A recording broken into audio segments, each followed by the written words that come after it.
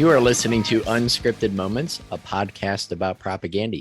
On this episode, we are discussing Potemkin City Limits, track 7, not on the Potemkin City Limits 2005 LP of the same name, but in fact on 2009's follow-up Supporting Cast. And this is our 10th episode from that record. Amazing. So we're getting pretty close to finishing it, Greg. I feel like this is going to be the first record that we actually finish all the way through. You know, the other ones being Without Love and Incalculable Effects. And I've sort of started thinking about those episodes in my planning stages whenever I'm like thinking about the podcast during the week. Same. So I think this is going to be our first LP that we finish all the way through, which I could not be more thrilled about. But before we get into the actual episode, I think that defining the term Potemkin City from the title right off the bat will actually be helpful. Like, I feel like if we wait until the lyrical discussion to go over that term, the lyric appears very late in the song. So if we don't define the main term up front on this episode, I feel like we'd be doing this brilliant song a little bit of an injustice. So I know you have some ideas as well, but you know, I just did a little bit of digging and I found that in politics and economics, a Potemkin village is any construction whose purpose is to provide a positive external facade to a country that is faring poorly, making people believe that the country is faring better than it actually is. Right. And, you know, Chris Hanna recently did a fabulous Patreon episode about this song where he goes over this from his perspective as the actual person who wrote the song, who was inspired by Potemkin villages based on what he experienced in the world. So I strongly recommend that. But just to paraphrase what Chris said in the other episode, the term comes from stories of a fake portable village built by Gregory Potemkin to impress Empress Catherine II during a journey to Crimea in 1787.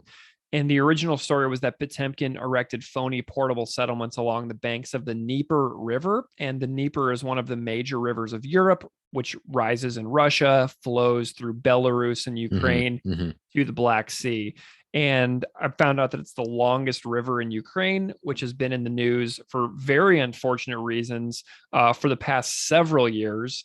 And Belarus and is also the fourth longest river in Europe after the Volga, Danube, and Ural rivers. So the total length of this river is 2,200 kilometers. But anyway, the structures of Potemkin's village would be disassembled after the Empress passed and reassembled farther down the route to be viewed again on their route. But right.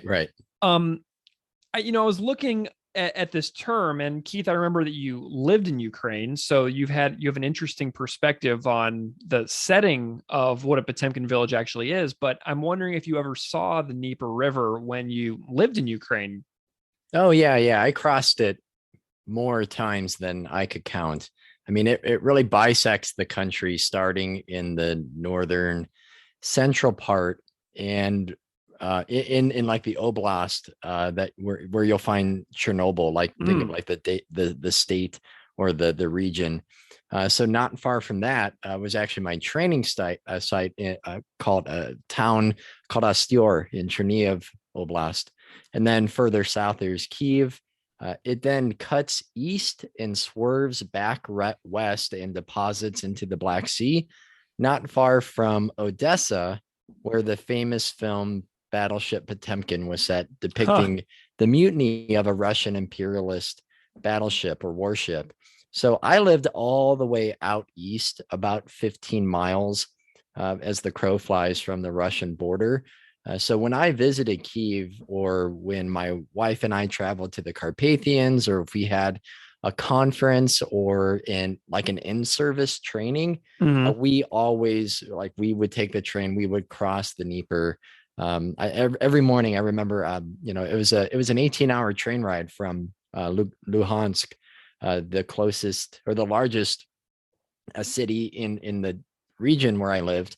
And I would get on the train at 4 p.m, 4:50, and you'd hope you'd get like a good coupe, a compartment with some talkative people, maybe if they knew a little bit of English, and if not, you got to practice your Russian and Ukrainian, and you'd be on the train until 8 the next morning. So from from 4:50 in the afternoon, late afternoon, until 8. And right about the time you'd wake up, like people would start waking up, you get served tea. And then you'd sure as you wake up, not long after, you'd see the Dnieper and apartments and the city really sprawling beyond the river itself, monuments, churches, some statues as well. So it is a very iconic river to the nation. I love that the story of Potemkin villages has a direct connection to your lived experience. It just kind of makes this entire episode a little more special for me. You know what I mean? I love stories like that. Yeah, seeing the threads that come together in maybe ways that, I living there when I first heard the song and not really knowing what that term meant at the time, and just learning more and more. I think there's a lot to take from that and then reflect on, for sure. Mm-hmm. Well, so going back to the actual story and the history behind it. So historians today cite the story as largely a myth. And I found some researchers that did a little bit of work on this. And one is Simon Sebag Montefiore, I believe is how you say his name. But he is Potemkin's most comprehensive English language biographer, and the tale of elaborate fake settlements with glowing fires designed to comfort the monarch and her entourage as they surveyed the barren territory at night is largely fictional, according to Sebag Montefiore. But Alexander Panchenko, who's a specialist on the 19th century Russian history, used original correspondence and memoirs to conclude that the Potemkin villages are a myth. And he writes, quote, "Based on the above said, we must conclude that the myth of Potemkin villages is exactly a myth and not an established fact." And he writes that Potemkin indeed decorated existing cities and villages, but made no secret that this was a decoration. So just to kind of, give a little bit of a background to this, Catherine annexes Crimea, and then she took a tour, and Potemkin wanted to impress her. So, however, instead of the building facades on wheels that the story was eventually spun into, what actually happened is that he spent lots of money on fireworks and decor to spruce up the villages, but he was openly bragging about wanting to impress Catherine when telling people about this. So, the rumor of the Potemkin villages was first spread by Finnish politicians, and the rumor then spread throughout Europe, and it became an urban legend for Europeans who wanted to spread the idea that Russia was poor. So that's sort of how it spread. And modern day Potemkin villages exist in many countries, a notable example being the demilitarized zone in North Korea, which has like a village facade right there to sort of try to convince South Koreans to defect to the north, I think is why it was originally built. But it serves a variety of purposes, but often as like a training site for war and doing crash test sites for cars. And there's all kinds of reasons that Potemkin villages exist. So that's sort of a retelling of what Potemkin villages are in general. Yeah, Greg, and that context is necessary, as though we've touched on it before on this podcast. That metaphor is all over the Potemkin city limits record, even if the title track didn't actually make the cut. So facades take many shapes, and that idea of a Potemkin village is applied to settler colonialism and the false promise that colonizers bring something greater than what indigenous peoples had pre-contact. I think that metaphor is also applied to the empty words of journalists, musicians, and politicians who personally profit from the political and social issues that they address and they claim to care about.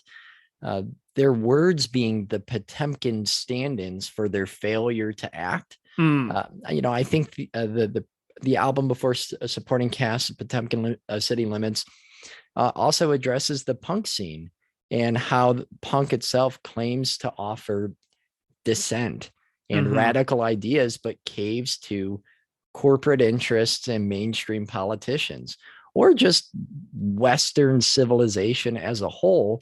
There's this illusion of achievement and well-being and success and like good fortune. But if you peel back that veneer, so much of what we see every day is fabricated building fronts like a B movie backlot that just does not stand up to scrutiny. Yeah. And I'm sure our listeners can think of even more examples of the metaphorical Potemkin village, not only on, that record or on supporting cast, but across the band's discography. Yeah, it's like an ongoing theme for the entire Right. catalog of the band of pointing out every single Potemkin village in our culture that they happen to witness and then calling it out. So this is like far bigger than just the name of a record or just the name of a song. I mean, that was so well said, Keith. And I've never really thought about it like that, but like it almost feels like the mission statement for the band is just to point out the Potemkin cities of our society and ask all of us, the listeners, to actually pay attention to the Potemkin villages right before our very eyes. You know what I mean? Oh, for sure. And it was Chris's podcast episode, and I brought it up multiple times with the painting by, is it Attila Hea? Is that his name? Yeah. So the painting by Attila Hea, the Cape Winds painting that he thought of using for the Potemkin City Limits album, in which it's like this very, very dramatic, very realist depiction of a space shuttle. And I'm thinking like, what? That wouldn't work at all. What are you talking about? Like that would fit on a Dream Theater record or something, not progressive thrash punk hardcore band. But then realizing again how, thinking about it through that image, then that picture, that painting, that image of the space shuttle is so grandiose, and the amount of technological achievement and research and investigation and effort to create that is so profound and immeasurable. But that's the surface, right? And everything else is crumbling below that. Despite this grand achievement, that is not a reflection of what the rest of, the United States or whatever Western country is. So, Greg, I think it's good that we established this context, hopefully getting people thinking about it in ways that probably already have, but maybe some other connections as well. And I'm excited to hear a couple covers for this song that I know that you have in store for us. Yeah, this episode, it got away from me. This has been in the works for a while behind the scenes, and I completely lost control of this episode. Sorry, not sorry. Sorry, not sorry. I mean, I just kept having interesting experiences leading up to the creation of this episode. But I do have some covers. The first cover, I want to put it right at the beginning here, because I've got three. And I want to make sure that we get all of them here in the first half of the episode before we get to the song discussion itself, because they're so great. Longtime listener of the podcast, Darren Power, wrote to me a while back and asked about doing a cover of this for the episode. And he sent me some short little clips of him playing it. And I was like, please make a full version of this and finish it. And it turned out great. And I asked Darren if he would comment a little bit on his experience in making it. And these are Darren's words, quote, "This song is so creative. From the first second, it slaps you in the face with a driving beat, harmonic chords with interesting timings, balanced with dissonant and jarring notes, and atmospheric swells from the beeve. Above all, it's a unique and powerful story that challenges the listener to consider the lived experiences of animals that we are raising to view as nothing more than cute objects for our consumption and entertainment. Similar to ideas put forth in the song Purina Hall of Fame, it lets the listener consider the merits, absurdity, in my mind, of a slaughterhouse, recognizing and even promoting the strong will to live of one of its subjects. A truly twisted sense of honor bestowed upon a pig. The song also contains some of the most beautiful, touching lyrics the band has ever created, which highlight how animals seek similar, simple things in life, like time spent with family and not being killed, just a warm and distant dream of his mother's loving eyes upon him." So I love this cover. I think that Darren did an amazing job. And so please And very enjoy. well stated there. Yeah, right. Well stated. Yeah. Well, and here's the thing too, Keith. I'll just say this as well, kind of spoiling my chat on the guitar stuff. I overlooked this song as a guitar performance for years and years. It doesn't have like super crazy obvious riffs, doesn't have huge like in your face solos. So this is a song that I overlooked on guitar for many years until we were making this episode and preparing. But Darren's comments really touch on some nice detail about the nuance of the guitar performance itself. So I just will remind people when we get to the guitar section that Darren has already offered some beautiful commentary on the actual performance itself. So please enjoy Darren Power's rendition of Potemkin City Limits.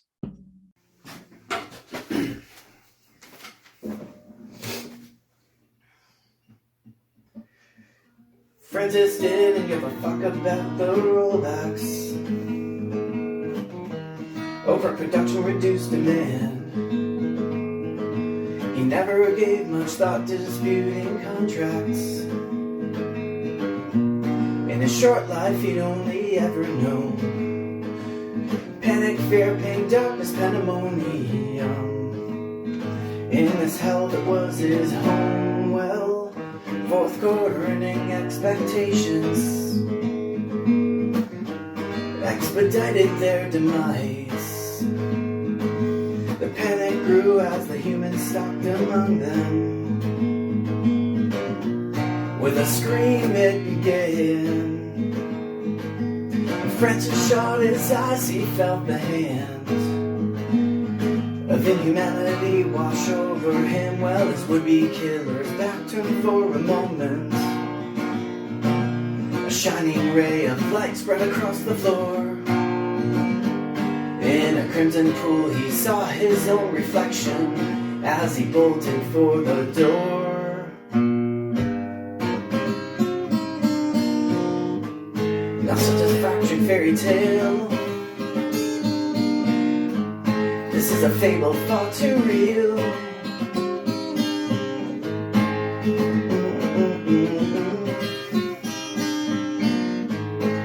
We somehow still cling to.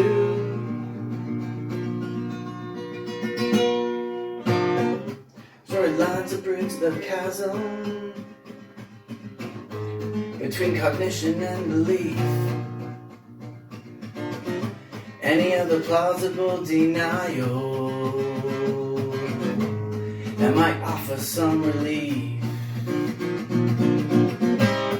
to the dissonance that Francis left screaming in his wake. Deep into the heart of the city's badlands, oh, he made good his escape. Where for 5 months he ran free, replaying his only fond memory, just a warm and distant dream of his mother's loving eyes upon him. Francis made it farther than she did, just a quarter mile just short of the city limits. They finally captured him, and there's a statue at the abattoir rented to remind us all of their contributions. To me it marks Potemkin city limits. Francis cast in bronze. Turn around, I'm gone. Not just some faction fairy tale, although I wish that that were true. Fable factory, we somehow still cling to.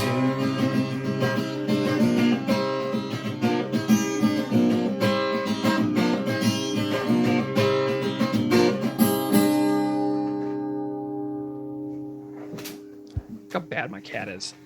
Look at this. Slowly blinking. He's just so ridiculous. What a beautiful cat. He's a loaf. Look at him. He like doesn't even care. Yeah, just chill. Get out of here, homie. Cool as a cucumber. All right, I'm going to go back in. Cool. All right. Thank you so much, Darren, for that awesome cover. We appreciate it a ton. There will be another cover after our first guest as well. So you have more covers to look forward to in this episode. All right. So let's get to the guests. Since we have a few covers, let's hear who you talk to about Potemkin City Limits. So guest one is Coby Linder from the band Say Anything and the YouTube playthrough channel Punk Drum Love. Coby, like so many others, I found Coby, like so many others, through his work in the band Say Anything when their record Is a Real Boy came out in the year 2004. But the years passed and Coby came back on my radar totally at random because of this podcast, because of an amazingly spirited drum playthrough video of Today's Empires, Tomorrow's Ashes, where this guy with huge muscles was just beating the living shit out of his drum set, like totally wild. And I was like, that dude is giving it. So I watched that video so many times, and then I found him on social media and I was like, oh my gosh, that's the old drummer from Say Anything. This is so crazy. So every time I would watch it, I would just smile because it's one of the most athletic and wild drum performances. But Coby is an extremely physical drummer, which is no shock because he's a bodybuilder. He's super ripped. He's also a vegan, and he has a Potemkin City Limits tattoo. And we just got to talking over the last year, and he's a heck of an awesome person. He's given me tons of nutrition advice, and I admire the hell out of his work. He does lots of online coaching, and you can find him on Instagram at Coby Linder for his fitness work, or you can find him for his drum work at punk_drum_love. So Coby rules. He loves propaganda. He loves playing drums. He loves being a vegan and talking about it. So I was really excited to have him on to, chat about this song. So let's check out why Coby Linder loves propaganda and Potemkin City Limits.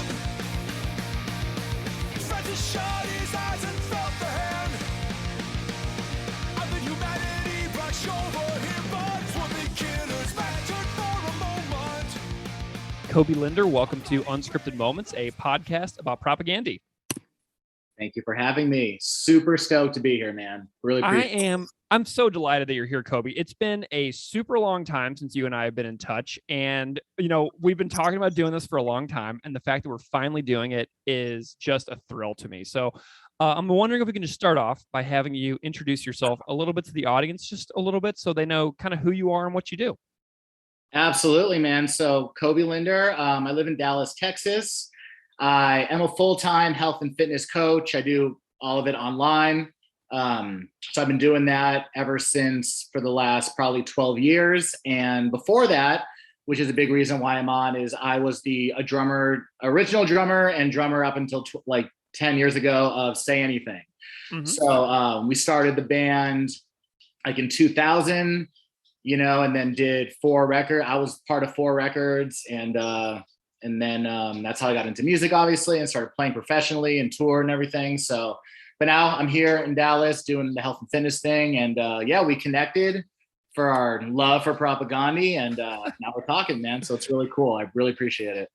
I'm wondering a little bit about your musical journey. You're a drummer, and like you said, you played and Say Anything on 4 records. And I'm wondering kind of like what that path was like for you into finding performance and finding, music as sort of a way of life, earlier in your life that kind of got you on this path.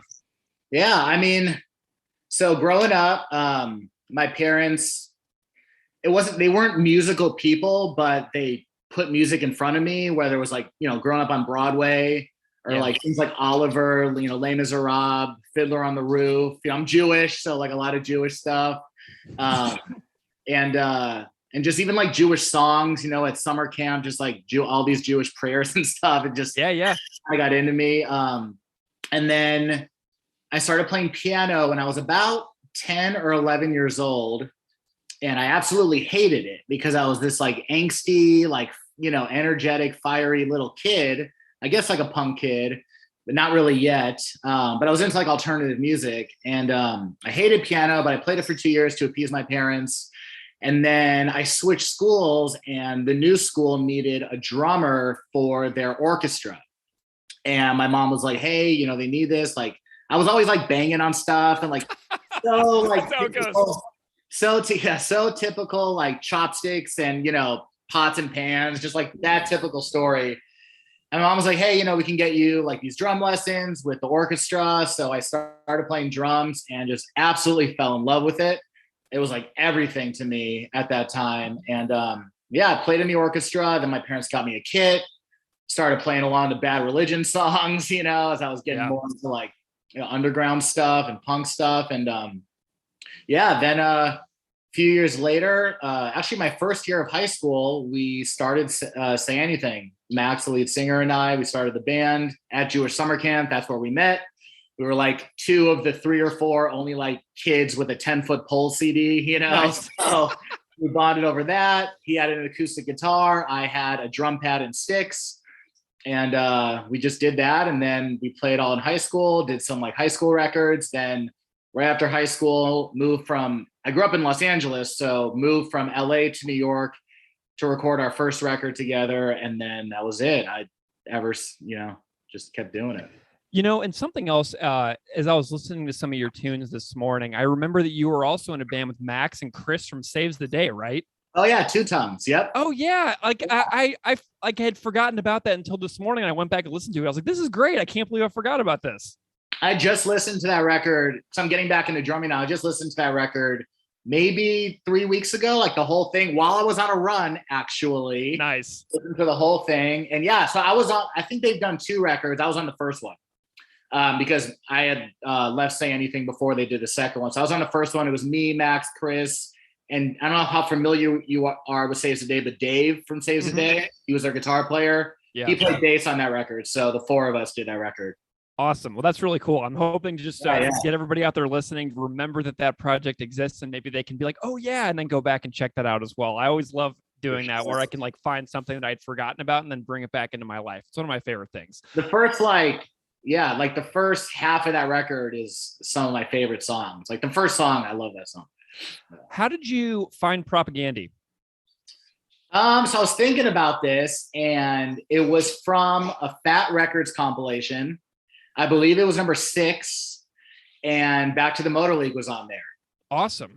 I know. So I heard it and I was like, what the fuck is this? What an amazing first song to hear too. Yeah, this is badass. This is fast, energetic, but like, and I'm not much of a lyric guy, like right off the bat.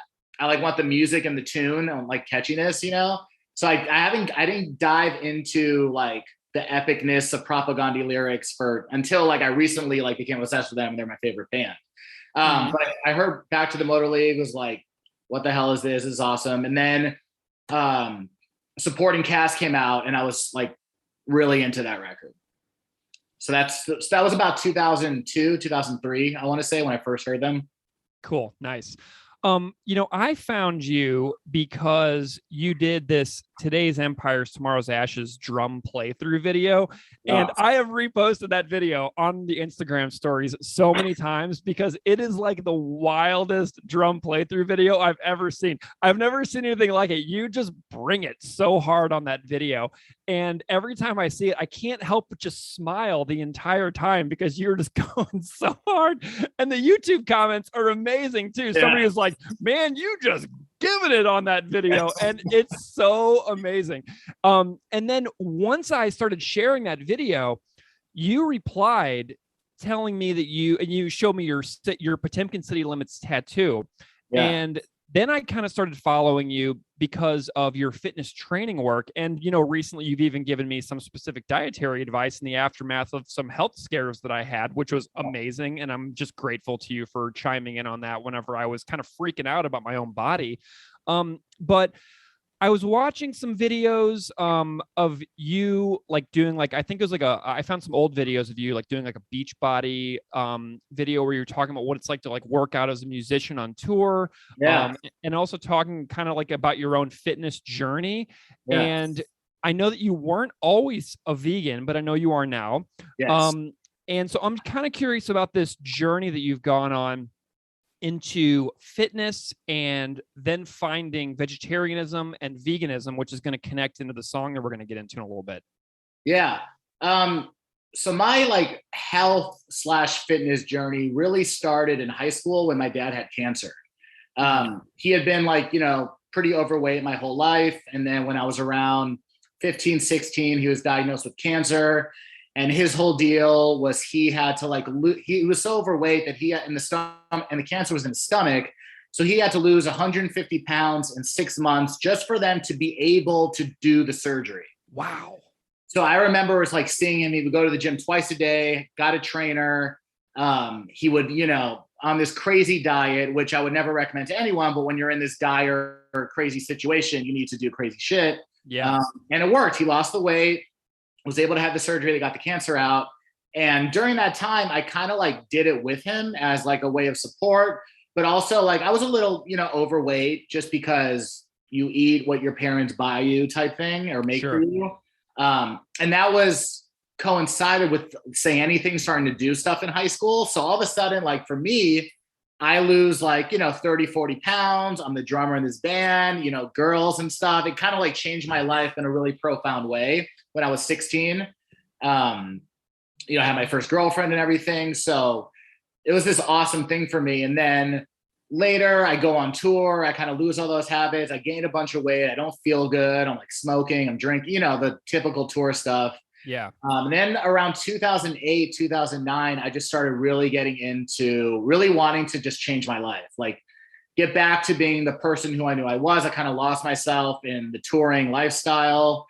And ever since then, I've just been like really into health and fitness, really into helping people. Once it's one of those things that once you learn the information, you just want to like share it and help other people that you see are struggling or that ask you questions or whatever. And I wasn't, vegan back then. I've been vegan for 6 years now. So that was around like 2000, 21, so 2015, 16. I just went on my health and fitness journey. And around 2015, 16, me and my fiance, Tracy, we both went vegan together at the same time, which was awesome. And she started for more of the health benefits. And I did it for the ethical reasons. I remember and that was kind of around the time where I really started getting into propaganda too, like from a vegan standpoint and like their lyrics. Because I remember going to the gym and just the humane meat came on. Yeah. And I had just been vegan for like maybe a month. And I'm like, oh, I get it. It all clicked for me within the first like 2 months of going vegan. And I watched Earthlings. I made the decision to like find out what this is all about because we were going to do it. Tracy and I were going to do it together and I wanted it to stick because I'd actually gone vegan before like 2 years prior, but it was just the food. And I always tell people, if you're going to be vegan for your life, it can't be about just the food. It's got to be for a bigger reason. And animals and animal rights and animal welfare are, for me, the biggest reason. So it all kind of clicked for me around that time and been vegan ever since. Now we help people, not only lose weight, get in shape, cleanse them. It took everything to this next level, which is what you and I talked about with, the heartburn and everything, talking about eating more alkaline foods, not acidic foods, getting away from processed food, eating more fruits and vegetables and all that stuff. So it's literally been the most life-changing, aside from like drumming and, music, like it was drumming and music and then it's fitness and now it's veganism. And I'm kind of putting all three of them together, which is really cool for me. Yeah. But it's been this huge life-changing, eye-opening, like red pill type thing for me, Yeah. It's really funny too, because, I'm going through some stuff in my personal life, some massive transitions, and it's been very stressful for me. And in the early days of this transition that I'm currently going through, I found myself living on, pizza delivery and, beer for several months. And it was really just dark for me because I would like keep going on like my runs and things like that. But I was like just feeling terrible. I was very depressed. And it just so chatting with you has been really helpful because now instead of like reaching for the pizza delivery, I'm like making these big salads and I'm eating a lot of celery with hummus and I'm like very hydrated and I'm totally sober. And it's really been an amazing experience for me the last couple of months to kind of, get my own head out of my own ass and get out of my own way and start like thinking about things in a different way, because like there's nothing like being 37 about to turn 38 and having your entire like waking up in the middle of the night at 1 a.m. feeling like your chest is going to explode. And it's terrifying. It's terrifying. So I feel like I'm moving in very positive directions and you're kind of a part of that, and so is Propaganda, which is really amazing. I love that.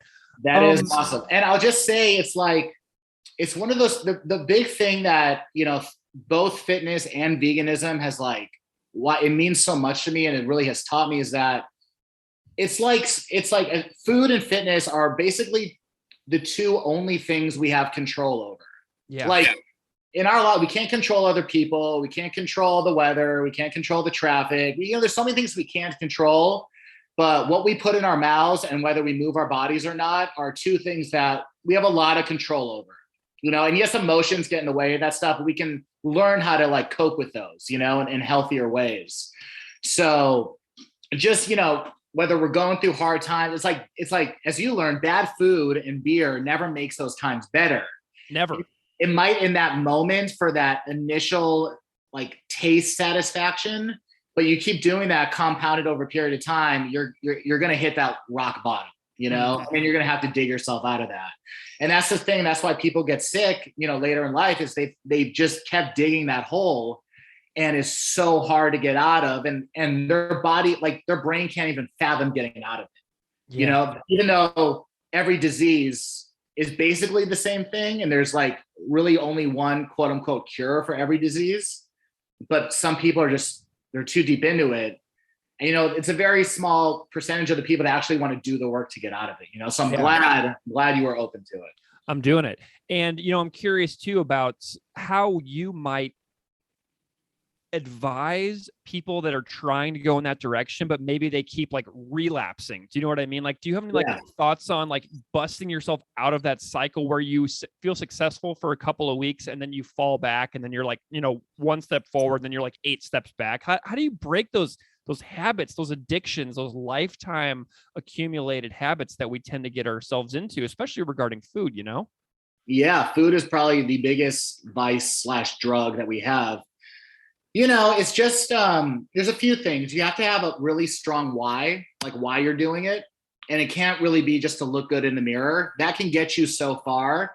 But that's the thing is like, that's what people do is they have 2 awesome weeks and they've lost 5, and they look in the mirror and they're like, oh, I'm looking better. And then they get an ego about it and then they're out and then they eat the pizza. And then that pizza does something to their body where they crave it the next day and they're 8 steps backwards. So you got to have a strong why that can power you through those hard times, like when you're out or you're emotional or it's a holiday or whatever it is, and you should enjoy yourself in a holiday. I'm not saying that, but if you have goals, you want to stick to your goals. And then you have to you got to be patient with yourself. You have because for me, there were so many times where I took those big steps forward and then relapsed back. Mm-hmm. And for some people, that's just part of their journey. Even with veganism, I know so many people who they're vegan for a little bit and then, they went back to whatever pizza or they had that, then they started craving it, or their mom made it for them and they didn't want to say no to their mom. So many things, especially with food, because it's different than drugs. Right. Food is everywhere, and food industries and, they're fucking with us 24/7. Because even when I go into the grocery store and I just want to get my fruits and vegetables, I got to walk by certain things, you know what I mean? And luckily being vegan, there's a lot of things where I don't even look at because I know it has milk powder in it. Sure. For whatever reason, it's got gelatin or whatever. But for a lot of people, they have to do that process of taking 2 steps forward and 8 steps back and then just get sick of it. Mm-hmm. They just got to get sick of being that person. Because you do have to become a different person when depending on where you're starting from and what your goal is, you do have to become a different person to live that healthy lifestyle. You have to, like get information, and then you have to put that information into use. Yeah. Knowledge is not power. Only knowledge acted on is power. Mm. Now, we can have all this knowledge in our head about what is right, but if we're not doing those things, you're going to get sick. You know what I mean? Like, it's going to happen. It might not be when you're 30, it might be when you're 50, but it's going to happen, you know? Something else I'm wondering too is you mentioned that you grew up in a household that didn't necessarily have the best food habits, but then later in life going vegan. And so many people that listen to this show have DM'd me over the last couple of years talking about, oh, the holidays are coming up and I don't know how to explain to my family that I want to change my food habits. Have you ever had any conversations like that were like really hard? And like, if you had any advice on how to like talk to family members about wanting to do different things with your own food choices? For sure. Even, I've had those conversations and events come up when I wasn't vegan and I was like preparing for a photo shoot and I had my like fish and green beans. Mm-hmm. I've done that and my parents were eating whatever. And then of course the vegan thing, when I went vegan, for holidays, Thanksgiving, Christmas, Hanukkah, whatever the holiday is for you. You really just have to the ideal way to do it is to talk to them nicely, explain your lifestyle, explain your goals, and they'll understand. But sometimes with family, it can get a little messy. You just have to be strong, and the cool thing that we've done over time with our family is that when they come here, they know it's going to be a vegan meal, but we're not sitting here eating tofu and apples. We make vegan mac and cheese. We get the vegan, turkey roast. We make vegan stuffing. We do it all vegan, but it's like comfort food, Yeah. But if you want, as far as a lifestyle goes, I always tell people, I'm like, on the holidays, like Thanksgiving, like freaking eat up. It's the days around Thanksgiving that you need to be good. You know what I mean? Yeah, totally. Thanksgiving's once a year and family plans for that, but it's like, when your coworker has a birthday, you don't need to eat the cake that the office brought that was from Walmart or whatever. You don't need to eat that bullshit on a Tuesday. You don't need to celebrate Taco Tuesday every Tuesday. But for Thanksgiving, when it's like a special thing, enjoy yourself, and honestly, when you really get into the fitness lifestyle, those days can actually benefit you because you can like work hard and like semi-deplete yourself, and to where like a quote unquote cheat meal or treat meal will actually like fill you up, and make you look better, make you feel better, but it kind of depends on what you want to do. But I always tell people holidays, enjoy yourself. But, Thanksgiving's on a Thursday. Don't let Thanksgiving turn into Friday, Saturday, Sunday as well. Right. So no leftovers. Whatever's not eaten that day, either send with your family or give it to a homeless person or throw it away, whatever. Yeah. Awesome. All right. Well, that's all great. I love these like small achievable things, great pieces of advice. Yeah. It's all about the tiny little incremental changes, especially for me. If I think about my own food journey within the last decade or so, like it's little tiny incremental pieces of progress. And then you reach a certain goal and then it feels really great. But it's always hard. And that's what I'm always thinking, like, this is really hard stuff and it's a real commitment. And so I'm glad to have conversations like this because it keeps me revising my own goals. You know what I'm saying? That's great. Yeah. It's just about winning the day. Yeah. Like you wake up and you just be like, I'm going to do my best and be my best today and follow whatever plan or whatever ideals I have about food.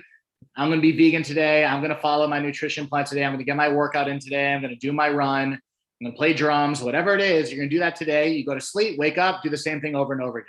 Yeah. What's crazy too is like I haven't had any alcohol for about, I think it's like 27 days now. That's awesome. And my face looks different. Like I was waking up for months and I felt like I had kind of like, I looked in the mirror one day and like I saw my dad instead of myself. Wow. And it was a really jarring moment because like, my dad is like in his mid 60s and he's in great health and everything. And that's awesome. But like all of a sudden I saw him in the mirror instead of me. Wow. And I was like, I physically don't recognize myself. And now that I have, cut out the alcohol, my face has slimmed down and like I feel like I look like me again. Yes. And so I'm seeing these physical changes as well in my own body just by making these small incremental changes that you and I have been chatting about now for weeks. And so I'm feeling pretty positive about myself at the moment, which is That's awesome. Thing. And That's so great. Well, I was going to say, for some people, it's even having those moments. Yeah. Like I have a friend who, his story is he was like 100 pounds overweight. And then one day he got out of the shower, looked in the mirror, and he said to himself, who's ever going to love me? Mm. And then that started him on his weight loss journey. He's been able to keep those 100 pounds off for like 15 years. So it was that single moment that he had by himself in a very like humbling, situation. And it just completely transformed his life. So just like you with that, one moment. And then you make that change, I love it. Well, That's let's chat about propaganda. Yeah, let's do that. Yeah. I am wondering your thoughts on the supporting cast LP as a whole body of work. Tell me your thoughts on this record before we talk about the song in particular. Well, definitely. I love all their records, each for their individual. Well, I have a favorite song on the record or drumming or message, whatever it is. But to me, supporting cast is their best record. Like that's agree. My favorite record. Yeah. I love when bands just go for it.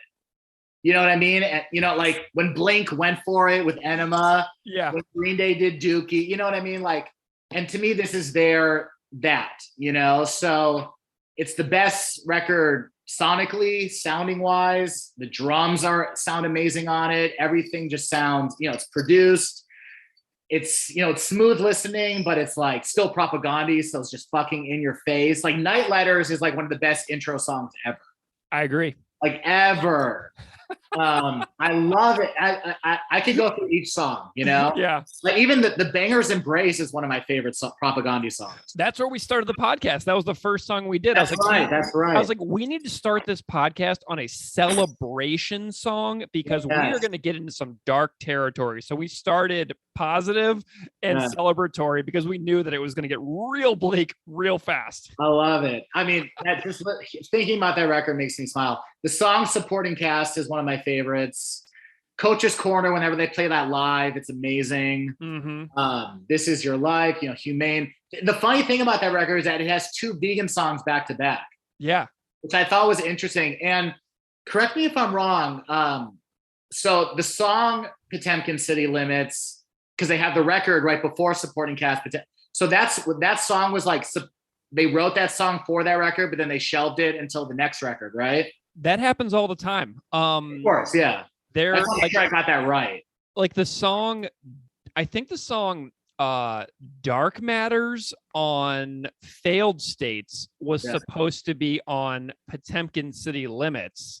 Really? Yeah, like they sit on material for a long time. I mean, Chris will talk about that on his Patreon a lot, where like certain songs will show up later and he's like, yeah, this was supposed to be on Let's Talk More Rock. Like Back to the Motor League, there is a demo for Back to the Motor League that exists from the Let's Talk More Rock sessions. Wow. So they have songs that like don't see the light of day until they are 100% sure that song is done, and I think this is one of them.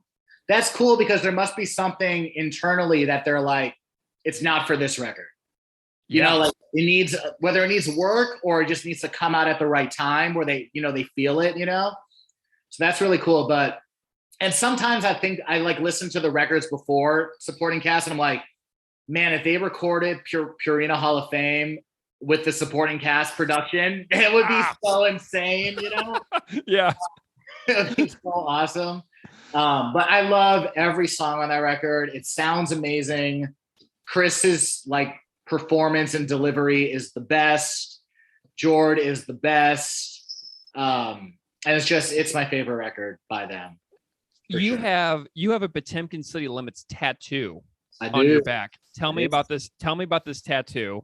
And because I think that's going to connect to why you picked this song to appear on the podcast.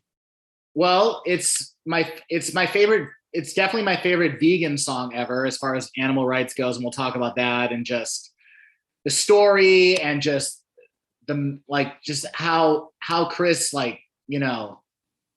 just how he delivers it, I guess, just the way it all comes across, the way it makes you think, the way it makes you feel, all the different paragraphs and how it goes through different topics and it was the first song that made me think about veganism in a different way as far as like politically and like capitalism, especially in the first part. And then the ending is so good. So it's my favorite vegan song. And actually, when I got it tattooed, there was this brand new vegan tattoo shop that had just opened in Dallas. Cool. So I was like, okay, because I already had this vegan tattoo that's right here, but it says vegan in Hebrew. Nice. That's on my wrist. That was my first tattoo ever. And then the Potemkin City Limits was my second. So this vegan tattoo shop opened, and I went there and I was like, explained to them the whole thing. And they were so down. It's called Koniko. If everyone ever wants to go, it's in kind of downtown Dallas. Say that name of that shop again one more time. Koniko, Koneko. They do piercings and tattoos. So yeah, I got that, and it's definitely my favorite vegan song for sure. Nice.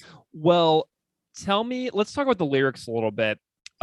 We can go through this however you like, but I am just curious. Like the storytelling on this song to me is just unbeatable, because it's not immediately obvious that the song isn't about a person. And I think that maybe that would slip by a lot of listeners' attention for the first maybe dozen times you listen to it. Like, you really have to think about the song in a different way in order to understand what's actually happening here. So I'm just really curious about your take on the lyrics themselves, and whatever comments you have on the lyrics, I'm just open to hearing. Yeah, that's kind of like, as a vegan, like when I listen to songs, like I remember when I got Victory Lap, and I was it came out on Spotify, and I was doing cardio listening to it. I would, without even looking at the lyrics, I would listen to every song and see if I found like key vegan words in the song, and then I'd be like, oh, this is a vegan song or a vegan like part, So when I first heard PCL, I remember like hearing just certain words like the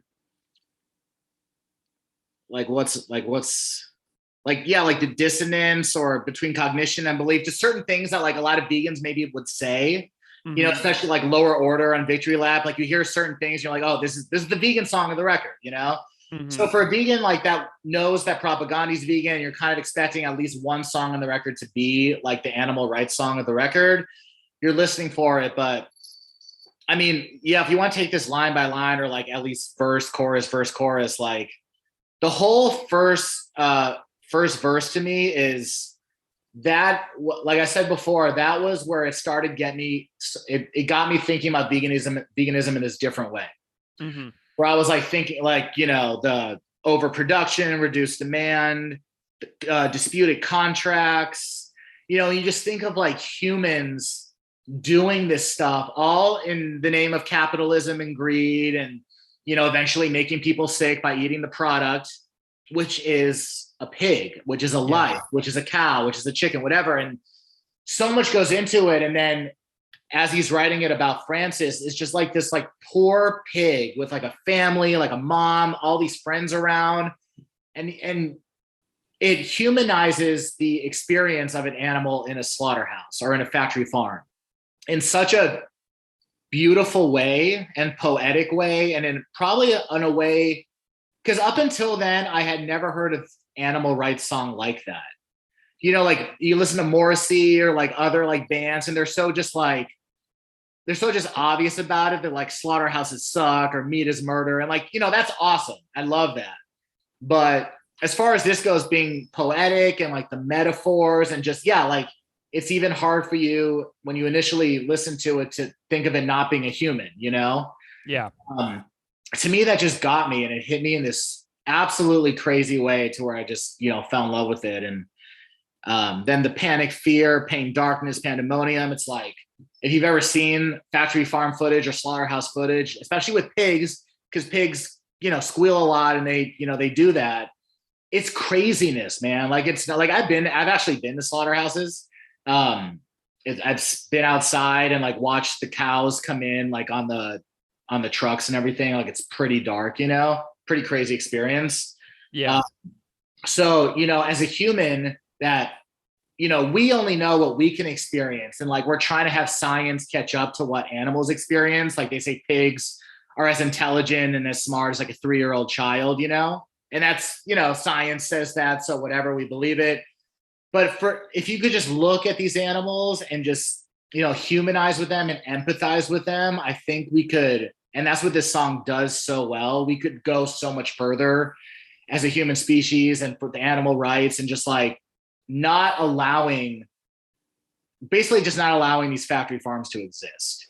It's, and they say it's to feed like the world and everything, but it shouldn't exist. It's so insane that this is going on all the time, 24/7 in every city, in every state, in every country of the world. This is happening, Yeah. Yeah. And, there's another line that really jumps out at me every time I listen to this.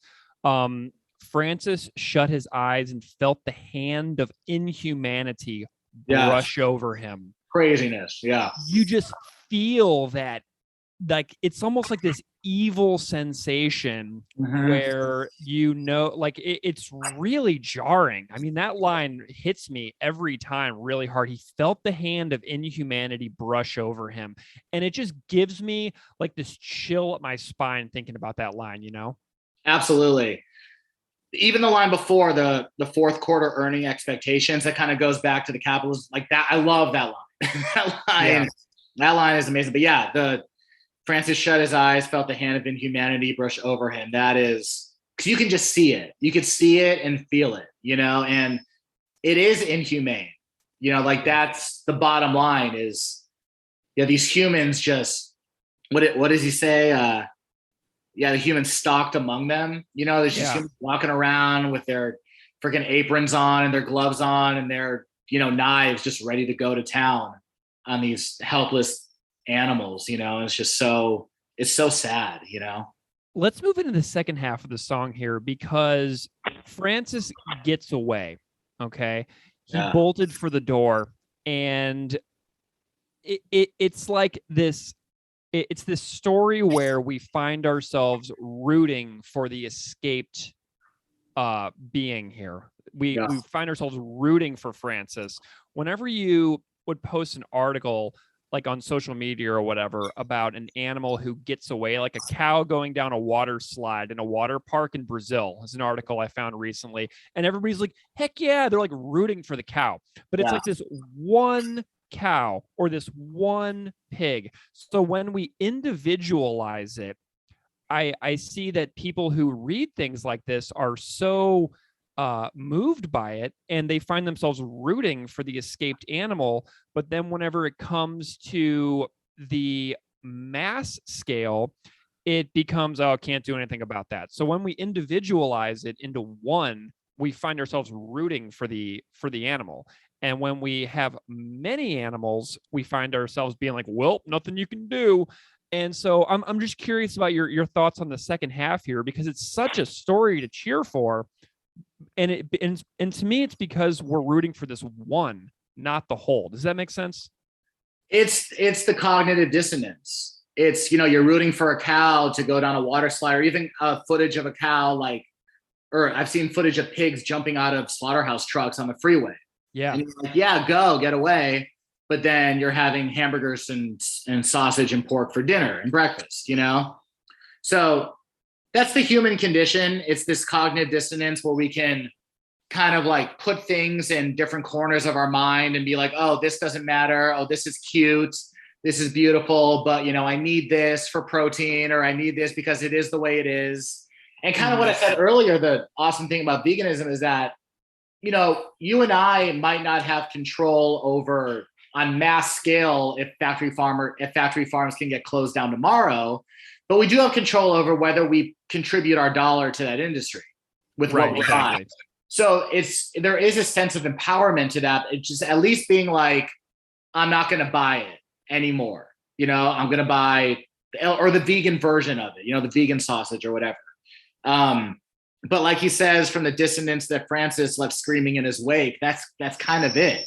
Francis left, and then he's kind of talking about that dissonance of like, it's almost like still the same out there, but I had to escape because even though all my friends and family are done, I got out, and he's just like kind of leaving that behind for freedom, even though he eventually gets caught.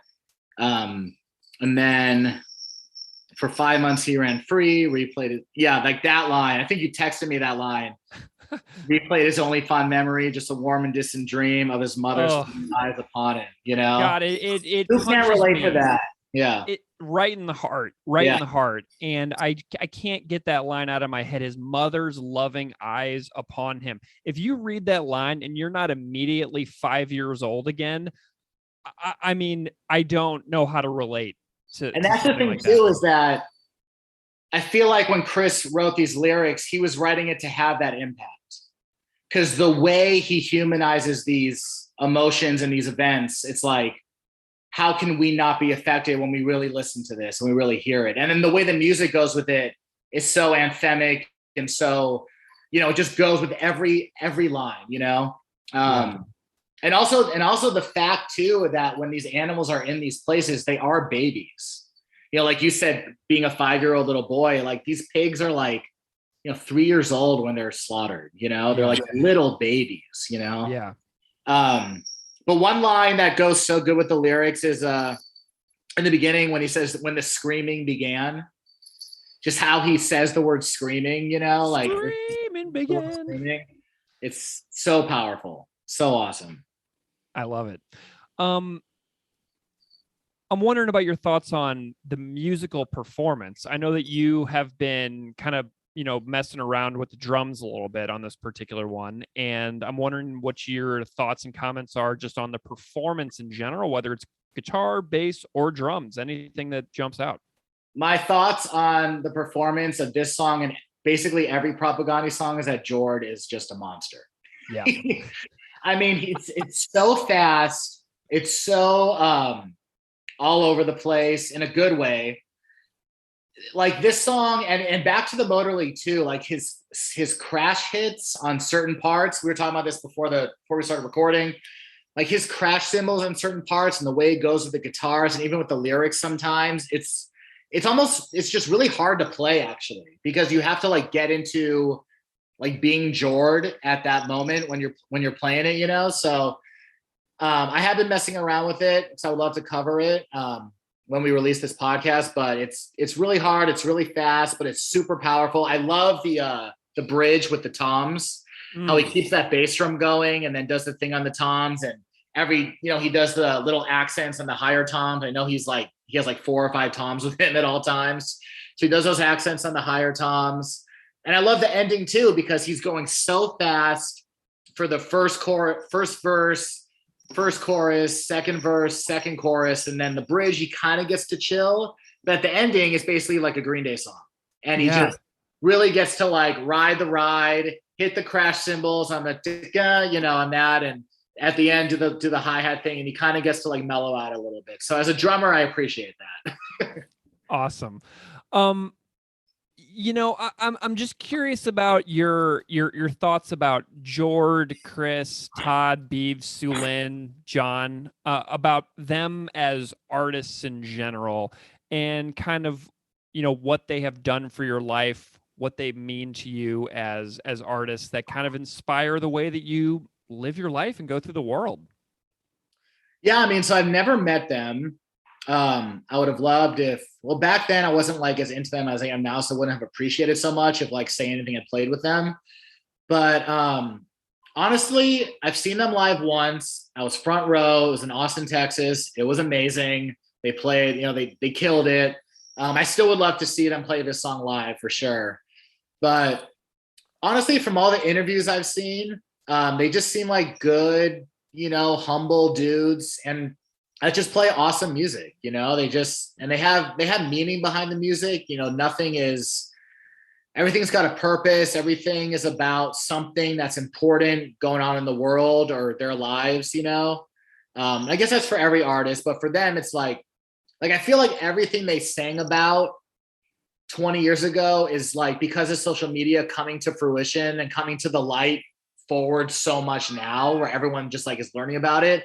So if anyone who listens to Propaganda and like really dives into the lyrics, like they could be like, oh shit, like they were right. You know, something like that. It's scary. It's scary that they only get more relevant. Like a 26-year-old record becomes more relevant. It's really terrifying in that regard. Because even like, you know, Less Talk More Rock, like I didn't hear it back then, but like Stop Consuming Animals, you know, like if I would have listened to that back then, maybe I would have started thinking about things more back then, you know? So they're one of those bands that you really have to listen to in every single way, from the drums to all the instruments, to the lyrics, to the vocals. You know, you really have to take it all in. It's a lot. And that's why I think they're so like, that's why I think for so many people, they're their like favorite band. Yeah. Because they are that way, you know, like they're so important that when you get into them, they're like, this band is so important. They're my favorite band. Yeah. And that's kind of how they are for me. You know, they drastically changed like my life. And even the way I look at music now, you know, even getting back into drumming, just I'm picking up things from Jord and just like the way they do stuff that I didn't pick up before, you know, and it's like fun to like add that into my Coby way of playing, you know? Yeah. Well, I am so glad that I found out that you're a Propaganda super fan because of that wild Today's Empire, or that wild playthrough video that you did for Today's Empires. That was just every time I watch it, I smile. Like I told you earlier, I can't stop. And Coby, it's really awesome to just connect with you for the past several months and just be inspired myself by what you do in your work. You've been really helpful to me just via Instagram and messaging. And it's just awesome that, even though we live in this very strange pandemic world, that we can still continue to facilitate relationships, even though things are very strange in our lives these days. But I am just wondering if you can tell everybody out there what you're up to, where they can find you if they want to follow you and your work, and just tell everybody where you're at. Well, I'm in Dallas, but I'm all over social media. So if you want to follow me, I now have 2 Instagram accounts. So I have my original @Coby Linder one that I'm going to keep, obviously, but it's, if you want to follow for fitness stuff and vegan stuff and, my political jabs here and there, whatever, follow that. It's @Coby Linder. But then I just started a new, I'm getting back into drumming for 2022. That's my goal. And I just started a new Instagram. It's @punk_drum_love. So punk drum love with 2 underscores in between the 2 words or 3 words. And I got a lot of plans for that in 2022. Like I've been doing reels. I got these guys come over, they film me. We got covers coming. It's going to be awesome. Like it's going to be a party. So if you want to go there, follow me there. It's also on TikTok and Facebook, but obviously I feel like Instagram is more that everyone has that. And YouTube. It'll be Punk Drum Love on YouTube for the full song. So like on Instagram and TikTok, obviously it's like a minute or less, but YouTube will be the full song. So I'm getting back into that and just kind of like, doing what I'm passionate about, which honestly is fitness, health and fitness, veganism and drumming, and just making that my world. And then I got my fam here and in Dallas and just having fun, because if the last year and a half, 2 years have taught us anything, is that we don't know what the fuck is going to happen next. And you might as well do what you love. And that's really it. Well, Coby, I am real grateful for this conversation. I've had a blast, and I look forward to following, your drumming year, because you got this aesthetic when you drum. It is just awesome. I was even watching like 8-9-year-old Say Anything drum playthrough videos. And I was just like, he's just got that energy. I was watching the little girl's drum playthrough video just a little while ago, and I was like, he's got that. There he is. He's got that feel, but he's just like, just removed now and doing different stuff. Francis didn't give a fuck about the rollbacks. The overprotection reduced a man. Never give my stack to disputed contracts. In a show life you'd only ever known. Panic, fear, pain, darkness, pandemonium. In the cell it was his soul man. 4th quarter running expectations. Expedited their demise. The panic grew as the humans stalked among them. When the screaming began, Francis shut his eyes and felt the hand of the humanity brush over him, but will be killer specter for a moment. A blinding ray of light spread across the floor. In a crimson pool, he saw his own reflection as he bolted for the door.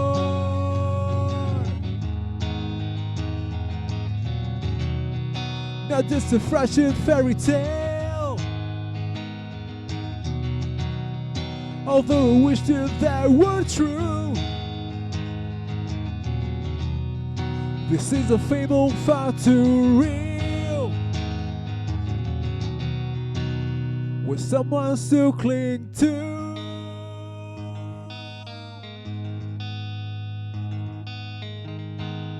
The storyline to bridge the chasms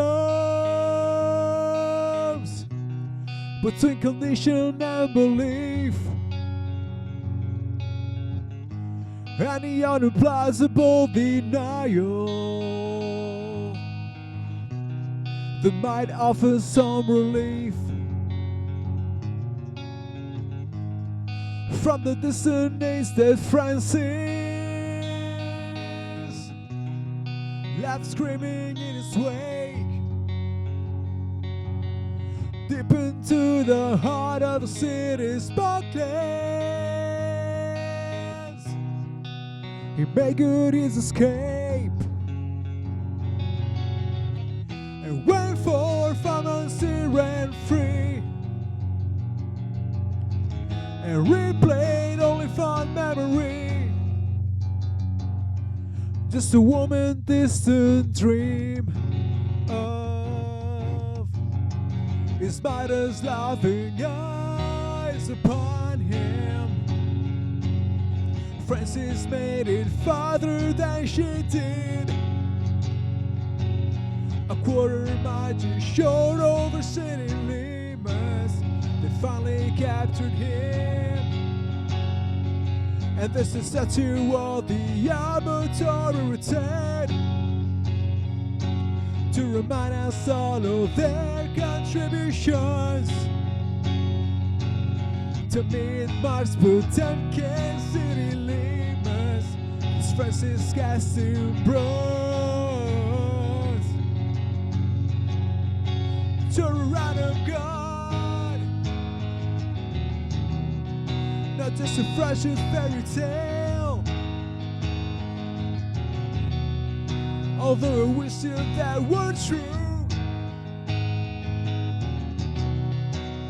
A fable far too real, with someone to claim to.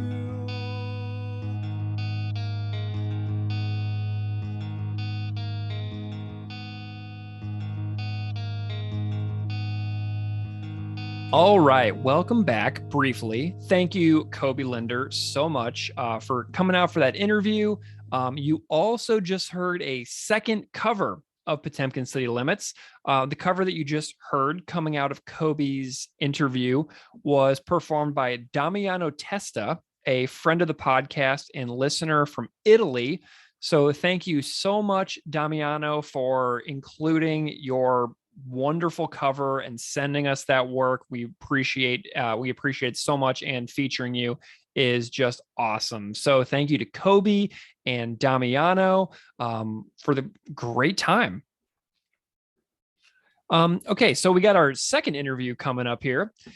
Second interview is Mitch Pollock.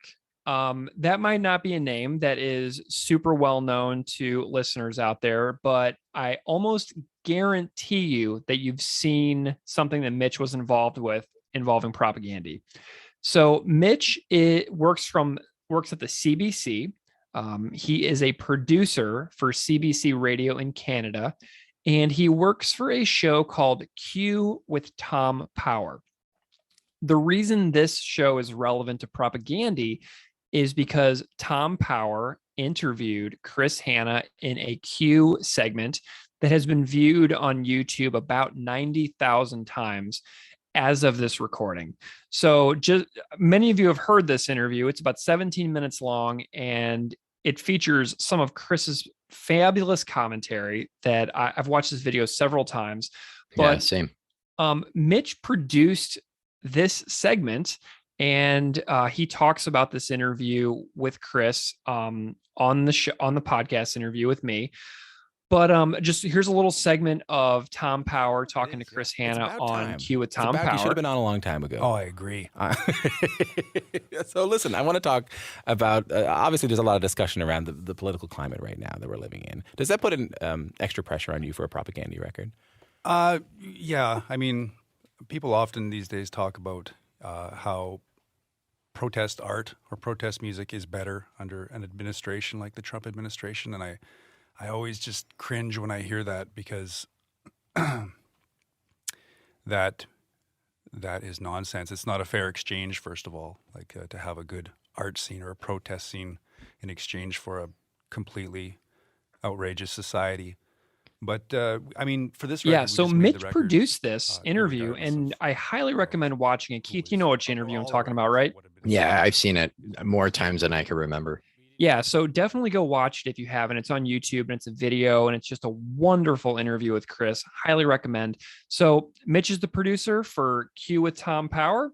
So we chatted about Potemkin City Limits and what he loves about this song. And Mitch is a huge fan of the podcast. He listens to the episodes. He sends me tons of messages a lot. So Mitch, we appreciate you, and we're so glad you're here. So please enjoy my conversation with Mitch Pollock.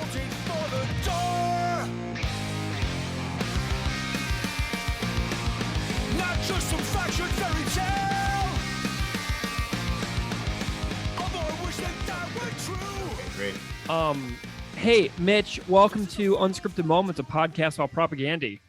Well, hey, thank you so much for having me. It's an absolute pleasure and an honor to be here. I've spent many a minute listening to you guys over the pandemic. My wife and I, we had a baby on March 6th, 2020. And so shortly after that, about a week later, was the lockdown. And you guys' podcast has been heard by both myself and my son, Louis. It's easily his number one listened to podcast. So thank you very much for all the hours of accompaniment. Well, Mitch, I mean, that means the world to me. I mean, this is just such a very, very strange world that we live in. And I don't really know how to make sense of it, to be perfectly honest with you. Like I struggle to convey my emotions on how I feel about life in general.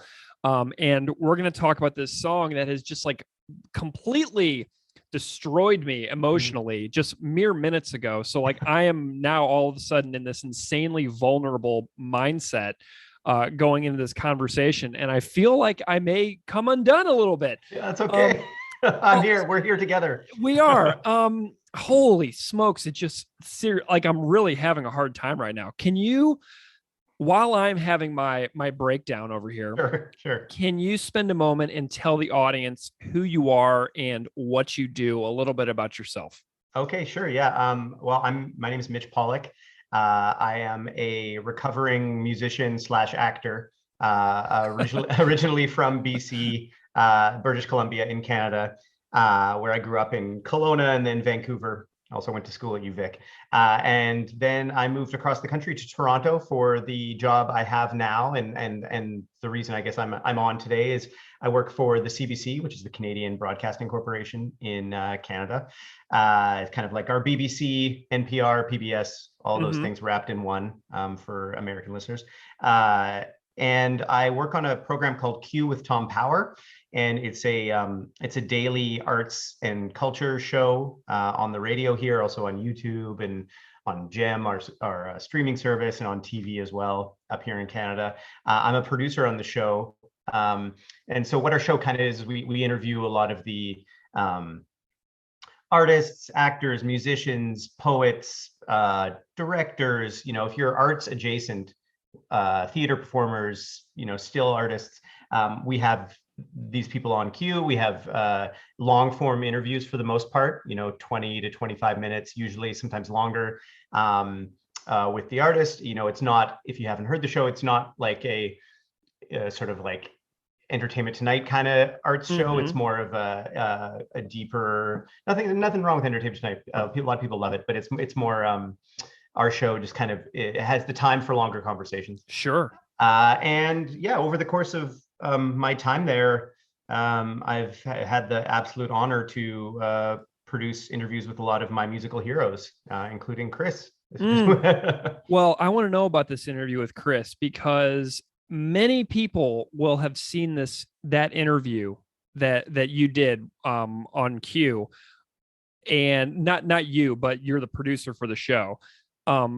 So I want to know about this interview, because I guarantee you so many people have seen this, and I've watched it myself several times. I just kind of realized like that was a major turning point for me in the way that I almost viewed Chris as an artist and as the member of the band, where he talked about revising his own view of what he does and trying to shut up more and be like, almost like be like a conduit for other voices, and trying to amplify other things that he believes in, but like him taking himself a little bit back as far as like being like a spokesperson. So these are some, I'm paraphrasing obviously, but it was a memorable interview for me, and you packed in so much in only 17 minutes.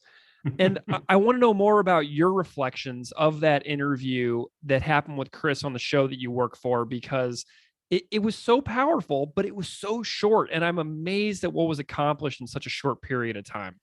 I wish I still had the full uncut, because I think we went for about 27 or 28. But the way our show works is we're divided into sort of 3 half-hour segments, and in that half hour, there's an interview. There might also be a song. There might be other things. But to take like a real quick step back, so the way that my job sort of works on this show, to kind of get to how Chris came on, is for a lot of the last several years, I've been the music booker on Q. So any live musicians or a lot of artist musician interviews, usually that was sort of like my part of the world. There's a bunch of other producers that work on the show who book actors or directors or painters and that kind of thing. Everyone kind of has their niche, and for a long time music was pretty much solely mine for a few years there. And we cover everything from like we've had like Celine Dion to Blue Rodeo, who are a Canadian sort of like country folk band, to Michael Bublé. Like it's not just like a punk show. Sure. So over the years, like I am definitely probably the biggest punk or heavy music person on the show. Yeah. But we can't have it all the time. So I have to be like really careful with when we try to book punk bands. And over the years, like we've had like Jello Biafra was one of the earliest ones I did. Fat Mike's been on a handful of times. Cool. Greg Graffin, Fucked Up. Well, you had Damien on the podcast. Yep. And Damien actually guest hosted our show for a week. Amazing. Cool. So back in like 2015, I think. We've had Pop, Mets, the OBGMs, all these. So anyway, we have them, but it's rare. And so when Victory Lap came out, it's hands down, and even with time now, my favorite Propaganda record. Like I love that album for a bunch of reasons we can get into. But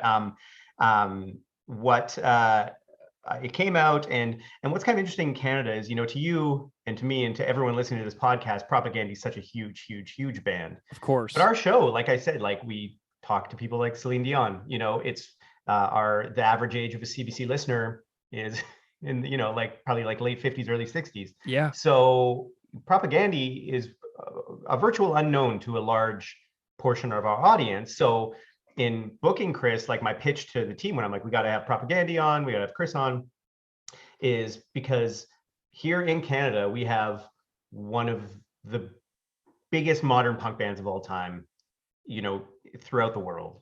And a lot of people here don't know that. And so that was kind of the pitch to have him on. Now, getting him on, he agreed to do the thing. And then actually the first time they were touring Victory Lap, and he was saving his voice. It happens often with bands that are on tour when they do interviews. So we had to cancel the first interview. He said, no, don't worry, I'll come back. We'll do this. So the next time they were in town, he came back and we did the interview. And I mean, I was nervous. I was so nervous getting him, it was one of those things where there's a handful of people we've had on the show where I kind of get a bit freaked out by, and this was definitely like a sweaty palms moment for me. And the way that these interviews work, sorry for all this backstory, but it's just good for context. No, this is great. Keep going.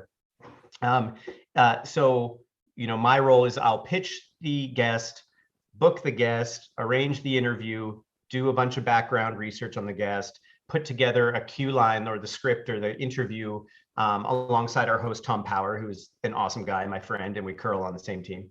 Awesome. And so then we work on it. And depending on the kind of guest, there might be some where Tom is like an expert on, and he really like leads the way. And there's the odd one where like Propaganda, where I'm like, well, I've been listening to this band since I was 10. So I think I got some ideas.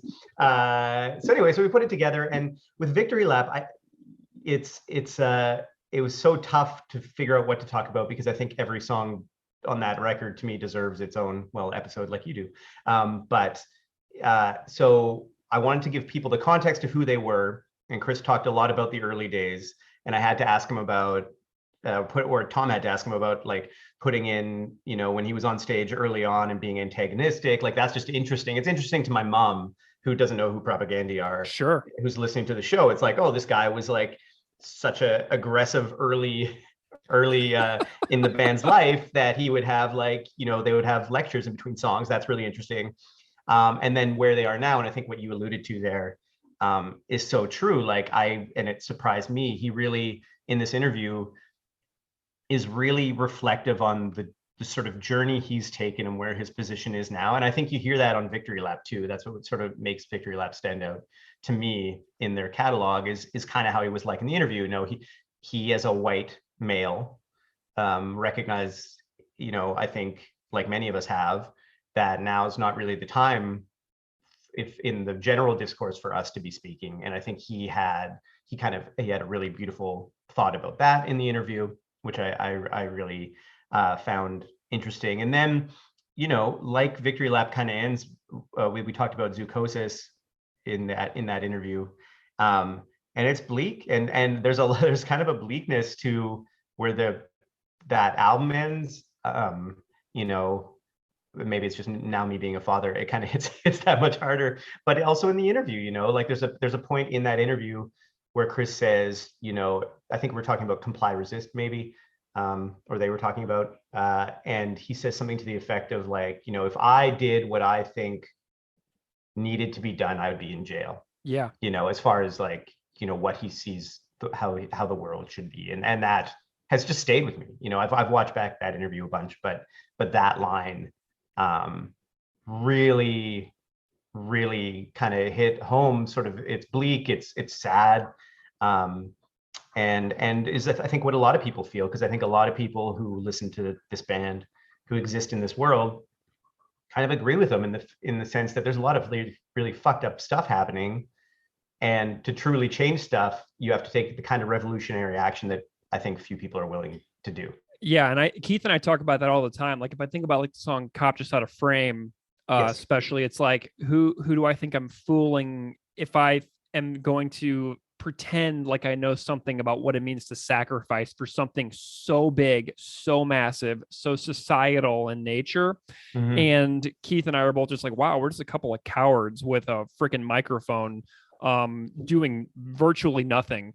And it's a real humbling experience to realize how little one actually does, even if you would like to believe that you are in favor of those things. And it's just like an honest critique of ourselves, and like that's kind of what I got out of that interview as well.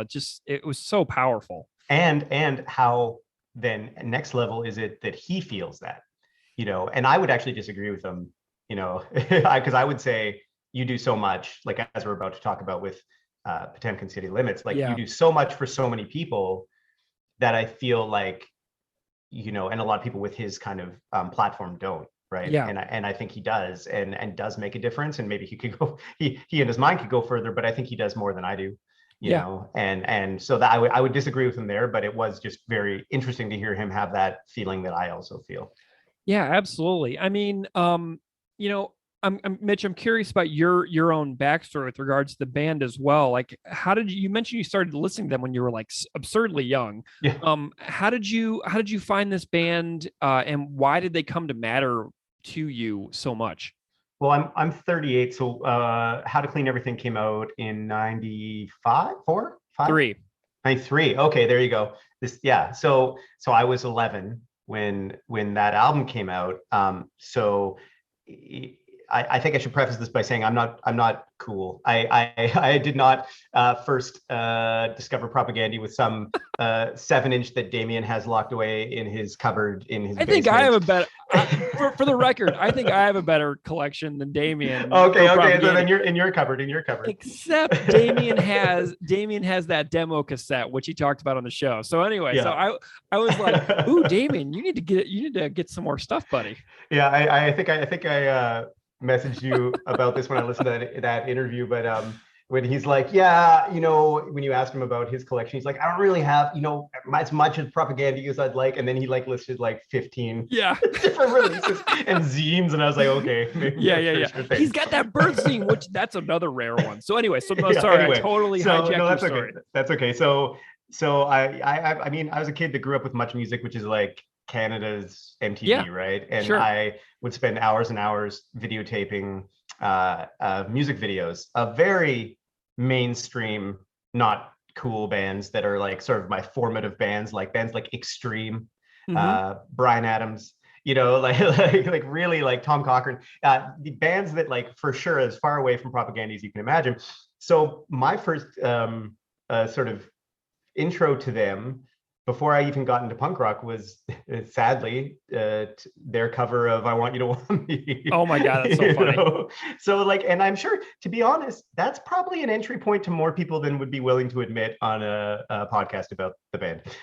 You know, like I think a lot of people probably heard that cover and were like, "Who the hell's this?" You know, and then, you know, after hearing that cover, at the age I was, the time that came around, obviously, with this SoCal punk explosion, which is also kind of like a bad word sometimes. And you can tell when Chris talks about it, sometimes there's the regret of being sort of lumped in with a lot of those bands. A lot of those bands, super formative to myself and to many Propaganda fans today, I think, you know, and that sound and the How to Clean Everything sound, so catchy, it just got me. And I became a massive fan of that band when I was quite young.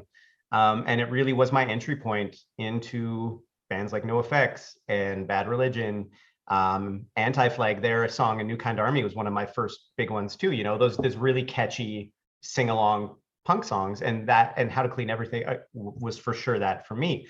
Now, what's kind of interesting about, for me at least, about how I've loved them since is, to me, they're kind of like Radiohead in a weird way. Like I'd call them kind of like the punk thrash Radiohead, because, you know, they have stayed a step ahead of me almost every album that they've ever put out. And what I mean by that is, like, you know, when they put out Less Talk, I didn't want that. I still wanted more of The Last Thing. And they pushed it forward with less talk. And then once I got into Less Talk, they put out Empires, and I wanted more of The Last Thing. I didn't want Empires. And then an even bigger leap to Potemkin City Limits. Yeah. You know, and then a leap to supporting cast. And in the same way Radiohead did that for me, where they had their early stuff up to OK Computer, and then they switched it up, and I was like, I don't want this Kid A, I don't want Amnesiac. Like, these are like, what the hell? I want OK Computer. I wanted the Bends. Yeah, or the Bends. And then, but over time you realize, no, I was wrong, and they were right. And I've come to love every Propaganda record, except maybe Victory Lap, like well after the Best Before date, I think, that I was willing to. And I think that's the hallmark of an amazing band, is that they push forward. They don't give you what you always want, but they're going a direction that you can catch up to. And for Propaganda on every record, minus the latest, I think that's happened. Question: you mentioned Extreme. Are you a fan of Gary Sharon Van Halen? I'm not a fan of Van Halen. So when he joined, I didn't make the leap. However, Nuno Betancourt was the reason I started playing guitar. So Okay. so like that's the extreme love comes more from the shredding. I'm asking the important questions here, Mitch. I appreciate it. I needed to know about Van Halen 3. Okay. You bet. So do you have any stories about seeing Propaganda live? Have you had any sort of experience like seeing the band live and like throughout the different eras or anything like that? They're kind of that band that, at least where I grew up, I don't know if they ever came to Kelowna, BC. Someone will probably correct me on that if they have. And I'm sure they probably have. I just missed them when they came through. And I always seem to be like, when is this band coming to town? They're never coming to town. And then it wasn't until I moved to Toronto and I saw the Failed States tour, I believe at Lee's Palace. Oh yeah. Did they have the high stage or was it before the renovation? Yes. Yeah. It was the high stage. Very tall stage. Yeah. And that would have been with Beeve, I think. And then I saw the Victory Lap show, which was at Opera House in Toronto, I think. And kind of what stands out, a couple things stand out to those shows. First of all, like I had never seen them live, so the experience of experiencing Todd in person is just, I mean, I don't know if there are many live performers who kind of do it like he does, with his fist pumps to the crowd after almost every song, and just you're with him, right? Like he's like the spirit of the band to me. He is, and it's funny because I saw your pictures from Winnipeg and they've moved him to the middle, which is perfect. He's so big. He's a big guy. So putting him in the middle with the physicality, and I was talking to somebody who was also at the show, and she said he uses that space. Like he belongs in the middle. It was perfect. So like, I know that Chris was in the middle for many years, but like Chris is perfect on the side of the stage.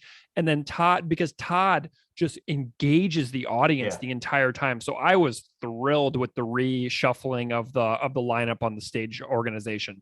Yeah, I for most bands, I wouldn't suggest it, but for them, I think it works. And that's no slight against Chris. He's got a shred, so having Todd, like he's just like one of the most interactive stage performers you'll ever see without saying a word, like he's just his presence. But then the other thing I was going to say is that both times I saw Propaganda, they bring bands with them that you want to go for the openers. There aren't many. You go see enough shows and often times you'd be like, oh, what time's the band on? Like, maybe I'll just go for, whatever the set time is for the one I'm going to see. But with them, I always go at the start. I saw the one that sticks out most is probably the band Reviver. Yeah, they're great. Who are friggin' awesome. And I'd never heard of them or seen them. And just based on that show, they opened for Propaganda. I think it was the one at Lee's. I was instant fan and downloaded their records and got some merch and stuff right after, and so they always pick them good, and more on women too. Like it's really good bands. Yep, love it. So Mitch, you and I have been going back and forth now for months, threatening to have you on the show essentially. And now here we are, so I'm delighted. But when we reached out, I always ask guests what episode they want to appear on, and the list is getting smaller and smaller as we blast through these episodes and these songs. But you said you wanted to discuss Potemkin City Limits, the song. And so before we get into the song specifically, I'm curious about your thoughts on the supporting cast LP as a whole. I think it's their second best record to me. Okay. I would put it number 2 for a bunch of reasons. I kind of take back what I said earlier about having to catch up with albums, because I think this one and Victory Lap to me hit me at the right time where I was like instantly like, boom, this is the one.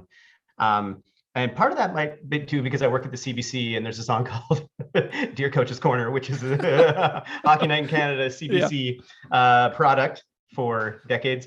But that's, that aside, that song's incredible. But I do have more of, in the sort of realm of Propaganda songs, the ones that are sort of more hook pop focused are my faves, and they have been since How to Clean Everything on every record. Like Nation States is like such a hooky song. Dear Coach's Corner is such a hooky song. Potemkin City Limits is a hooky song. Banger's Embrace, like these are all songs, and the songs on this record that really got me. And it was the first time having the two guitars, I think, really fleshed out. Although I know he multi-tracked before that, but having two different guitarists on this record really did it for me in a way that I think Chris just doing it alone didn't, on the recorded stuff at least. I still love those records, but I just love how it came together. Yeah. With Beav on this one, and it was really interesting reading when he did. I think it was for Vice when he ranked all the Propaganda records and talked about them. Was it for Vice anyway, or some online article? Yeah, I think it was Vice. I think that sounds right. Yeah, and he talked about this one and talked about how they were still finding their groove, and he felt they hit it even further on Failed States. And I think they hit it right away on this one. Like I just think front to back, this is an incredible record. Why did you want to talk about the song Potemkin City Limits with me specifically? I know that the list was very small, but you landed on this one right away. Why this song? Well, my fave made it to the small list. I was very thrilled you hadn't done this. Oh, sweet! This song yet. So this is my number one for sure. This is your number one. All time. Yeah. All time out of anybody. Yeah, all time Propaganda. I would say top 5 all time songs. There's a bunch of reasons, but I mean, if I think about my favorite music, and I think about songs that actually changed my life, like literally changed my life, there are very few. In fact, I would say there's 2, and they're both by this band. so I would say Potemkin City Limits and Lower Order, A Good Laugh are actual songs that changed how I live my life, and obviously trying to live a more meat-free life. And Chris joked, I think he might have even joked on our show about, every album has the animal rights song in the catalog. But for whatever reason, when I think about the older songs where he talked about similar thing, they didn't really hit me like this does. And I think when anyone chooses to live sort of a meat-free life, and for me it's vegetarian, I don't even go all the way to full vegan, even though that would be the ultimate goal. I think there are different ways you can reach people, and I know they've always had literature and things at their shows, and there's the videos on YouTube where you see this stuff, and to be honest, you were talking about the emotion of this song. That's kind of what my sort of break point is, or was.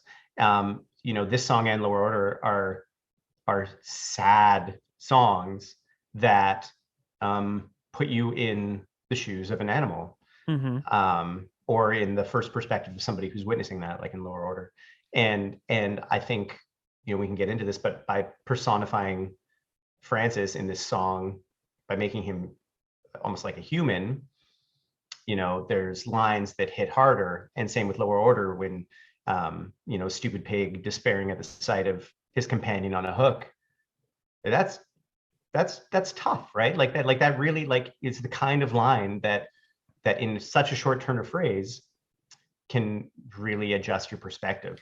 And so for Potemkin City Limits, by humanizing Francis, it did that for me. And quite embarrassingly for me, and now he gets to hear it again if he ever hears this, but I told him when we came into Q, I said, after the interview, I made sure it was after the interview so I didn't become a geek before. I had to be professional. But after, I was like, hey man, listen, most people, don't get to tell the people that have actually changed their life that they did, and you have, and your songs have made me become a vegetarian. They really did. And I'm sure it came off as like a super nerdy fan saying that, and I felt like as soon as they left, I was like, stupid, why did you say that, stupid? But I mean, it's true, and I'm so happy I got to tell him that. It drives my wife crazy because she's a vegan, and she says, for years I've been a vegan and it does nothing, and you have one rock star on your show and all of a sudden you're willing to join me. I was like, well, yeah, it hit different. Yeah, I mean, so Mitch, I just had a visual, right? Whenever you were talking about the friend on the hook thing, my brain, which is constantly in a nightmarish state, essentially, started visualizing my high school friends hanging on hooks, in a slaughterhouse. That's what that elicited for me just now when you said that, because his friend on a hook. So then my brain says, who are my friends? And then I would picture my friends, and then I would picture them on hooks, and I'm like, God, the Yeah. personification and not making Francis obviously a pig, personifying Francis as a character to, then say, now who are my friends? Because if Francis is seeing their friends or whatever, then you have to think of, and I know I'm conflating the two songs here, but Yeah. that's what the visual and it does for me. Like whenever we just sit here to talk about it, does that make sense? Oh, 100%. And if we wanted to keep it to Potemkin city limits, like and like I know we were going to talk about some lines in the song too, but the just the line about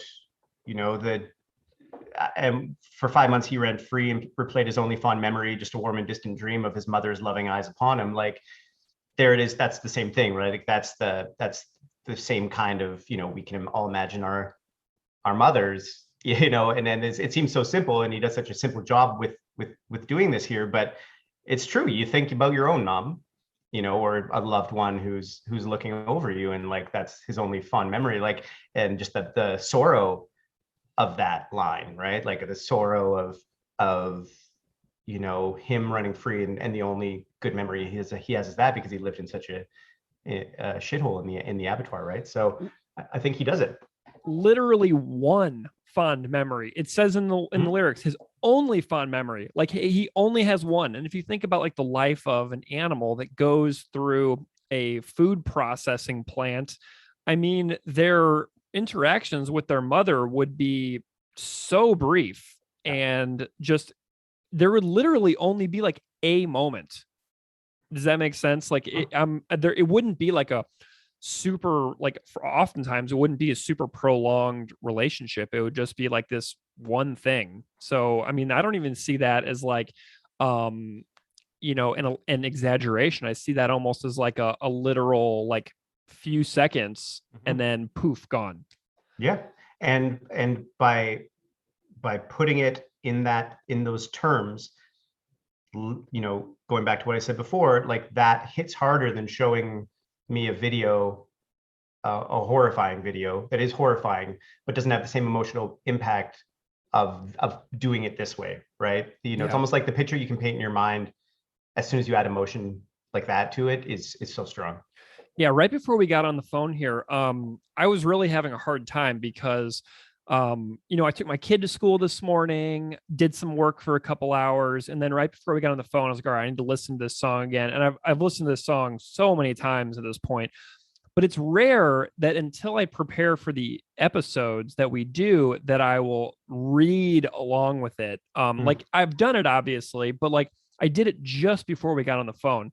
And so I'm just reading this story and I'm just falling apart more and more with every passing verse and line in the song. And so when we got on the phone, I was just a total catastrophe. And I realized that like this song is so hard hitting lyrically that like I almost can't read it. I can listen to it just fine, but like I almost can't read along to it because it just becomes too much. Like it's okay whenever I listen to it, but if I read also, like it just becomes overwhelming. Yeah. Well, and I think, you and Keith will probably talk more about this in the podcast, about sort of the history and the bare facts of the song. But what's really interesting to me, because as most people probably know, like this is a real event that happened. This is an actual pig that escaped an actual abattoir in Red Deer, Alberta, and so I just was curious. I was like, I wonder what is out there on this story, like what is out there. And I found the Red Deer City website. Like, I don't know if you've seen this. Yeah. You've looked into this, but I look a little bit. They have a page that's like, devoted to this story. And here's the story that we're talking about is this, that's framed in this tragedy, in this like horrific conditions, sadness, darkness. And the page on the Red Deer website is like a happy, jaunty tale. I think it's like even like the start of the article, the title of it is like a curious ham finds his way out or something. It's like a really like, it's a punny title, and they tell this like magical escape, and he lived out in the woods and in the parks, and eventually they found him. And what's so crazy to me is the dissonance, the dissonance which they bring up in the song, but like the dissonance of of what it actually is with how human beings, and hey, me a lot of my life, and hey, sometimes still, like I'm not a full vegan, like the way you have to compartmentalize the horrors of what we do for the life that we live, because this article like is written by someone who feels there's no wrong here. Like this is a funny, part of our city's history, when it's kind of covering up this, not even covering up, it's just sort of dealing with the fact that this is a thing that happens that we kind of all get used to. And the weirdest part is like the song doesn't even hit one of the most tragic parts of this entire story, which they talk about on this website, which is that Francis, so they captured him, they decided not to kill him. They're just gonna, keep him alive.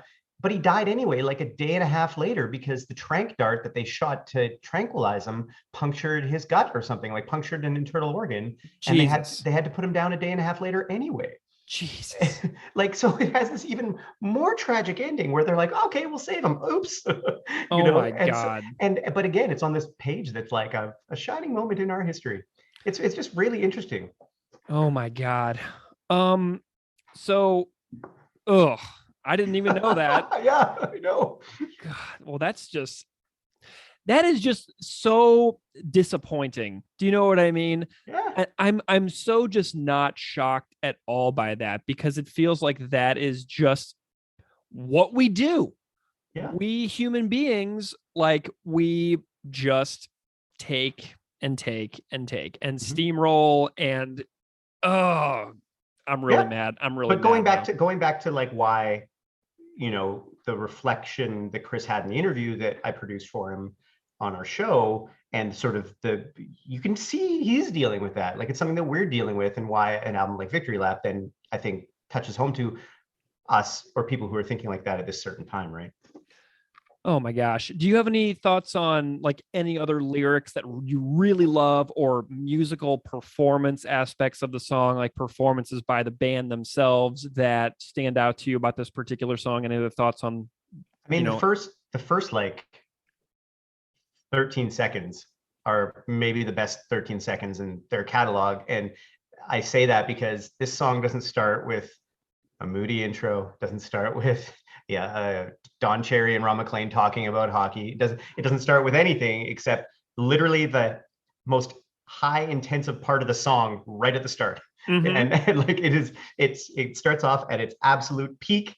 It doesn't go, it only goes down in vibe from there and goes back up to the peak a few times, but there's no other part of the song that's as high in such a important and high dynamic range as Francis Didn't Give a Fuck About the Rollbacks. Like that is like, that's it. They nail it right off the top, and the lyrics are incredible, and that sort of like hiding this pig in a human skin almost, really like Francis didn't give a fuck about the rollbacks, the overproduction, the reduced demand.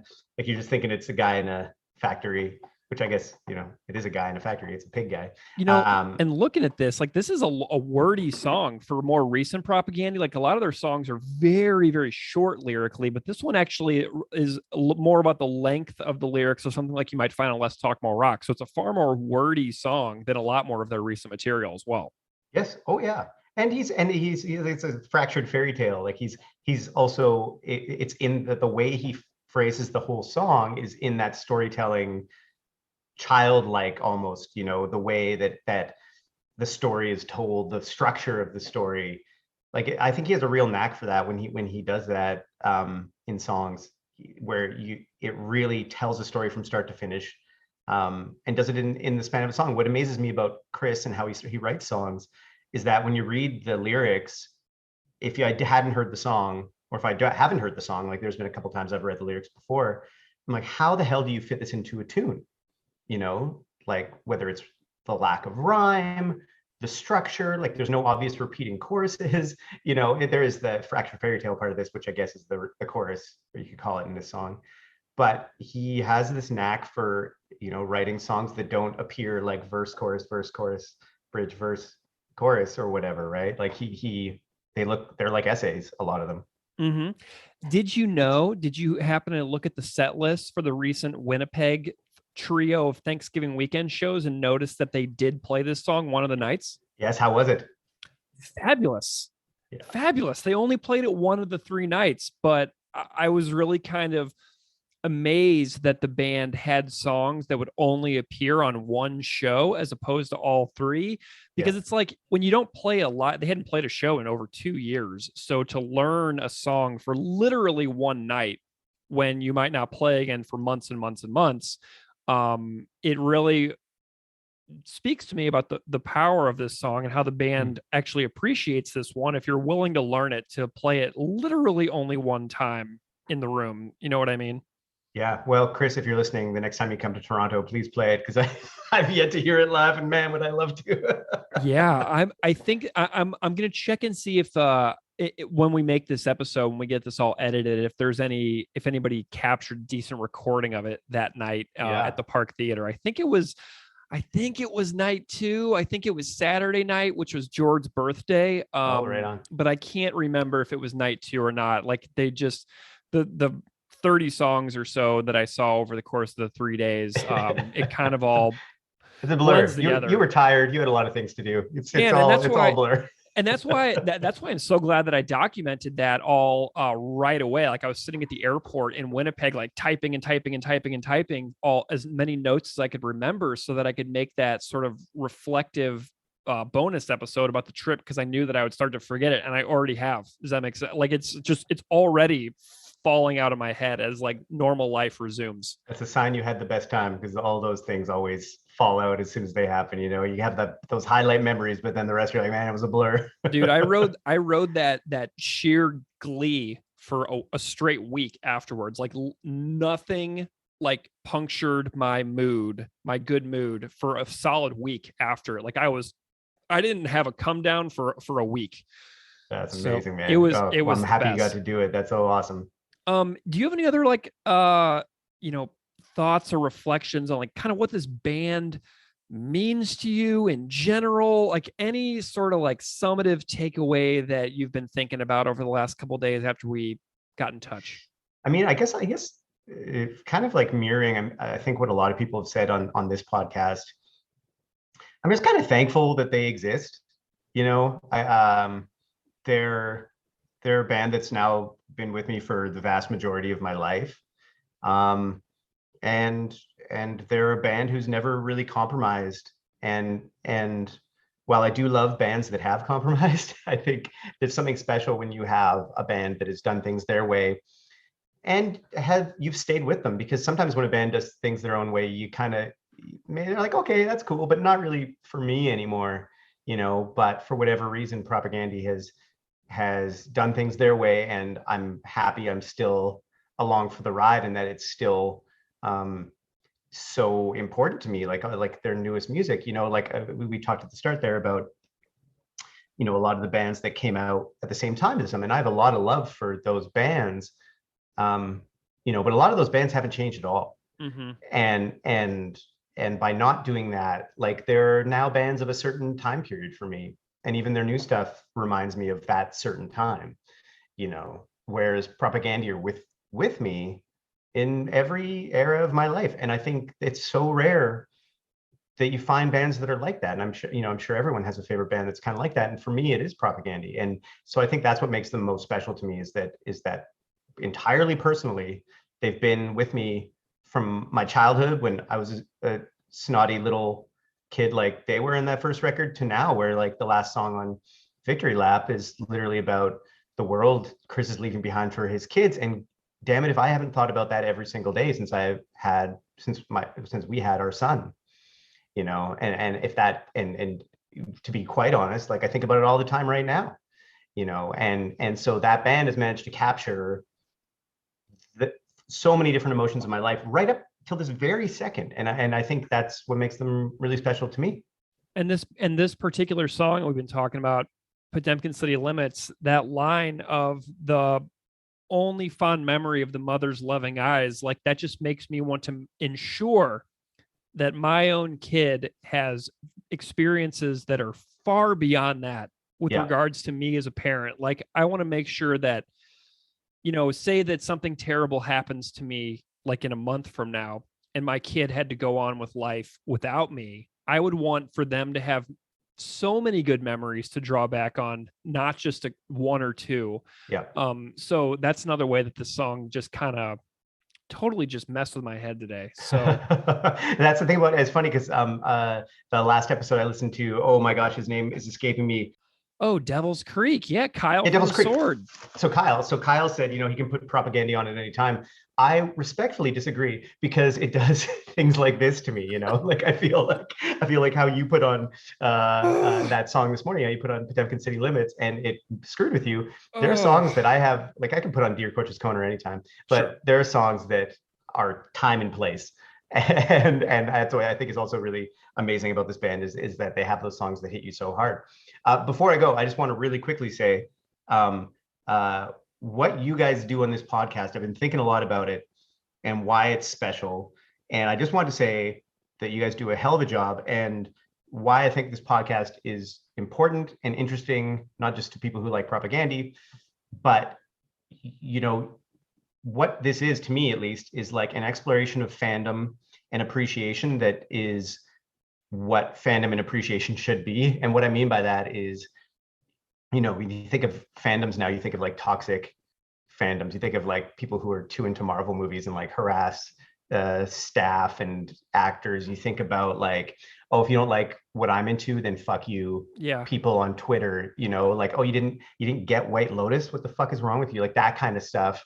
And I think to be a fan in the past, you know, in the digital age, like in the last handful of years, it really has fallen away from what I think its purity is and what it should be. And I think what you guys do is that. And I think it's obviously you guys care a lot. But what makes it special is you're not afraid to be critical when needed, you know, but you have an appreciation for what people do that is real and pure and at the base of, I think, what makes art special. And I think you guys hit that in a lot of ways that others don't. And so I really appreciate this podcast because it gives me a bit of hope when you're on Twitter every day looking at this kind of shit that's out there. And then you see something very pure, and that's what this podcast is. So thank you for doing it. Man, Mitch, that means the world. Thank you so much for being here. And I'm glad to have you as a listener. The fact that you do this for a living and you had such kind words for what we do as a hobby, it just means so much. Thank you so much for coming on, man. I appreciate this so much. So happy to be here. Thank you. Just didn't give a fuck about the rollbacks. Overproduction to tonight. Never gave much thought to building contracts. It was sure like it only ever known. Panic, fear, pain, darkness, pandemonium. In this hell that was his home. That quarter running expectations. Expedited their demise. The panic grew as the humans stopped among them. When the screaming began, Francis shot his eyes and felt the hand of inhumanity rush over him. But his movie chillers back to for a moment. Find a ray of light spread across the floor. Yeah, crimson through, he saw his own reflection as he bolted for the door.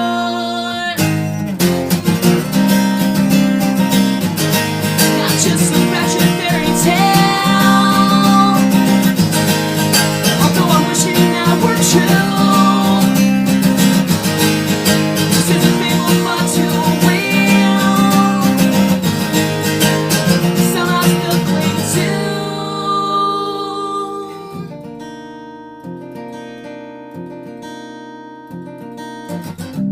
Storylines that bridge the chasm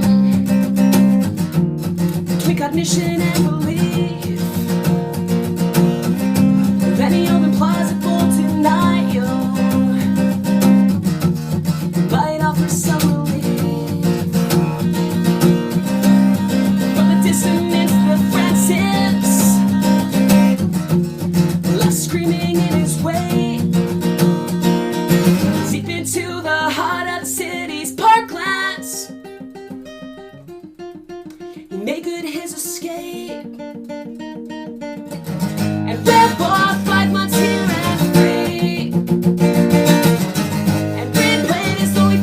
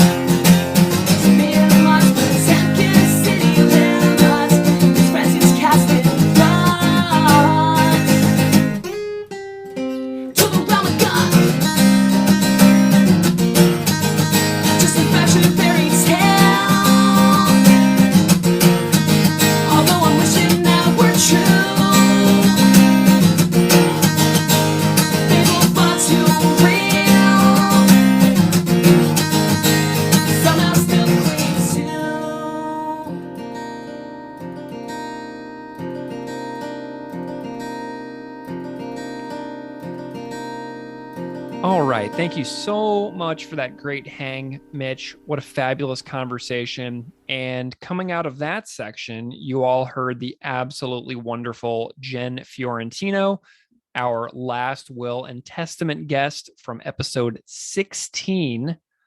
And Jenn has also contributed multiple covers to the podcast. If you haven't checked out Jenn's awesome YouTube channel or our interview with Jenn on the last will and testament episode, please consider doing it. And you can hear me in conversation with Jenn over there. And thanks again, Jenn, for letting us include your Potemkin City Limits cover in the episode. It means a lot for your continued support and submissions to the show. So, Keith, we have one more guest. Guest number 3. Guest number 3. This is going to be our most insane episode of all time, I think. So our third guest is a part 2 of my conversation with Dr. David Tkach from the band Giant Sons, where he played bass with Beeve and Robbie Richardson. So Beeve has been on the show many times. Beeve was in Propaganda for several years.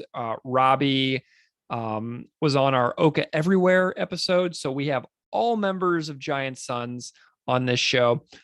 But you may remember David's part 1 as the Tertium Non-Dater part 2 bonus episode that came out recently. David was originally here to discuss only Potemkin City Limits, and the Tertium Non-Dater and Giant Sons stuff just became its own episode. So that's why that Tertium Non-Dater part 2 came into existence, because of this interview. So this is part 2. I essentially just am going to fade us back in right where David and I left off in the Tertium part 2, our Tertium part 2 episode. So we're just going to fade back in with David. So if you haven't heard David's part 1, it's fabulous. He talks all about the history of Tertium Non-Dater and Giant Sons. So David has a PhD in philosophy, and when I reached out to him about this song, he clearly conveyed to me via email the emotional power this song has in his life. And, you know, the conversation can be listened to as a standalone interview, but I also love chatting with David on Tertium Non-Dater part 2. David's current band is called Fulfillment, and they just put out a brand new album.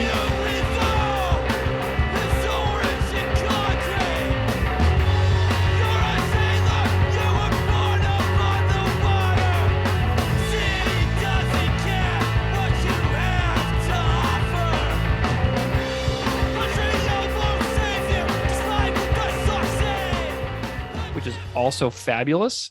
So if you're looking for some new music from a Giant Sons alum, go check out Fulfillment. But I'm really pleased to bring you part 2 with Dr. David Tkach talking about Potemkin City Limits. So please enjoy. The storylines that bridge the chasms between cognition and belief.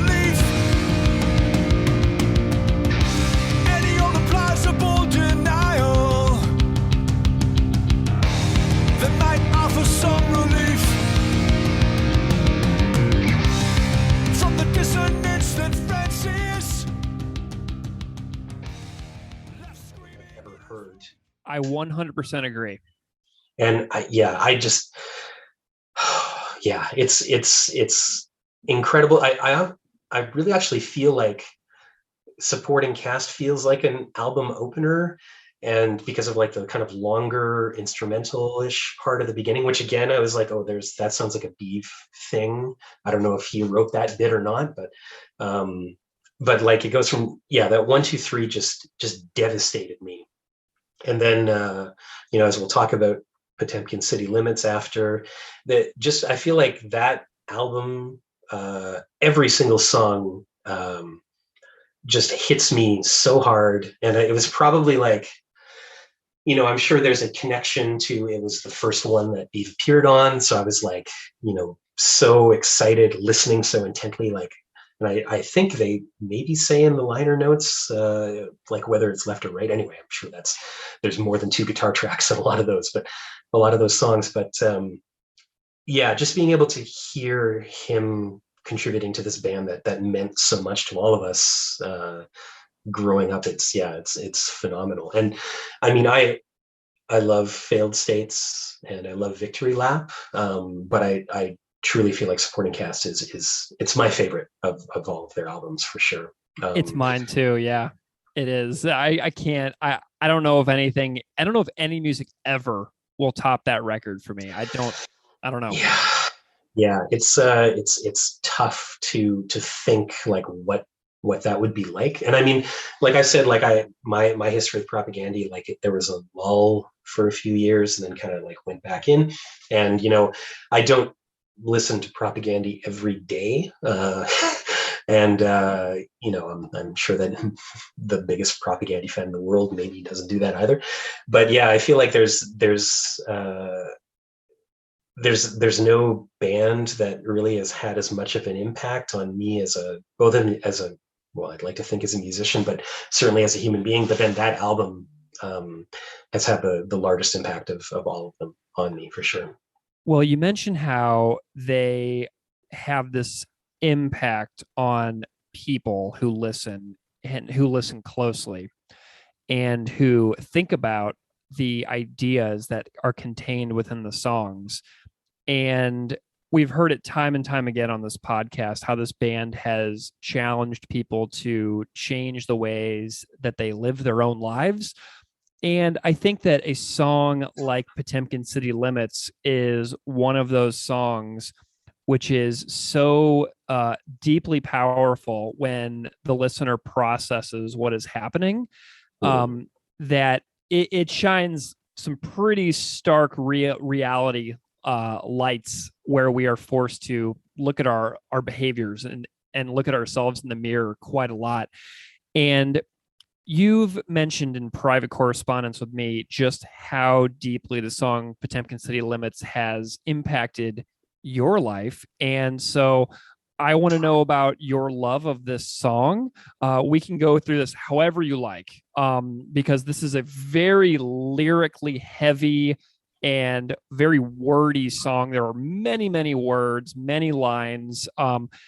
So we can go about this however you like, but I want you to be able to have the time and space to articulate your love of this song however you feel is appropriate. Yeah, awesome. Thank you for that. And yeah, I mean, just, this song, it's hard to talk about precisely because it is such a heavy subject matter. So I think, yeah, I mean, I'm hoping I don't get too emotional talking about it, but that may happen. But yeah, I think that I have sort of like things kind of like background that this song really, I feel like it kind of like sits within. Maybe I can just talk about it. I think that, this song, Winnipeg was a special place for me growing up because there were, and I'm absolutely certain this is because of, so I got into Propaganda probably about five or 6 years after they first started. So like mid 1990s. And at that point they had already started playing larger shows, but before that they were playing much smaller shows. And, you can hear on where Quantity is Job One, the 30 song CD, there's a few live songs on there, like the chicken fight song and things like that. Yeah. Hey, LaPlante, get up here. Yeah. So Jeff LaPlante, like, anyway, yeah, I won't talk about him. I didn't know him very well, but I liked his band Sweet Rack, and I can't remember the name of the other one after that. But anyway, so I think Propaganda had an outsized influence on all of the people that then started bands in Winnipeg in the early 90s. And then they were the bands that were like really playing at the Albert on Thursday nights. And they were the bands that I saw. Lots of bands that were not afraid to talk about animal rights, animal ethical issues from the stage, and have stickers and wear t-shirts. There's, I guess at that time, before sort of there maybe an organization that some people may have questions about, but PETA was really big at the time in Winnipeg. And so, yeah, that kind of thing. But there are a few bands in Winnipeg that wrote animal rights songs. And I think something that really, and I think Propaganda was certainly one of them, This is the first one, because they've had obviously several that are much more confrontational, much more aggressive, thinking about like nailing Descartes to the wall. And then last song on Today's Empires, my God. But that one I find extremely hard to listen to because it basically has the sound of a dying pig at the beginning of the song. And I'm actually very happy that they took that sample off for the remix. I agree. Yeah, I agree. Because like that song is so amazing, but to get through that, you have to hear the screams of a dying being, which is just really tough. And I mean, intentionally so or not. Anyway, there was a band in Winnipeg called Painted Thin that were directly connected to G7, and on their second full-length album, they had a song called "Thousands a Year," which was a song about the lead singer Paul taking a cat to be put to sleep at a vet, and it was really, really heartbreaking. It was like the first song on the album, and there's this like repeating refrain by Doug, who played in the band the Bonaducci's. He was in Painted Thin as well for a while. And it was just this kind of like Paul singing one line about like, sort of like a statistic about animals, in this case, maybe cats. And then Doug singing the line, "I'll never see you again." And just like repeating this over and over. And the lyrics being, very, very intense, and like about going out to the vet and then coming home without the cat. And like I have a cat that I've had for 16 years who is, she's kind of a nightmare cat, doesn't really like most people. She actually got a reputation in Ontario, the Ontario hardcore scene, of being like a really angry, nasty cat. Anyway, I love her immensely, and she's 16, so she has a lot more years behind her than ahead of her. And I often think of this song and get really sad. But anyway, so I think of this Potemkin City Limits, the Propagandy song, as kind of connected to that, where it's like we're going to talk about animals. What we're not going to do is go in the direction of like something like Peter Singer, where you have sort of a more utilitarian conception of like, well, animals can feel pain, therefore they should be part of that utilitarian ethical calculation. What we're going to do is look at the human side of it. And I think that Painted Thin and other bands in Winnipeg, they looked at the human looking out towards the animal and the emotional connection that can have.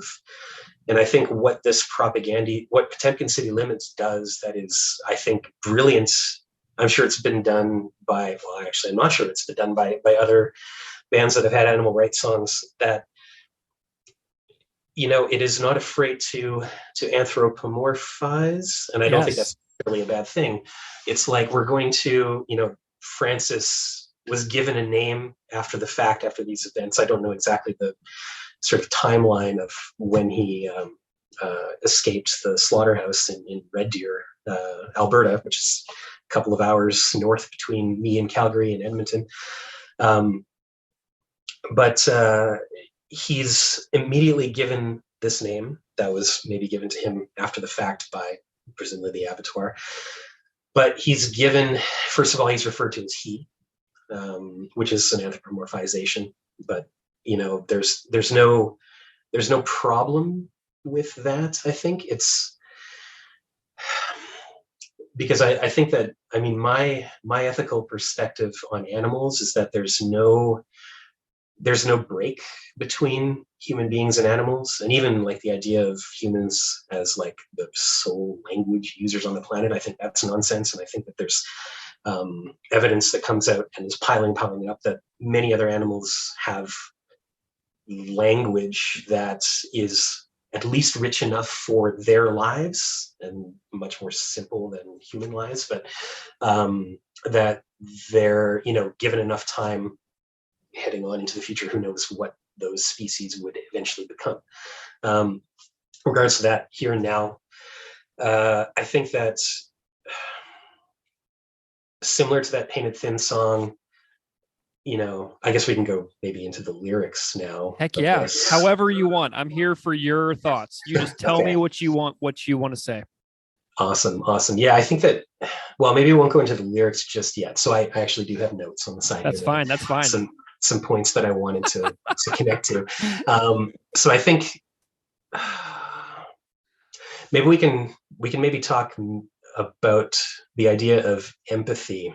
And I think that there's a lot, and I should say, like, I have a background in philosophy, and I've definitely taken classes on things like environmental ethics and stuff like that, but I never really approached philosophy as the studying of questions or the studying of, like, I'm a specialist in this particular subdomain of the field. I was always like, I'm going to read these people and try and figure out what they say. And the vast majority of stuff that I really studied for both schoolwork and then papers that I published in my dissertation, animals never really came into it. So I always felt like my love of, like, punk rock and vegetarianism with vegan tendencies now for 27 years, I think, like, that has all been sort of like a side journey along with the academics on the other side. I never really connected the two together. So a lot of the stuff that I'm talking about, not a lot, but some of the stuff that I'm talking about now, I think is based more on, like, just me kind of touching on it through years of being in school. But so I think that the idea, nailing Descartes to the wall, modern philosophy, starting with Descartes, or Descartes as an exemplar of modern philosophy, really has this idea of the human and the natural world as two separate things. And animals are classed entirely in the natural world. Basically, they're just clockwork mechanisms. Descartes vivisected animals. And obviously, Propagandhi wrote about nailing him to the wall, which I think is pretty appropriate for him. This is an element of Propagandhi's growth as a band over time. They're very aggressive in the first couple of albums, and their core beliefs never really shift as far as I can tell, but they become so much more human and so much more, it's never, at a certain point, it becomes much less pointing at you, and it becomes much more like I and me and what can I do? And then, like, that's, I think, like a major lyrical shift in Chris's lyrics over time.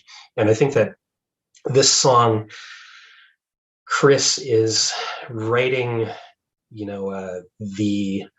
it's basically a fictional account, but it's I would say, like, an idea of a narrative that's able to express an ethical truth more than a particular ethical position, like the one that I mentioned earlier, Peter Singer. There's no calculation needed. There's no even theory needed. There is just listen to the lyrics and draw something out of that. And so I think that we'll probably kind of, like, bounce to the music a little bit as well. I really feel like he creates this empathy through these lyrics. And musically, I won't say it's, like, unique or anything like that. It's definitely it's a simpler song than a lot of the other songs they've put out, and, like, much simpler than a lot of songs on supporting cast. And it almost feels like it harkens back to something from, like, Let's Talk More Rock era. I agree. It's strange, though, because, like, I go back to Let's Talk More Rock and I can't really find any songs that sort of sound like that. I think it's just because it's, like, it's mostly in the major key. And this is a really interesting, and I didn't listen to, I think you mentioned that Chris did this song on one of his podcasts. Not yet. He's actually working on it right now. Okay. So this will be a very interesting one for me to listen to then. I know. And, like, part of me is like, I'm having conflicts about this because I don't know when he's going to release his. And I would like to listen to his before we release ours. But, like, ours is, like, it's almost ready. So we're kind of like, I don't really know how it's going to go. Yeah. So I would be really interested to hear his ideas of writing the song, because I feel like, the song, the lyrical theme is so dark. It's as dark as it can possibly be, I think. This idea of, an animal in a slaughterhouse that escapes, and written from the perspective of that animal. Like, that's just such a just horrible scenario to contemplate if you have been if you agree with or have adopted this ethical position, including animals in sort of like the sphere of empathy or something like that. This is a term that I'm just throwing out there. It might have been said by some ethicists at some point, but I think that's so the song itself, it's all major key, except when the narrator of the song steps back from the story and, says, and I want to just bring up the quotes, just make sure that I don't mess it up. It basically only goes to the minor part of that 1-3-5 progression, like a root in the fifth and the fourth or something like that, 1-4-5. It goes to the minor part of that when he hits that line, not just some fractured fairy tale, although I wish that were true. This is a fable far too real. So it's like he's immediately saying this is a tale intended to be like a fairy tale, in which, if you're thinking back on something like Brothers Grimm or something like that, a lot of these fairy tales had sort of ethical, whatever they were, ethical ideas that were intended to be communicated to children to learn from. And so I think of the lyrics as something like that. But yeah, I feel like sorry, just looking a little bit more here. I feel like this song, it really, it sidesteps anthropomorphization, because it doesn't even require, there's no sound that Francis makes. There's the sounds like when screaming began. There's the sounds that the other animals and the other pigs in the slaughterhouse make. But Francis never says anything. So this song is sort of like a way, Chris, as writing this fairy tale, this fable, is giving a voice to this by our standards voiceless being, and saying this is his story, and we're going to try and draw some kind of conclusion from this story that then you can bring into your own life. And yeah, this is so heavy to talk about. I think that there are certain elements of this song that they really touch on the sort of, they ignore the modern philosophical presupposition that there's humans over here and nature, including animals, over there. There's a lot of sort of more contemporary philosophers of technology that really talk about human beings as embedded within systems and co-determinative, determining the system, simultaneously the system determining the individual. So even to speak of an individual within nature is it's sort of like a philosophical non-starter. You should be looking at the totalizing the system itself. And then this connects, and I'm speaking as someone virtually ignorant of this, but this connects as well with certain news items I've seen of indigenous epistemology that brings, animals into relation, co-determinative relation. They use that language because that's an imposition of, philosophical traditions that they did not participate in. But bringing animals into relation with human beings, and even giving them like political weight in sort of thinking of like the politics of a particular area, a particular region of Canada, for example. I can think of and I don't have the name of the nation in front of me, but just someone that considered salmon as political actors with a political voice in that particular region, and then what follows from that. And so I like thinking of that sort of like as a background. I think that Chris's work is a way to enlarge that sphere of empathy that has been done by other people and other groups and peoples in the past. But I think that's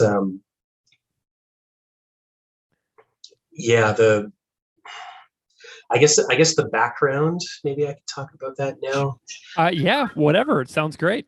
And then go into the lyrics, because I feel like getting through the lyrics is going to be rough. So I think Francis the Pig was a pig that escaped from a slaughterhouse in Red Deer, Alberta in the mid 90s, and he sort of like ran around the town for a while, and then unfortunately I think someone tried to shoot him with a tranquilizer dart to kind of like do whatever, bring him in, and then he unfortunately died from complications of the injuries of that tranquilizer dart. But then just absolutely, I don't even know where the thought process went from this. There's a statue of Francis the Pig in Red Deer, Alberta, that was, as the lyrics talk about, provided by the slaughterhouse, that sort of talks about Francis's escape. And I mean, I guess in Red Deer, it's sort of treated as like this, like, I don't know what, like almost like a fun, not fun, but like, you know, across Canada, all over the place, there are like large animal statues in a lot of small towns. And I think that this is maybe like another one of Red Deer's things where it's like, look at this interesting story, part of the lore of our town. And, you know, to me, it's a cenotaph, right? Yeah. It's a place where, you know, Francis's remains are not near the statue. I know the statue's been moved, I think, at least a couple of times, and I think it's in a park now. But yeah, to me, it marks the edge of the Potemkin city limits, and I think we can maybe talk about. Have you seen the statue? I haven't. No, I've seen photos of it, and yeah, I don't know. Like, I've driven through Red Deer a couple of times on the way to Edmonton. I don't go up to Edmonton too often. I think, you know, I don't know. I would like to stop there. I know I'll probably be reduced to a blubbering mess going to that statue. But yeah, I think it's probably important for me to see at least once. Tell me some of your favorite stuff about the lyrics themselves. Yeah, so I think like going through it, you know, the lyrics started of Francis didn't give a fuck about the rollbacks, etc. All of that, you know, it's the idea of, here's the way to look at animals one way, and that's as resources to exploit. And I mean, you know, as in any sort of industrial / factory farm scenario, these animals very likely would not exist were it not for human exploitation of them. And that doesn't mean that those beings have these particular sort of experiences of the world, experiences of existence any differently than if they had been wild. But, you know, that's a strange thing to think about. But the important thing, I think, for the ethics is that Chris goes through those ideas, and the idea of like these economic forces are what sort of created Francis almost. And then,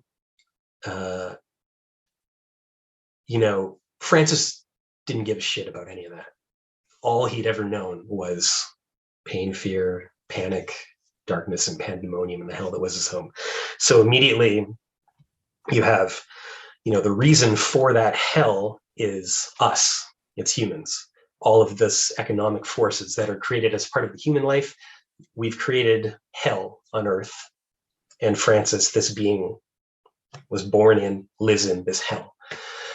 From there, you know, then the fourth quarter earning expectations expedited his demise. This is like a, you know, as any industrial meat production company, they will, if it is not economically worthwhile to keep these animals alive, they will immediately be culled. They'll be all slaughtered and killed. And that is the part of the story. He is basically marked for death. So the humans stalked among them.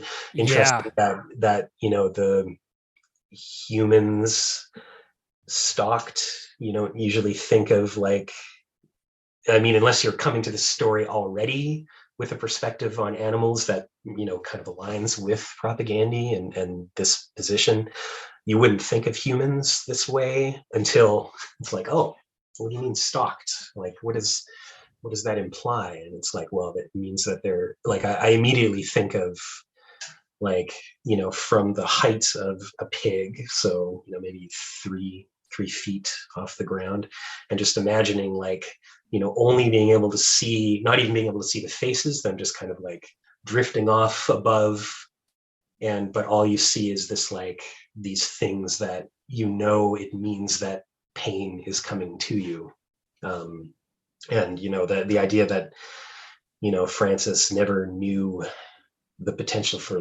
a human to love him or something like that as a companion, or this is the only thing that he knows of human beings. And then when the screaming began, Francis shut his eyes and felt the hand of humanity brush over him. So maybe that's one of the people in the slaughterhouse saying, this is one that we're going to kill right now. And then immediately turning, Francis seeing the opportunity, the blinding ray of light spread across the floor, the opportunity to escape, and that line, in a crimson pool he saw his own reflection as he bolted for the door. This idea of him recognizing himself, a being recognizing itself. And this is something that I'm not really up on, but obviously there are many animals that have they pass the sort of the mirror stage of development of human beings, where they look in a mirror and they recognize not that it's another animal of the same species, but that it's actually them. They have some concept of this is me. I'm thinking here of corvids, magpies. Calgary is thoroughly overrun with magpies, and I think they're just the most wonderful. I don't like how much they mess with the white-tailed jackrabbits here, which Calgary is also totally overrun by. There's a lot of interspecies warfare that happens, unfortunately. But certain animals having this idea of being able to recognize themselves, it implies, and the idea of second order tool use, where they're making a tool to make another tool to then complete a task. It implies this idea of planning into the future and things like that. So all these things that, modern philosophy thought did not exist in animals, science and observation has shown this. And just to touch briefly on it, indigenous people have known this for millennia, and time we fucking listen to them. Anyway, to go back to the story. Sorry, you wanted to say something. Well, and you brought up the screaming too, which earlier we talked about Purina Hall of Fame a little bit, and the screaming clip that was included at the end of Today's Empires, Tomorrow's Ashes. So it's just imagine that Francis hears that when that exact recording of screaming began. You know what I mean? Yeah. You could really connect these two records by including the memory of us listening to all the screaming on Today's Empires as the screaming that Francis hears as he makes a run for it. So it's that's the way that I kind of think about that screaming line as well. Yeah. And that's really interesting. And I feel like that, the fact that Francis was able to escape, he had, that extra few months of life on Earth before he died. It's almost like the one sort of faint glimmer of hope, or not necessarily hope, but some kind of positive thing where even though Francis escaped this just, place of death and horror, that he still had that extra bit of time outside, there's some kind of positive element there if we can extract that from this. I think that it's exactly at that moment where he bolted for the door that it goes to the minor key, and Chris takes a step back and says, this is not just some fractured fairy tale, although I wish that were true. And this is an interesting thing where, we've told this story now. Francis, constantly referred to as he, has a name. Anyone that probably reads the lyrics knows that this is a story about an animal, but it could just as easily be, a human in a concentration camp at some point throughout history. Any time when human beings have been sort of made surplus because of political expediency or whatever the situation is, it's exactly the same thing that is happening. The same, decision made. We must remove these beings, so let's get to removing them. And what I hope from this song is that people read it and listen to it and have that experience where it's like, I'm really concerned about human beings and how they're treated in ethical and political situations where they don't have any control, and politics determining their lives, and power is determining their lives. What should happen there? And then thinking back to Francis, and it's like, he was able to escape himself. Why don't we work on the system that put him there in the first place? Anyway. Well, I have a question too about this song, because the line for me that always sends me over the edge, which all of our Twitter followers know because I freaking tweet it relentlessly, is his mother's loving eyes upon him. And I'm wondering if you have any particular thoughts on like the emotion of like love and parenting and the relationship of a child with the parent that comes across so powerfully within this, because people in our society don't think of animals as being parents or as being offspring or children. And so, that line is immensely powerful for me because I think about how my relationship with my own child, and that like really puts this into a different perspective as well, thinking about the intensity of love between a parent and an offspring who are not human. Does that make sense? Absolutely. Yeah, I don't have a child. I feel like, for people that are parents, there's like hearing that line. I can't even imagine what it would be like to hear that line actually having a child. I think that going back to the music again for a little bit, just because there's kind of the breakdown of the song, where it's again the sort of narrator stepping back from the story and talking about the storylines that bridge the chasm between cognition and belief. Any old and plausible denial that might offer some relief from the dissonance that Francis left screaming in his wake.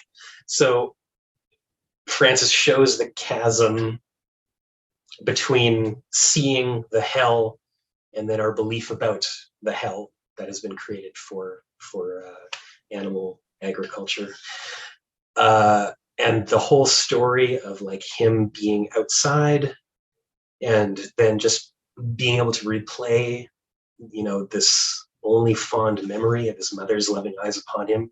Every time I hear that, the way the song, steps back just a warm, distant dream of, and then there's like a build up, and then the crash back down to his mother's loving eyes upon him.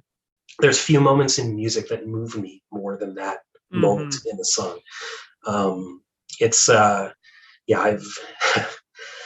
of hard for me to talk about a little bit right now because it makes me want to cry every time I hear it. And I think that's, this is again, to prevent myself from crying, philosophize. There is I feel like that's a motto that's probably existed for thousands of years for human beings. But I think that, again, this is an idea of the expansion of that sort of sphere of empathy, the ethical sphere, where it's, we've had Francis alone experiencing this and talking a little bit about, and you're thinking, oh, what would it be like for a human to be in that situation? But then even expanding that and being like, well, yeah, of course he had a mother. Francis is a mammal, like humans are, and there's I can't even begin to think of the details of farming techniques and keeping young piglets close to their parents and things like that for a certain amount of time before they're weaned, etc. I'm not going to go into any of that because I'm just going to probably bum everyone out and myself out as well. But this idea of Francis having a memory, pigs, there's the common refrain of like, they're just as smart as, or not smarter than dogs. Which obviously, like, I'm sure tons of listeners and people over the world have as companions, have as pets.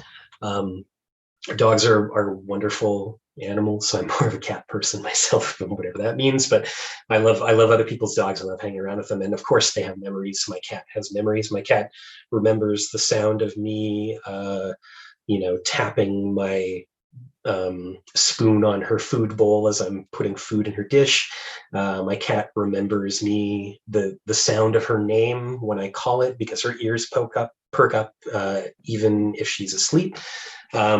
So it, of course, why not? Why would a pig not have a memory of this other being in their life that like gave them life, gave them food when they were young? That idea of the mother's loving eyes upon him, there's no language as humans would call it. There's no words, but there's the relation between the two beings. And we as humans can step back and say, this is that kind of relation that a human has, a parent has for their child. It's an identical relation. And that, seeing that through the lyrics of the song, expands the sphere of empathy, where it's like, oh, this being is capable of this exact same relation of, here's my child, speaking as a human, here's my child in bed, or, they're a teenager now or whatever. It's exactly the same relation that a mother pig has for a child pig. And, the idea of, we have that idea now that has been told in this narrative. What do we then do with it? And just the idea, and then just to wrap up the discussion of the lyrics, he talks about the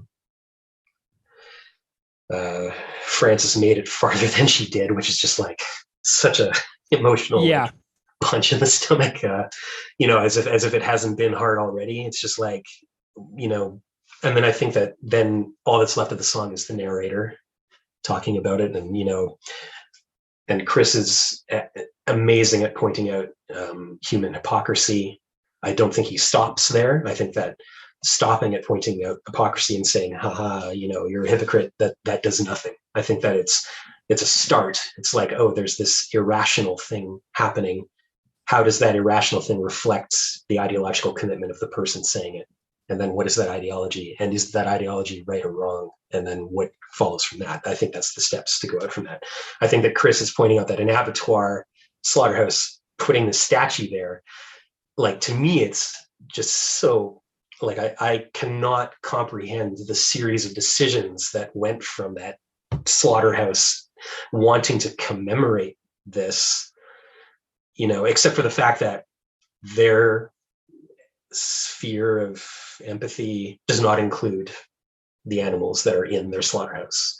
Mm-hmm. Those, they are nodes of economic gain or loss that are carefully calculated and positioned. And when it is ready to, not him or her, when the thing there is ready to be cut into pieces and sold to humans for consumption, that is the only thing that is consideration.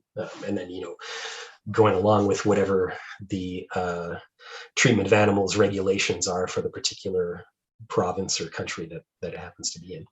Yeah, and I was talking about this on the other interviews as well that I did for this song, where the power of a single story oftentimes carries far more power than the story of a large group. So if you picture like the thousands of animals that go through an animal slaughtering facility every day, the thought of all of them as a totality is like almost too big for us to wrap our stupid brains around. But when we have a one story, like the cow going down the water slide at the water park, or Francis getting away, we root for the single story as a celebration. And we're like, yeah, get away, pig. Or the ones that jump off the trucks, which I talked about in a different interview, where you see the videos of like pigs like climbing out of trucks on the side of the highway and like jumping out to escape the truck. We root for the single, but when we have the collective, we throw up our hands and go, welp, Yeah, I think that's a really good observation. I think that this is sort of, from my perspective, part of the evolution of Chris as a lyricist and a songwriter thematically, that, there was always sort of a return in the earlier records. There was always a return to, there was a lot of the individual, but it's pointing at like you, and very aggressively and things like that, done in a, I think a very well done way. But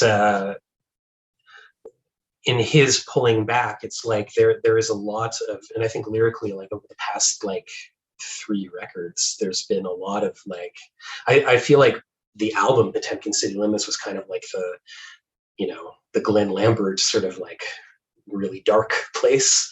And then since that time, there's been a lot more of like, I'm thinking about Dear Coach's Corner, like, how do I save, I think it was his niece or cousin, save her from this cult of death? How do I do this? How do I do this? How do I navigate this? How do I comprehend this? And I think that this song, it's sort of similar, it fits in with that, where it's like, I have seen this, I have recognized this, I have expanded my sphere of empathy to include these beings, obviously for Chris like decades ago, but I've done this, and hearing this story, I want to try to do this again for other people. But I think he recognizes that, that these are,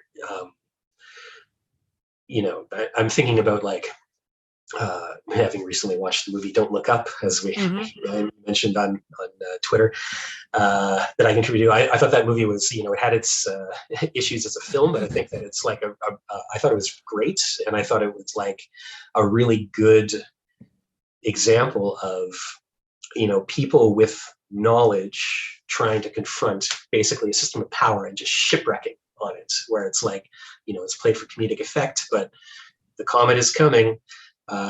We have this knowledge. What are the people in power going to do? Oh, they're going to try to either do nothing because it's politically expedient or commercialize it.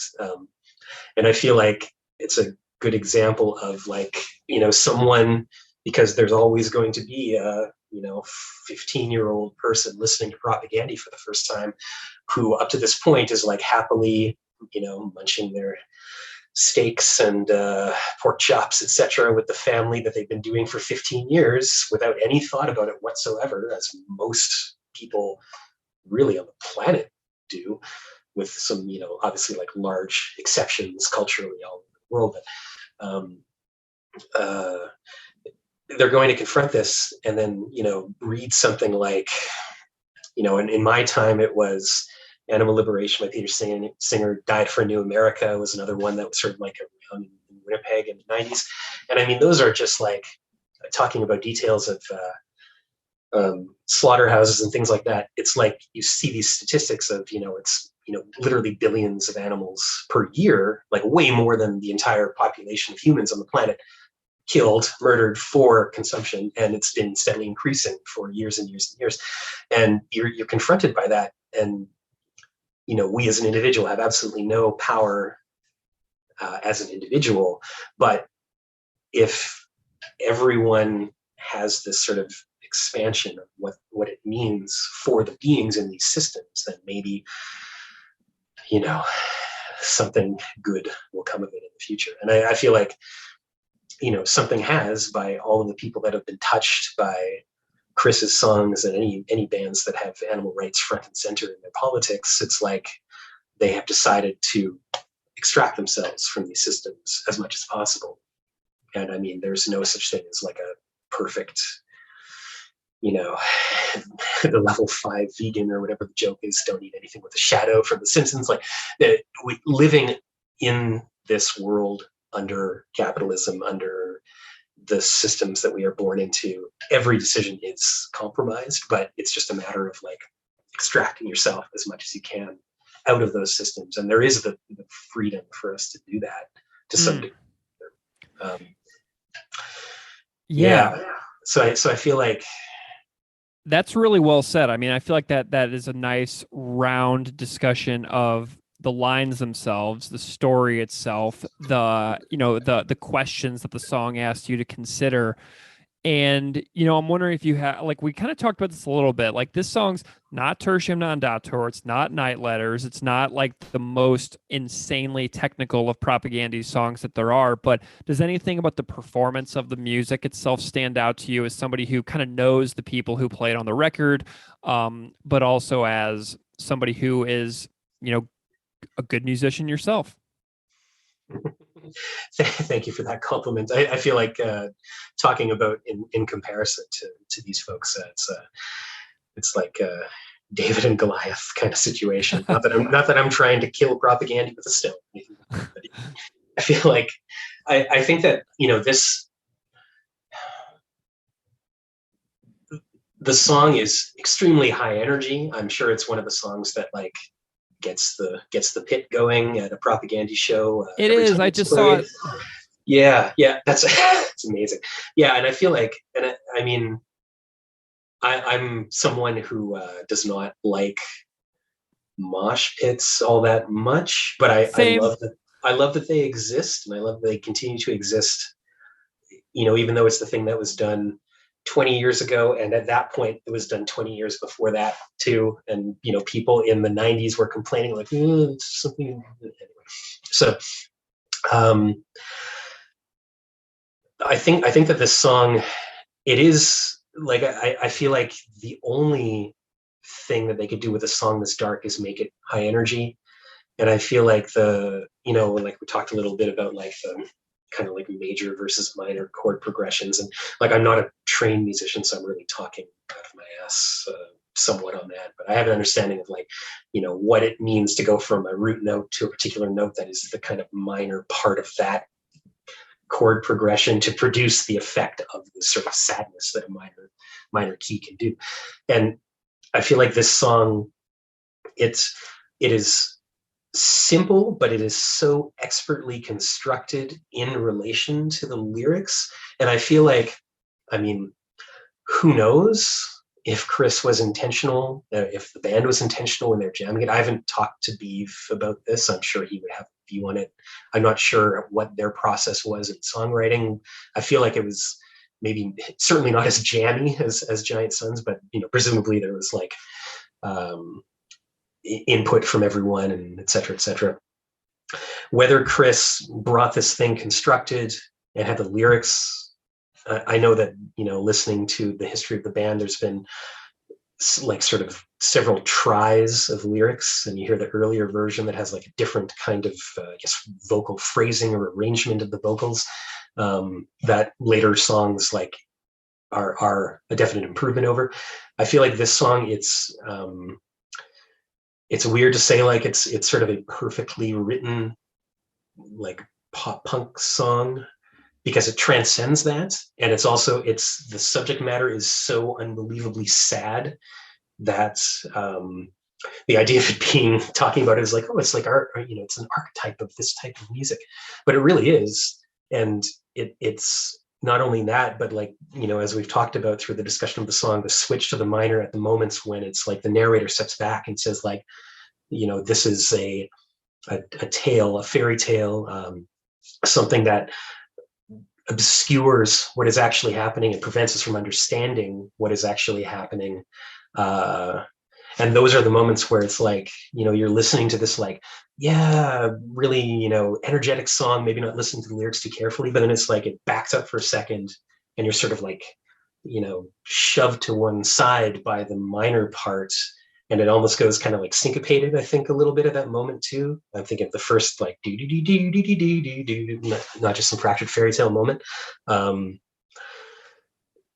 It helps to like shake people and shake things up. And I think it's, Propaganda has done that in I would say probably virtually every single one of their songs for me and for other people. But I feel like this is one of the ones where, when I first heard this song, I'd been vegetarian for probably 15 years at that point. And so it was not even a matter of extending the sphere of empathy for me. I keep returning to this term. I swear to God, I'm not using it as like some kind of like static philosophical conception or anything like that.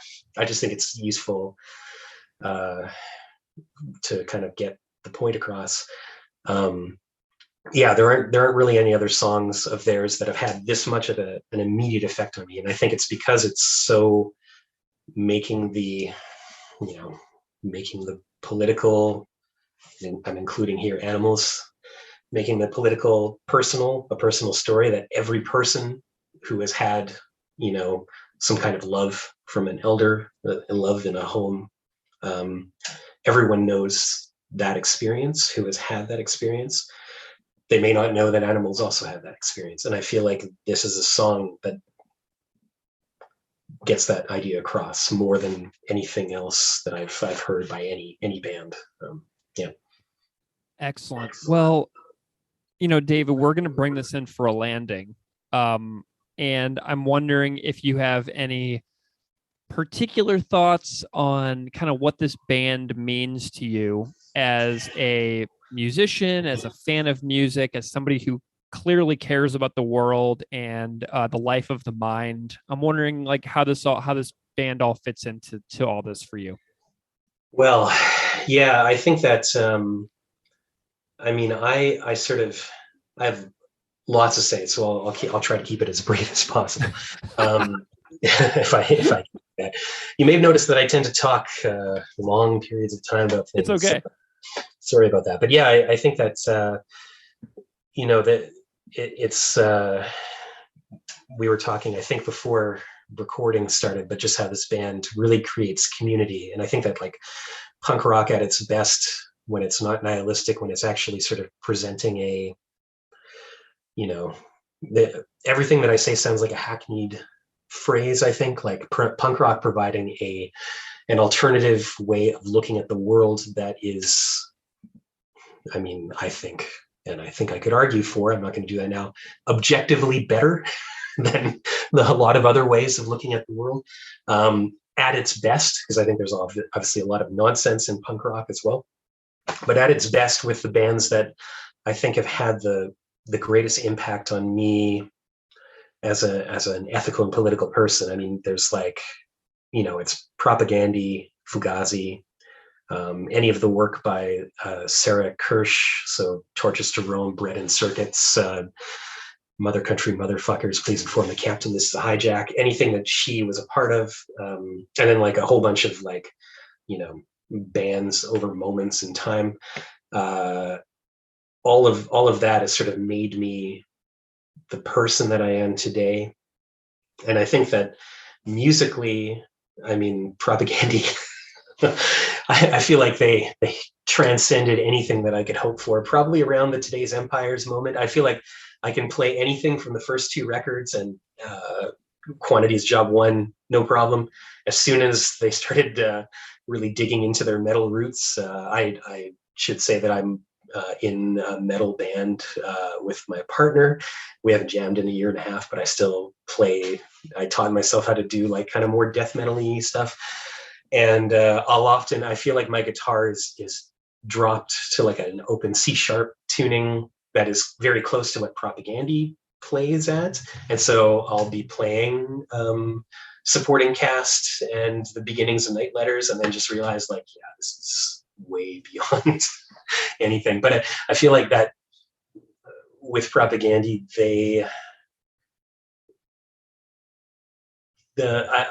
I'll actually be really interested to see how, because I mean, this record is now, what, 14 years old, something like that, 12 years. 2009, man, it's crazy. 2009, jeez. So like, we'll see another decade ahead where Victory Lap and things like that and Failed States push people to, because I mean, they've, obviously these guys are big Rush fans, and I am also a big Rush fan, of course.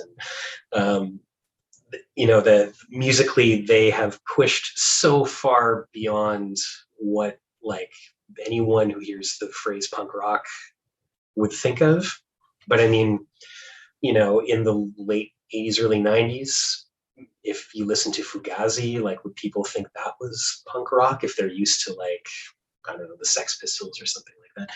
So I feel like this band, there's such a such a treasure for music listeners, and the fact that they write such incredible songs, the fact that they have, I think their political views are so important to listen to and to internalize and really to like work through. And then the fact that they're like such incredibly nice people.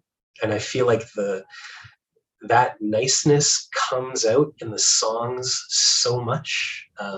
Yeah, it's really just like, I don't know, like I don't think there's this idea of like a perfect band or something like that. And I even to say like, this is my favorite band, like it would depend on the day, because I go through obviously like different musical, excursions and things like that. But yeah, I mean, they're a band that has grown with me, as pompous as that is to say. But I really feel like, I keep going to the shows. There are a lot of other people who keep going to the shows, and we talk about Propaganda together at the shows. And it's like, oh yeah, what about this? And what about this thing going on in this part of the world? Oh yeah, it's interesting. Like, we're all growing together with this band. And I think it's, that kind of thing is magical and doesn't happen often with any kind of stuff.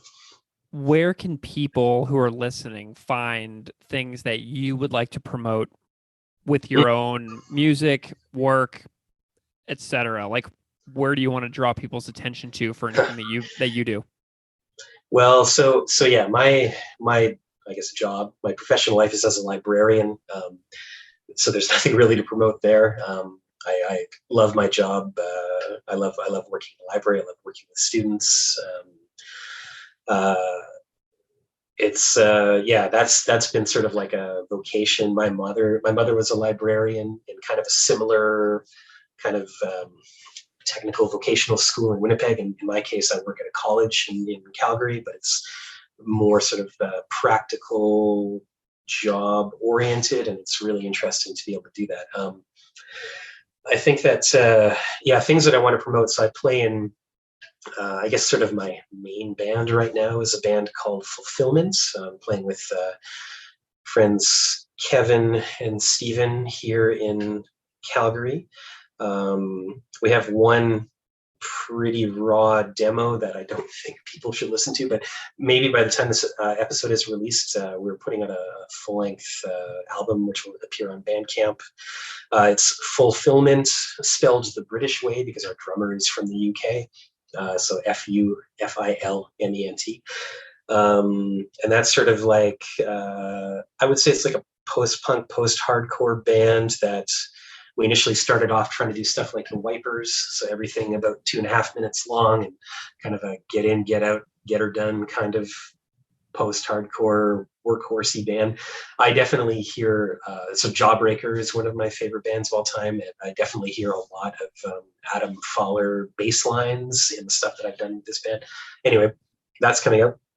I do, as I mentioned, I play in a death metal band with my partner called Manicule. We don't have any recordings yet. I hope at some point that we will. So I play guitar in that band, and then I do solo electronic stuff that's kind of, I'm still trying to learn how to use synthesizers. It's been probably 6 or 7 years at this point. I kind of suck at it, but I really like the songs, like kind of like halfway between like synth wave and then kind of some ambient a little bit and some kind of like more house 4 on the floor kind of stuff. That's under the name Zeta 2 Reticuli, which is the planet that LV-426, or sorry, the star that LV-426 from the Alien franchise orbits around. So if you type Zeta 2 II Reticuli into a search box, you'll probably get lots of stuff on Alien and Aliens, but that's on SoundCloud mostly, and I think I put stuff up on Bandcamp as well. I'm searching it literally right now. I found it. Zeta 2 Reticuli, Voyager, and Tiberius. Yeah, so everything. So I started, when I started putting songs up for that, every song is a reference to Star Trek, and I've just kind of like kept that going from the get-go. And yeah, I won't say that there's any kind of like, I'm not writing like a concept album about Star Trek technology. I just really like Star Trek a lot. Yeah, so that's what I'm doing musically. Is your fulfillment record called 10 Colors? Yes, it may be available already. It's up. So, I'm looking at it. Here it nice. is. Well, there it is. Yeah, that's probably a mistake. The artwork looks great. Yeah, that's all Kevin. He's really he's a gifted artist in a lot of different media. He does so this is something that I love about still being a Propaganda fan and talking about it and meeting other people that have been long-time Propaganda fans, and just fans of like punk rock in general. It's that I've found that as I've gotten older, I've started to like meet and know, and then even sometimes play with people that I adored in bands in the past. I did that with another Kevin from Weights and Measures. I played in a band with him that put out a couple of records called Big Knife, Little Knife, that was out of Montreal. Weights and Measures is one of my favorite bands in the mid-90s, math rock instrumental power trio.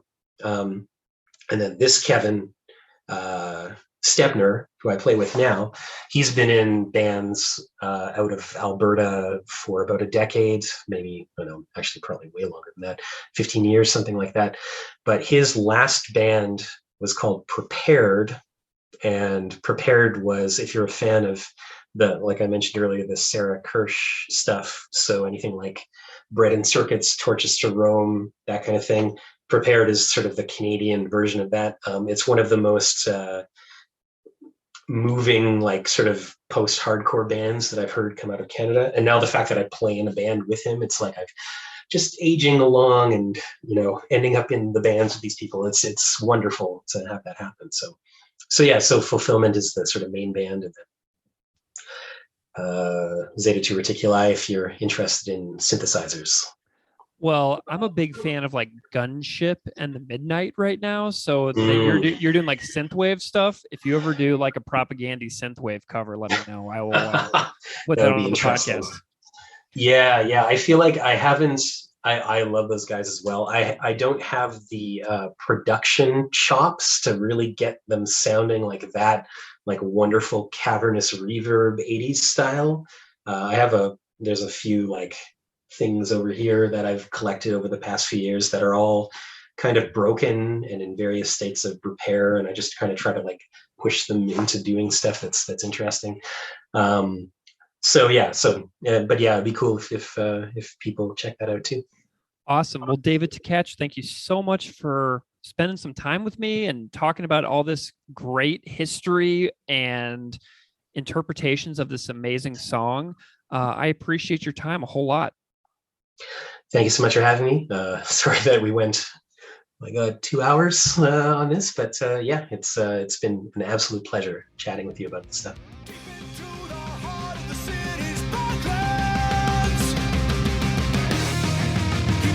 His escape, and where for 5 months he ran free, and replayed his only fond memory, just a warm and distant dream of his mother's loving eyes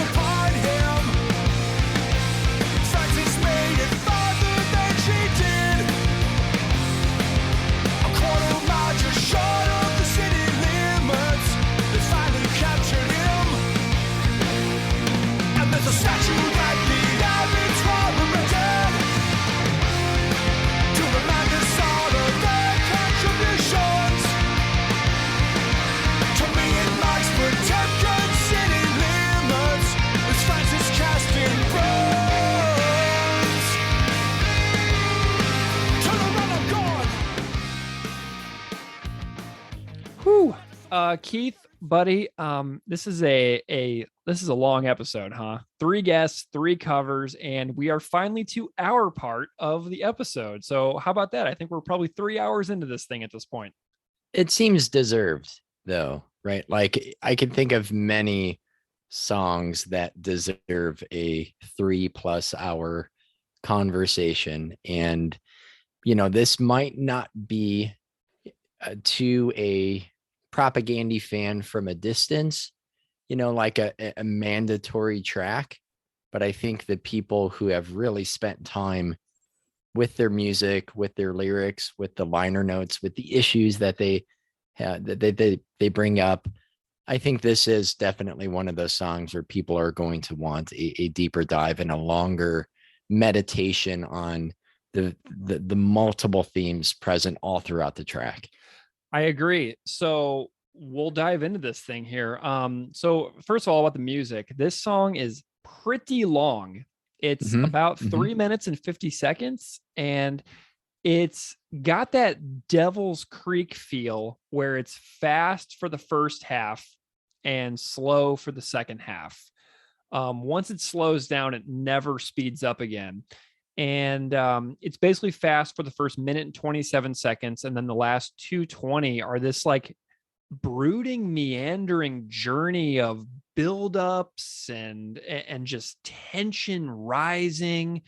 It's a journey of tempos. And then from 127 to 233, it's slow, brooding, transition, buildup, story in the lyrics. And then from 234, it comes back in with mother's loving eyes upon him. And then it's this slow burn to the end from there. And it kind of reminds me of Devil's Creek in that regard, Yeah, that's a good comparison.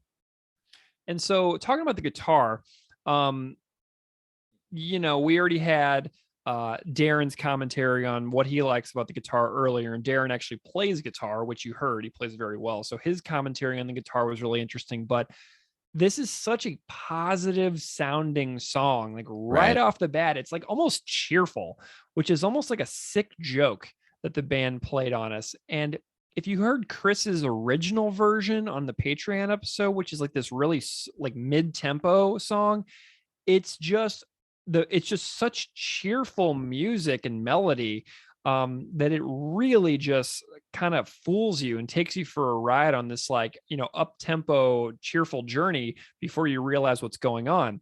But had this song appeared on Potemkin, it would have sat alongside Name and Address Withheld for like a melodic, happy-ish sounding tone of the music with vocal melodies that are like, accessible and bright. But then it like would lure the listener to reveal the darkness underneath once you pay attention to what it's actually about. So like propaganda, like with this song and the guitar, like they lure us in with beauty, but then they break our hearts. And the playthrough video that Clem from Last Note did of this is so wonderful because there is all kinds of soloing and really nuanced, delicate playing in the second half of the song that you really have to listen for and closely if you're listening to the record.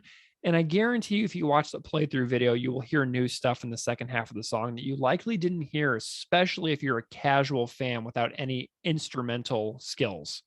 Right. You're not going to find, like the riff, right?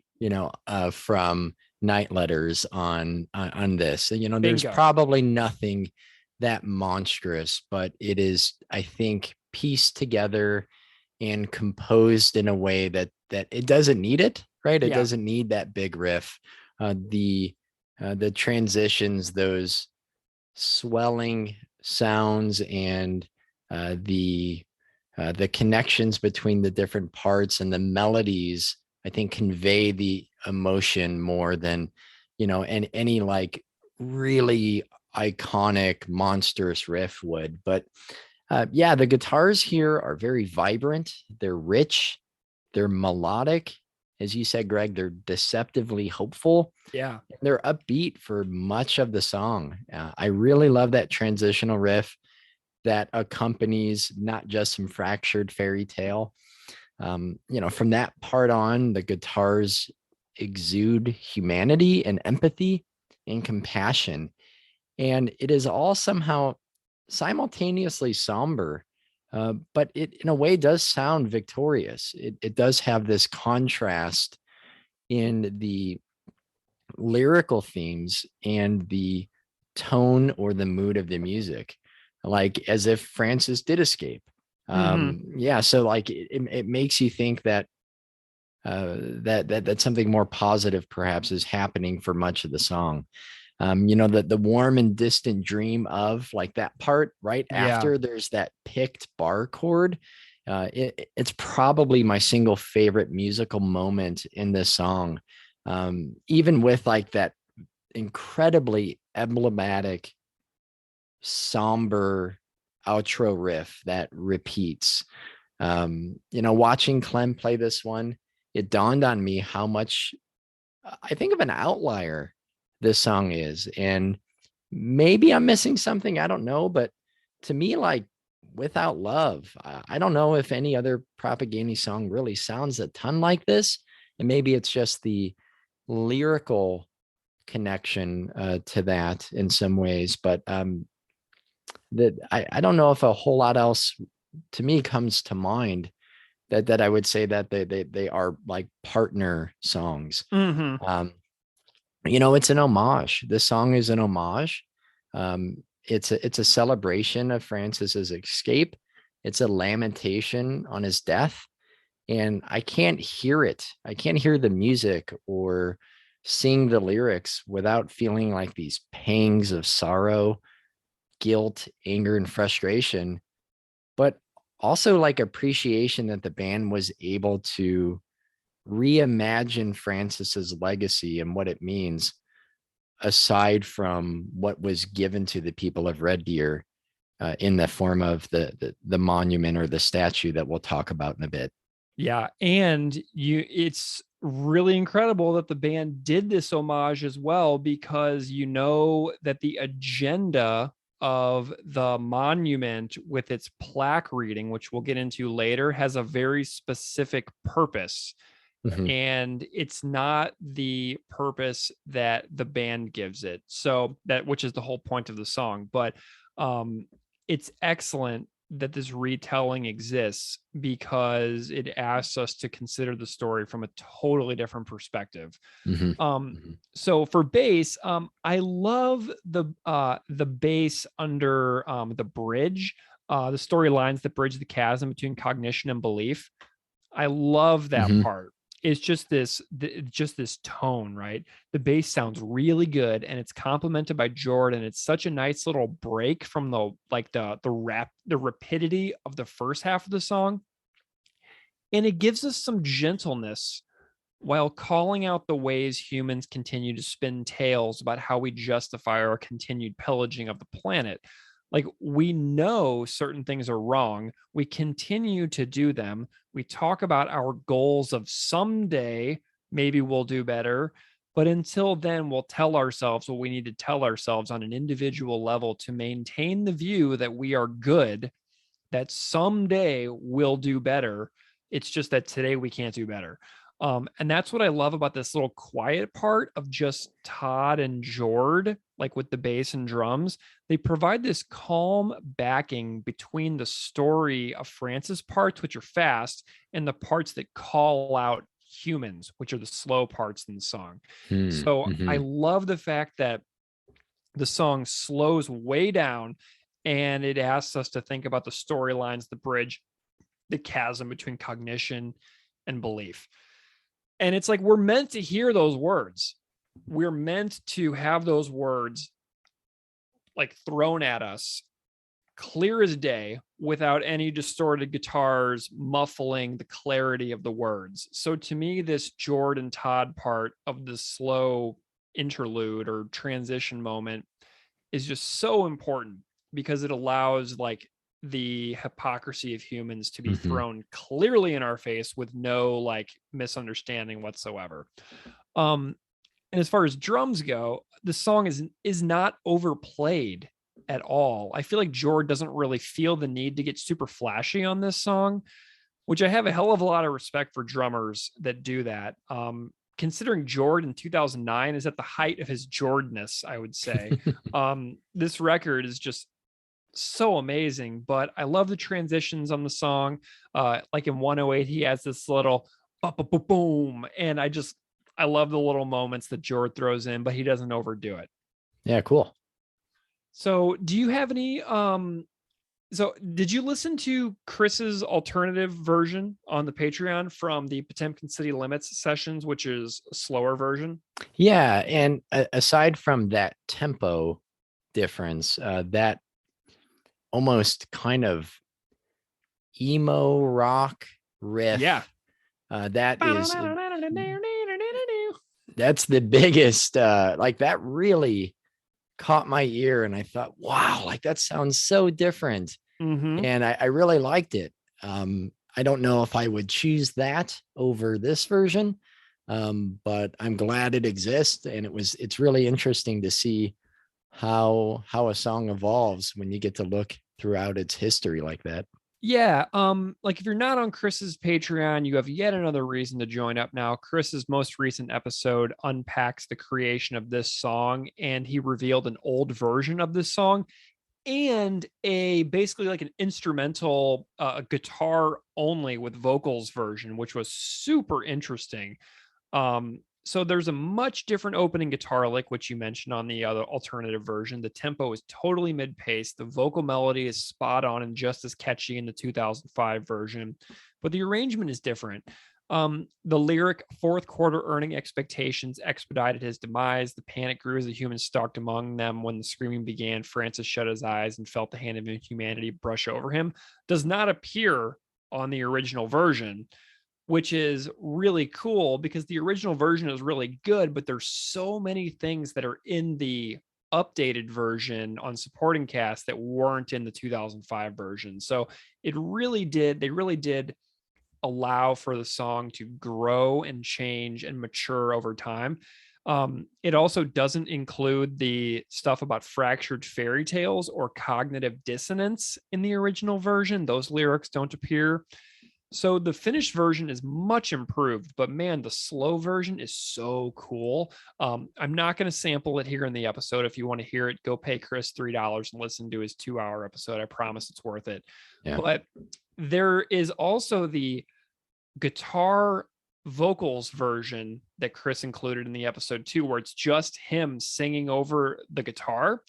But the purpose of that clip was to show what a master of backing vocals Bill Stevenson is, which I thought was so cool. There is a full performance of just guitars and singing of this song where Chris and Bill Stevenson are finding backing vocals for almost every line in the song. So you can hear Chris harmonizing with himself in all these different ways of tracks that may not have even made the final cut of the record. It's just Chris singing underneath himself with vocal melody ideas that he and Bill Stevenson were coming up with in the studio. And that is in the Patreon also. And it's so cool to see just how much layering goes into these records that we as casual listeners are just driving down the road singing along, but like there's so much care and work that goes into this work. So go check those out on Patreon. Strongly recommend. So let's dive into the lyrics. What do you think? Yeah, Greg. And I thought, something that you mentioned at the beginning, maybe this being a song that you overlooked for a while, if at least only on guitar. This was not one of my favorite tracks on this record for the first couple years that I owned it, and I liked it, and I really liked it, and I would sing along, and I thought about the words. I didn't necessarily understand them, but not a song that I would have played for someone else if I was like, hey, you got to check out and buy this record. So I was thinking, like, what did other people at the time say? And, we've read some reviews first, and I wanted to just go back to a couple reviews that I found that reference this song. So from punknews.org, the writer Crackpot Demagogue wrote, humane meat, which shoots down the paradoxical notion that it is possible to kill humanely, played out with a stunning screaming solo. Lyrically, this theme continues on Potemkin City Limits, with Hannah presenting an extremely poignant and touching account of animal suffering, proving here again, as he has done repeatedly over the years, that his lyrics can stand alone and stand out as prose on their own merit. Wow, I agree. Another review from Sputnik Music from Streetlight Rock wrote, the first 6 songs alone would be worth the album's price, with songs like Tertium Non Dator and Potemkin City Limits among some of the best material the band has ever written. And then on Dominionated, Jeff Parent wrote, the band is also careful not to cater to any one pillar of their sound. The pop punk leanings of songs like Humane Meat, Without Love, and the gut-wrenching Potemkin City Limits trade off with the heavier, thrashier numbers like This Is Your Life, Tertium Non Dator, and Incalculable Effect. So I was glad to see that reviewers did pick up on the immensity and the beauty of this song in 2009 and 2010, because I kind of overlooked it. So did I. My main overlooked songs from this record are as follows: Potemkin City Limits, Funeral Procession, and Incalculable Effects. Those were like the 3 songs where I was kind of like, yeah, they're great, but it's like I was like, Without Love, Tertium Non Dator, Supporting Cast, Night Letters, you know what I mean? Like, so this is a massively overlooked track for me. But let's get into the lyrics here. We've got our first line. Francis didn't give a fuck about the rollbacks, the overproduction, the reduced demand. He never gave much thought to disputed contracts.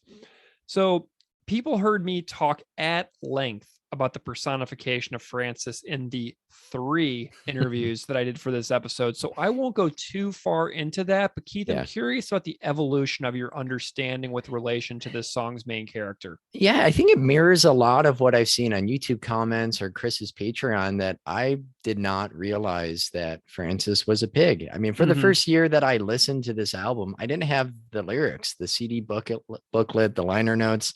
I downloaded it and then I listened to it a ton, but I missed some words like, abattoir. I think that is a key word, and I just missed it.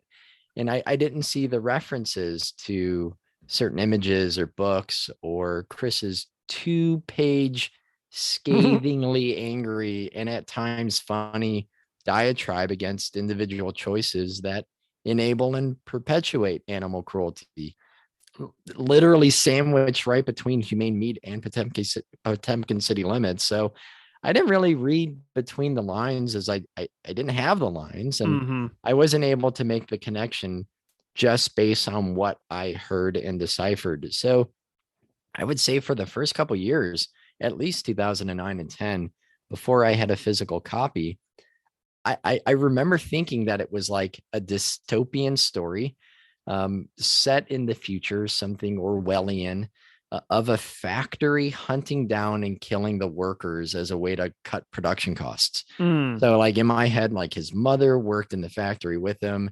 The mother did not get out, but once the killing, the slaughter commences, Francis is able to escape and live in hiding.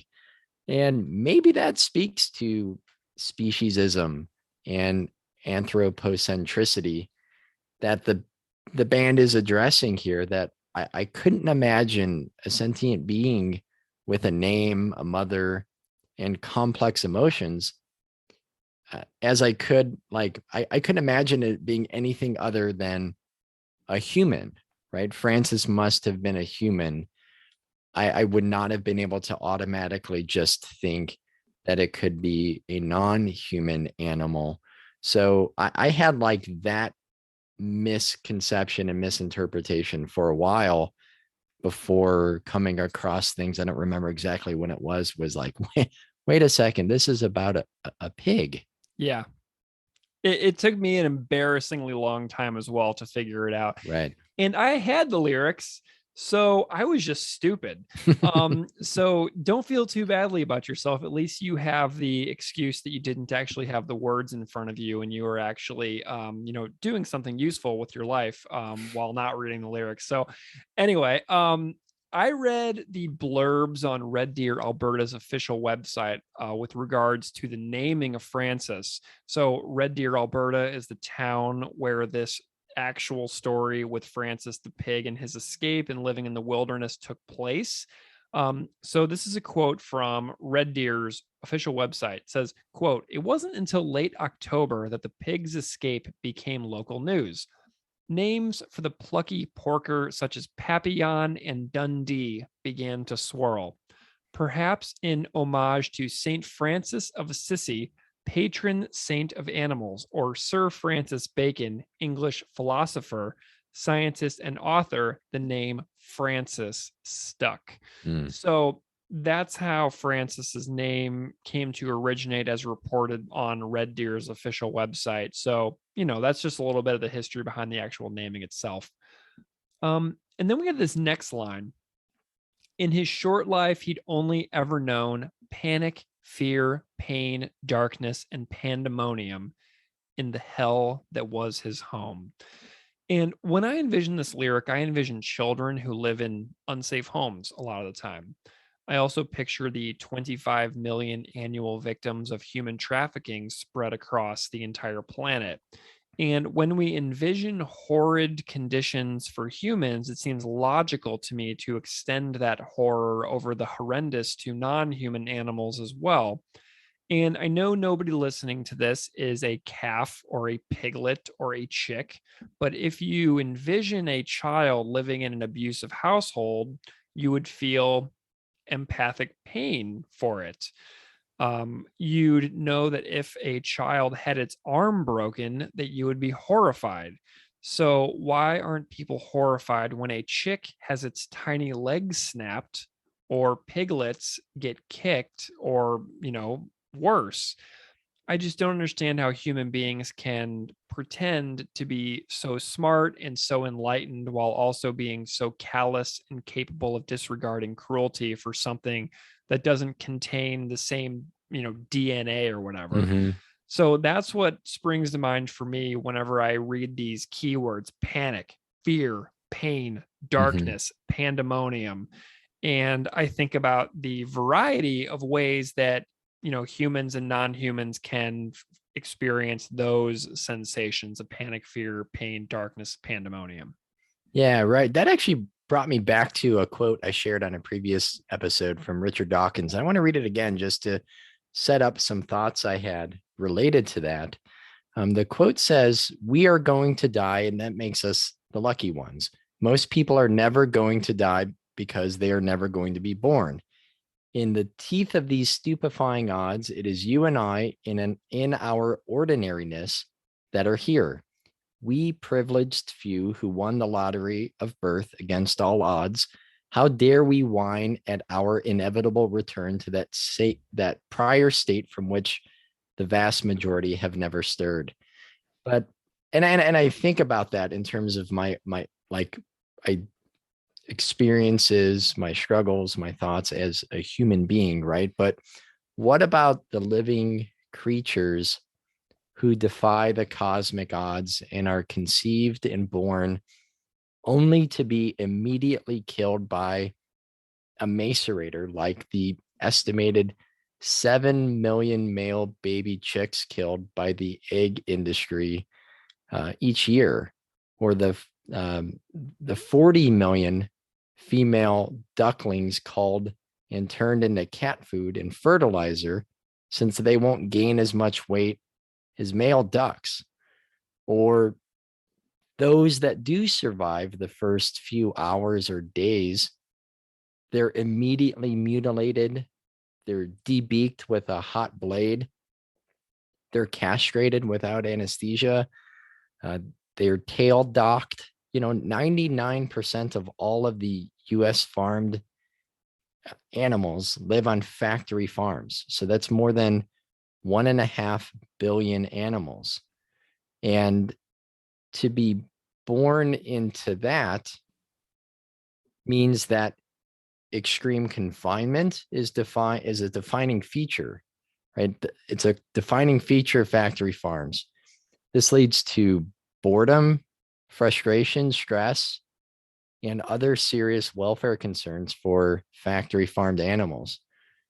The most intensive confinement systems for cows is called a tie stall and is used specifically for dairy cows. And each cow spends all her time tied into a single stall, followed by a loose stall in which cows are allowed to roam around a small shed. And still, these cows spend their whole lives indoors.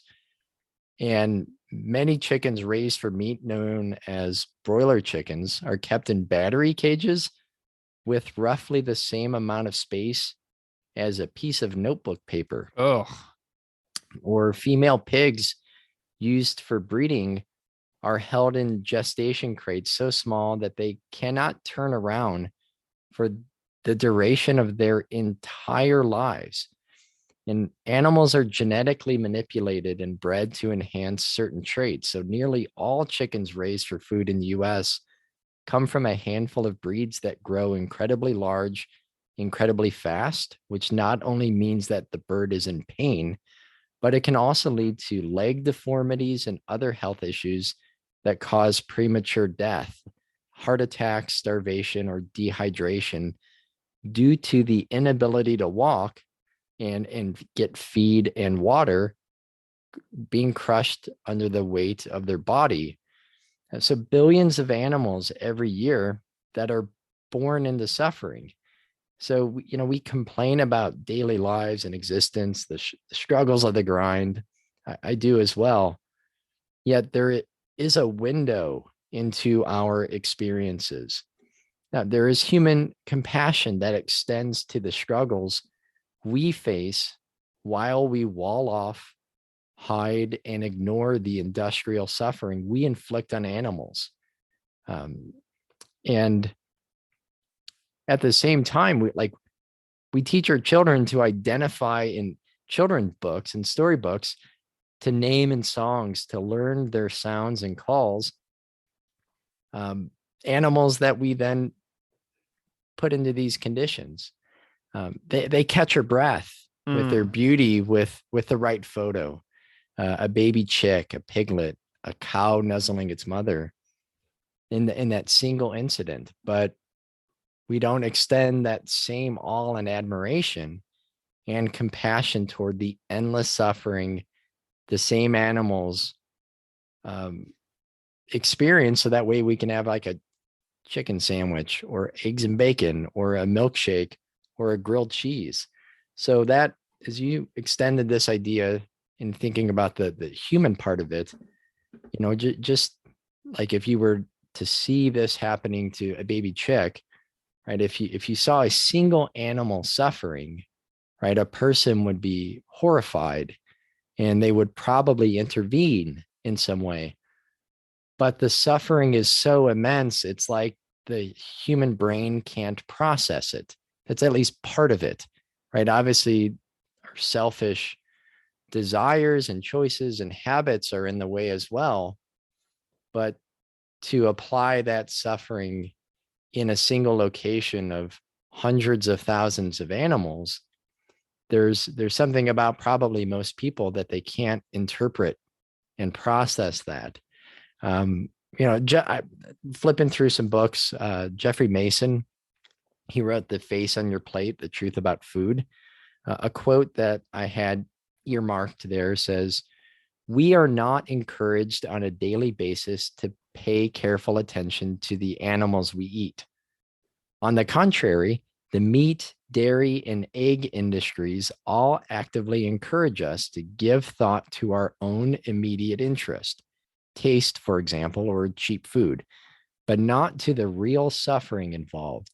They do so by deliberately withholding information and by cynically presenting us with idealized images of happy animals in beautiful landscapes, scenes of bucolic happiness that do not correspond to anything in the real world. The animals involved suffer agony because of our ignorance. The least we owe them is to lessen that ignorance. And those And- idealized images are also a Potemkin village. Right, Greg. And I've been complacent in my learning of the horrors of the animal industrial complex, even with this podcast and even with the episodes that we've already addressed. I think I was like hovering in a holding pattern mostly of either my habits or even like just the knowledge, not really branching out in what I know or what I've seen, or exposing myself to the inhumanity that happens every day. I'm aware of it, but I pretty much sheltered myself or walled off things. And, an example of that would be the documentary Earthlings that you've mentioned a number of times in the past, which I had not built up the courage to watch, and I still haven't watched it in its entirety because the images are so heartbreakingly jarring. They're so terribly disturbing. I've been working my way through it because I kind of have to break it into pieces to lessen my ignorance, to remind myself of the consequences of my own decisions, to not be as blind and deaf to the enslavement of entire populations of species. And, somewhat related, I'm rereading Neil Postman's Amusing Ourselves to Death right now. Oh, it's a great book. Yeah. And part of it just happened to coincide with Chris Hanna's most recent episode about this song, Potemkin City Limits. And I just think that he mentioned some similar themes or issues there, and how our lives have become so defined by entertainment, our culture, our expectations, our free time is almost exclusively defined by escape, making it harder to see, when you seek it out, footage of dolphins having their throats slit or monkeys vomiting from the exposure to radiation during experiments.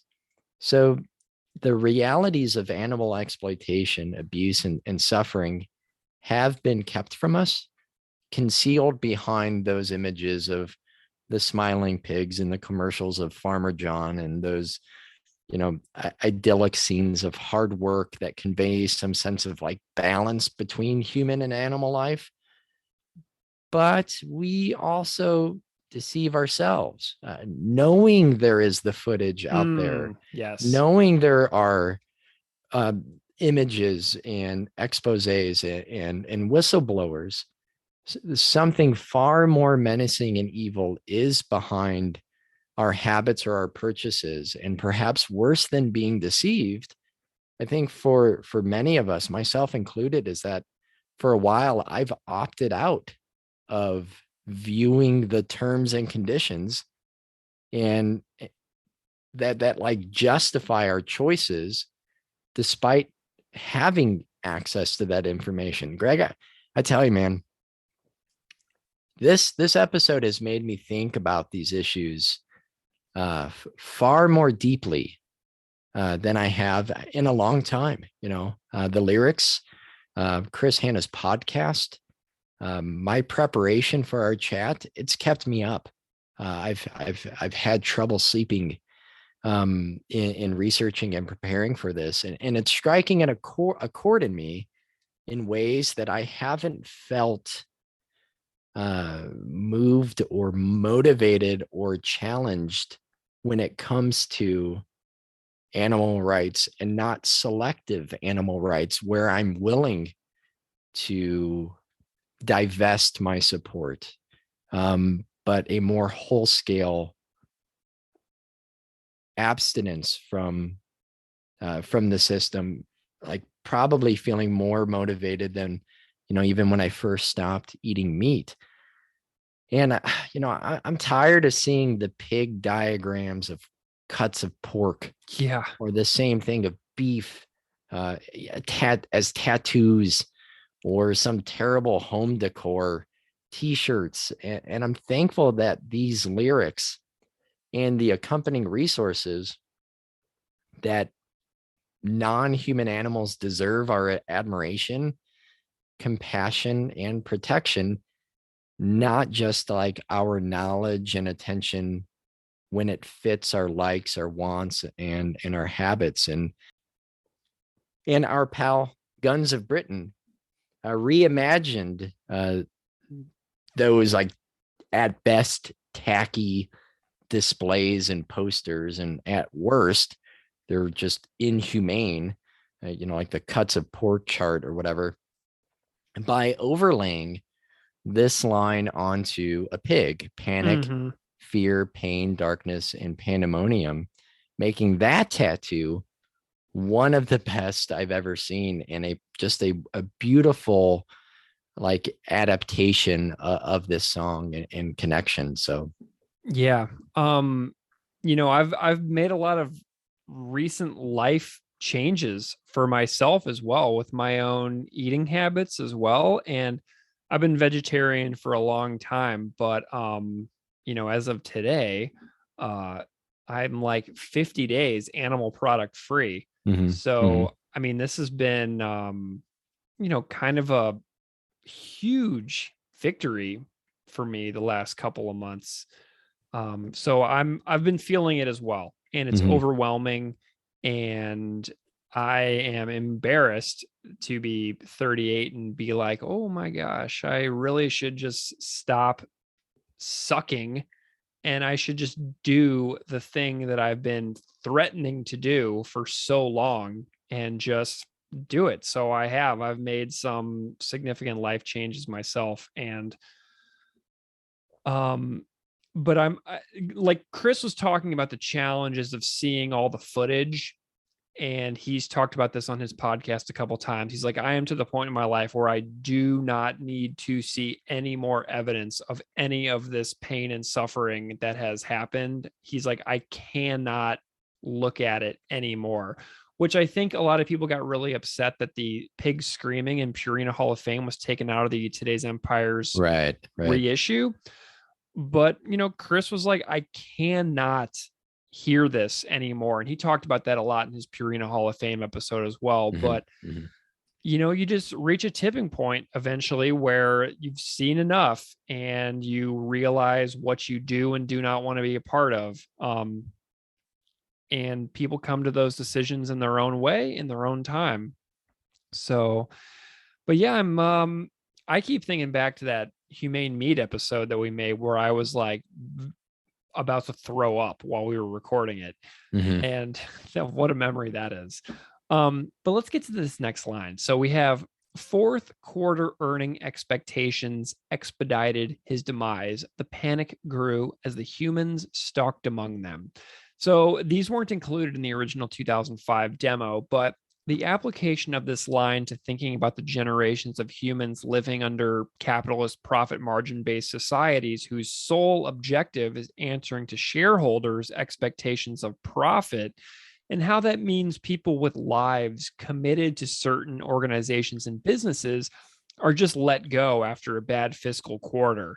The panic growing in this lyric reminds me of a boss making the rounds through rows of, bland cubicles, looking for any reason to pick off a certain underperformer and show them the door. The parallels to the human corporate world and the situation of the slaughterhouse in this lyric are pretty striking and stood out to me as well with this line. Yeah.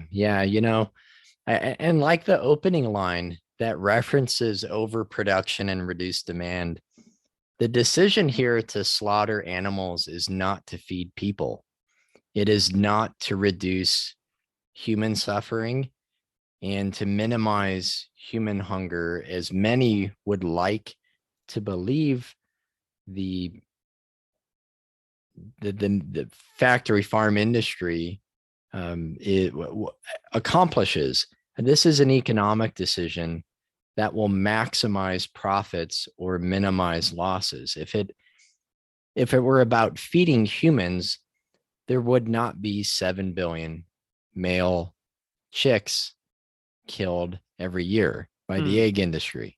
It has nothing to do with feeding people. Yeah. It's about what's most profitable. And, even with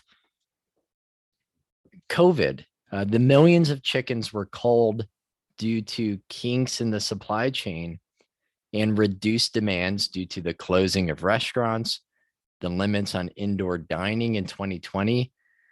Workers suffocated millions of chickens by turning off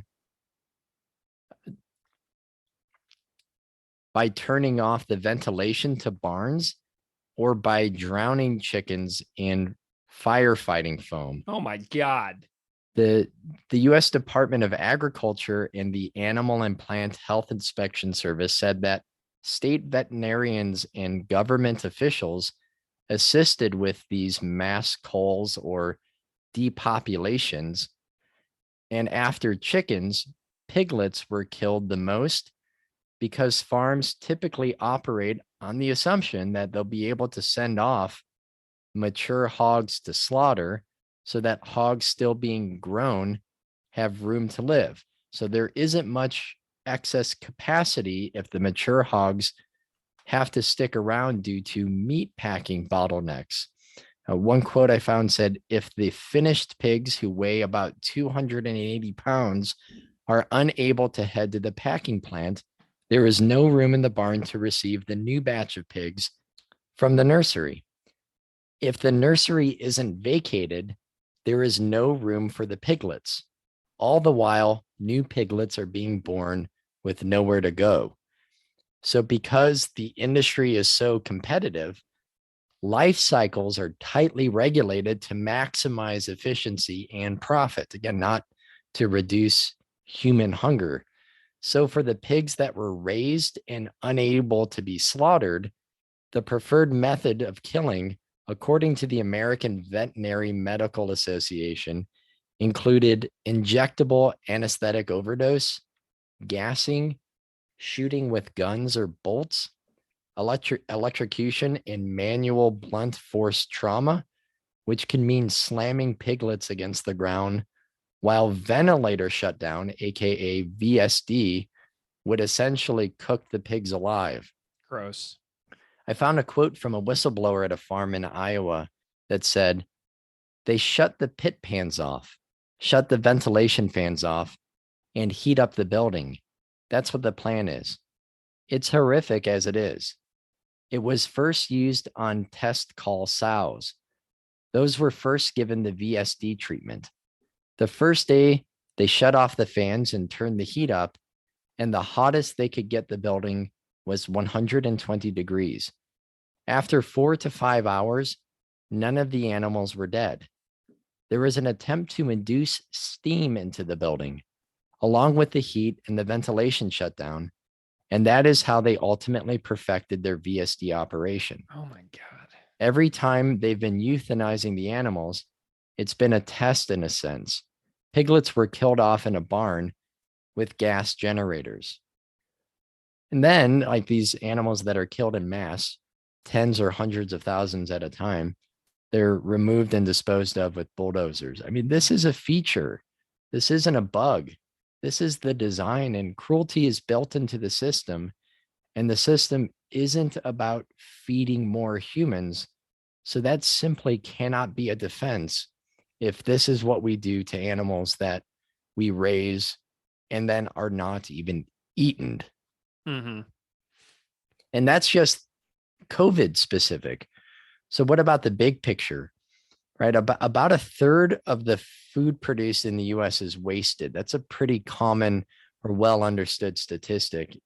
While 10% of the US experiences food insecurity, and Americans throw out 26% of meat, poultry, and fish at the retail and the consumer level. So I read from one data scientist, Harish Sethu, who said that he's an author of a blog called Counting Animals. He says that America's meat waste problem means we're raising about 1 billion chickens, more than 100 million other land animals, mostly turkeys, pigs, and cows, as well as capturing about 25 billion fish and 15 billion shellfish, mostly shrimp, only to have them end up in a landfill. And those numbers are from 10 years ago. And they only predictably have gotten worse. So 5% of the 9 billion chickens raised for meat in the US, about 450 million chickens die on the farm, or they die in transportation on the way to a slaughterhouse. So, like, even worse, a substantial amount of the animals raised in abject cruelty, abused, tortured, confined, mutilated, and then slaughtered, are never even eaten. They provided no nourishment, no sustenance, no calories. Their entire brief existence, defined by pain and suffering, was an exchange of money. Yeah, and if you think about the as you mentioned earlier, the sheer improbability of ever having been born as any species, Right. like possible, any possible species, the improbability of being born as that is high. So to have that be the sole objective for why you are born into this world is just disgusting. It's disgraceful. And so many of us are just completely a part of it. And it's really hard to rationalize, which is where like the cognitive dissonance of this message of the song really comes into play. But we've got this next line.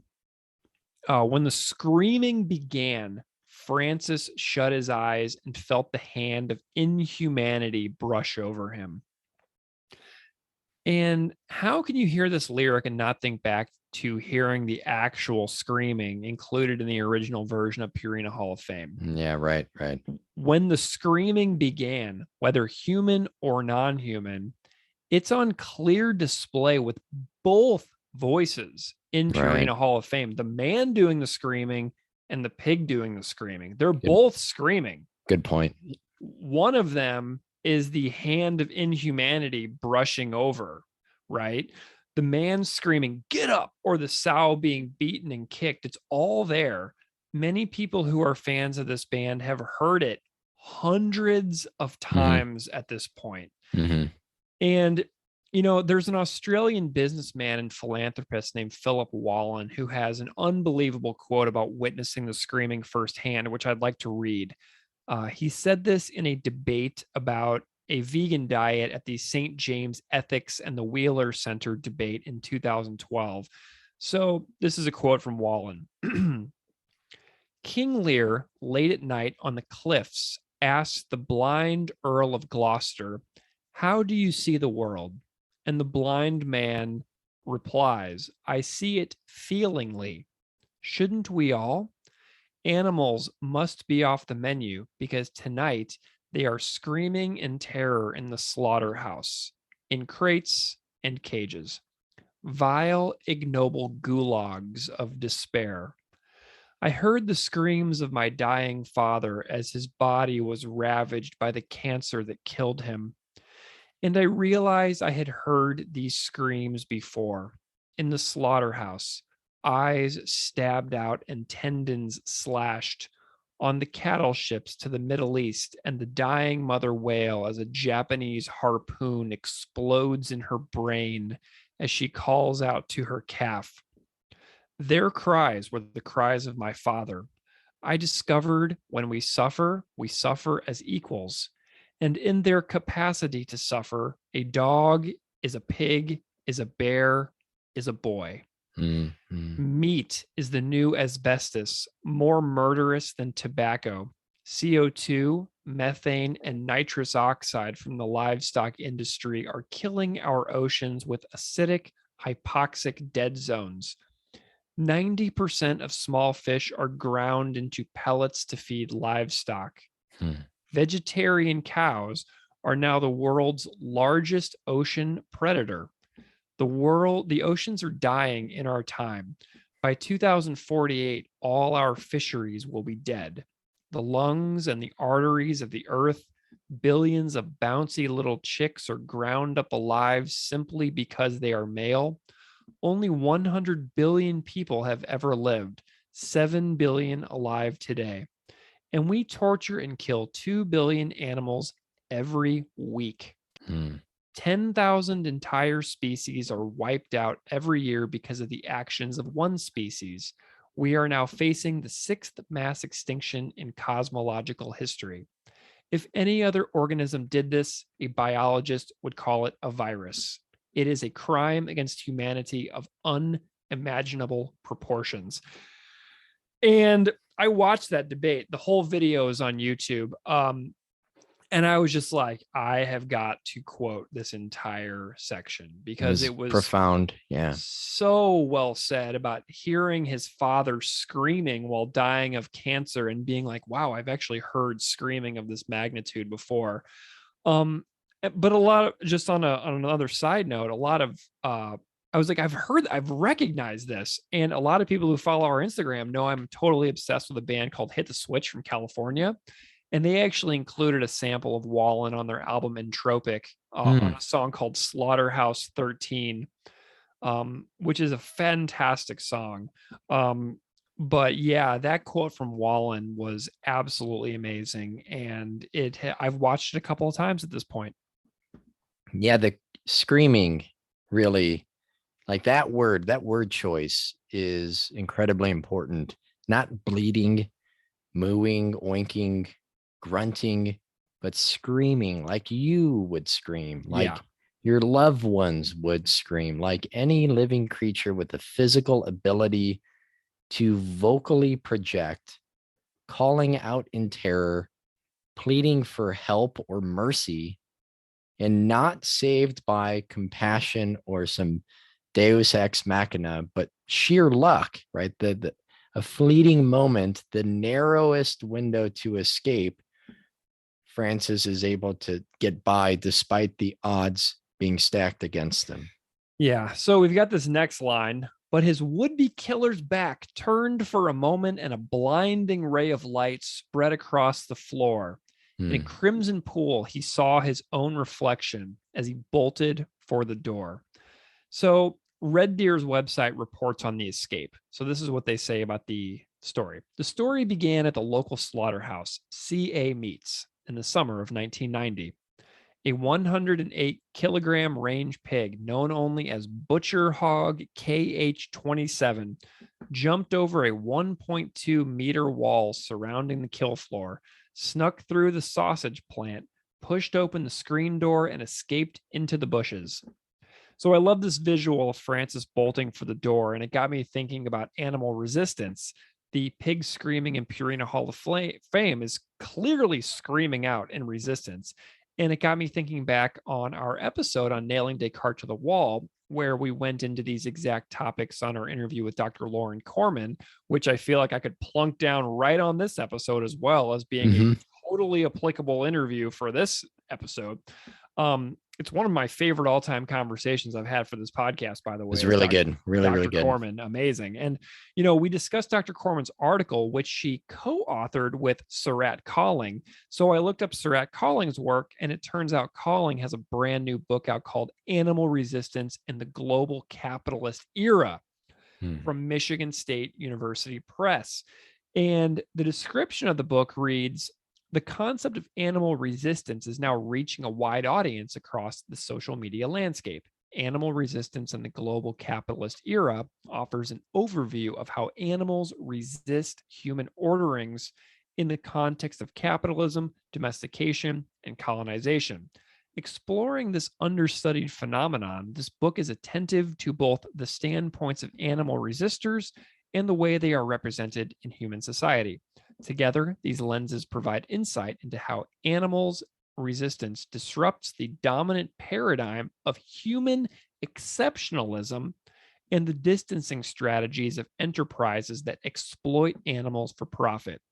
Animals have been relegated to the margins by human spatial and ideological orderings, but they are also the subjects of their own struggle, located at the center of their liberation movement. Wow, that's awesome. Wow. So this book is great. I'm reading it right now. The book is broken into 3 sections. Why do animals resist? How do animals resist? To what ends and beginnings do animals resist? And I want to read a passage from Calling's introduction, which begs us to listen to the language being spoken by animals who do not speak the language of humans. So, Calling writes, a cow and calf flee from a farm by swimming across a pond, running through a forest, and jumping over a high fence into the pasture of an animal sanctuary, where they hide among a herd of horses. 4 baboons escape from a biomedical research facility by rolling a 55-gallon barrel into an upright position, climbing onto the barrel, and jumping over their enclosure's wall. After being sold to become fast food, a chicken absconds over a fence and travels 3 miles over 2 months to reunite with her best friend, a rooster named Horst. These 3 viral news stories, which occurred within a month, are not unusual.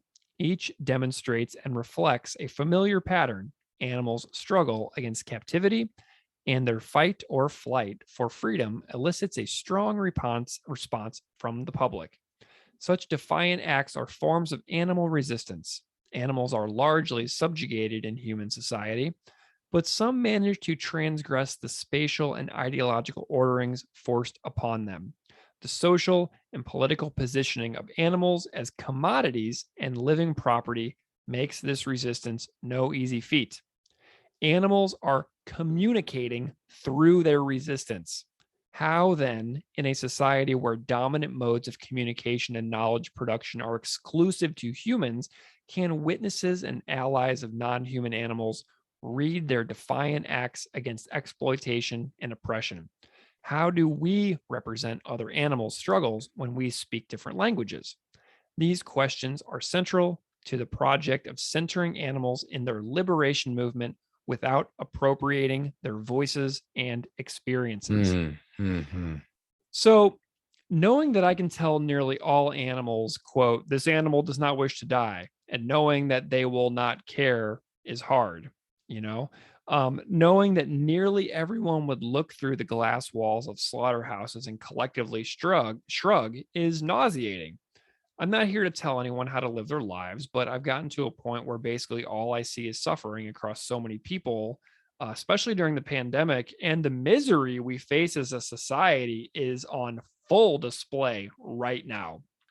I like whenever Chris says I don't want to see anymore, like I feel that way too a lot of times because it's so overwhelmingly painful. But I loved Surratt's ideas of listening to their voices and recognizing that they are using voices.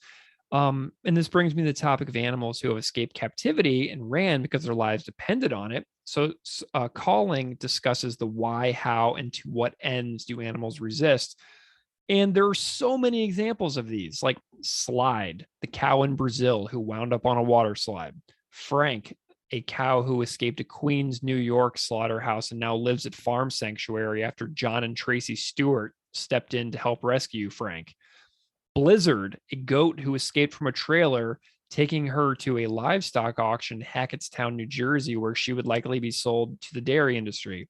Or Yvonne, a cow in Germany who escaped from a farm in 2011, evaded capture for 3 months, and was eventually rescued and placed in an animal sanctuary.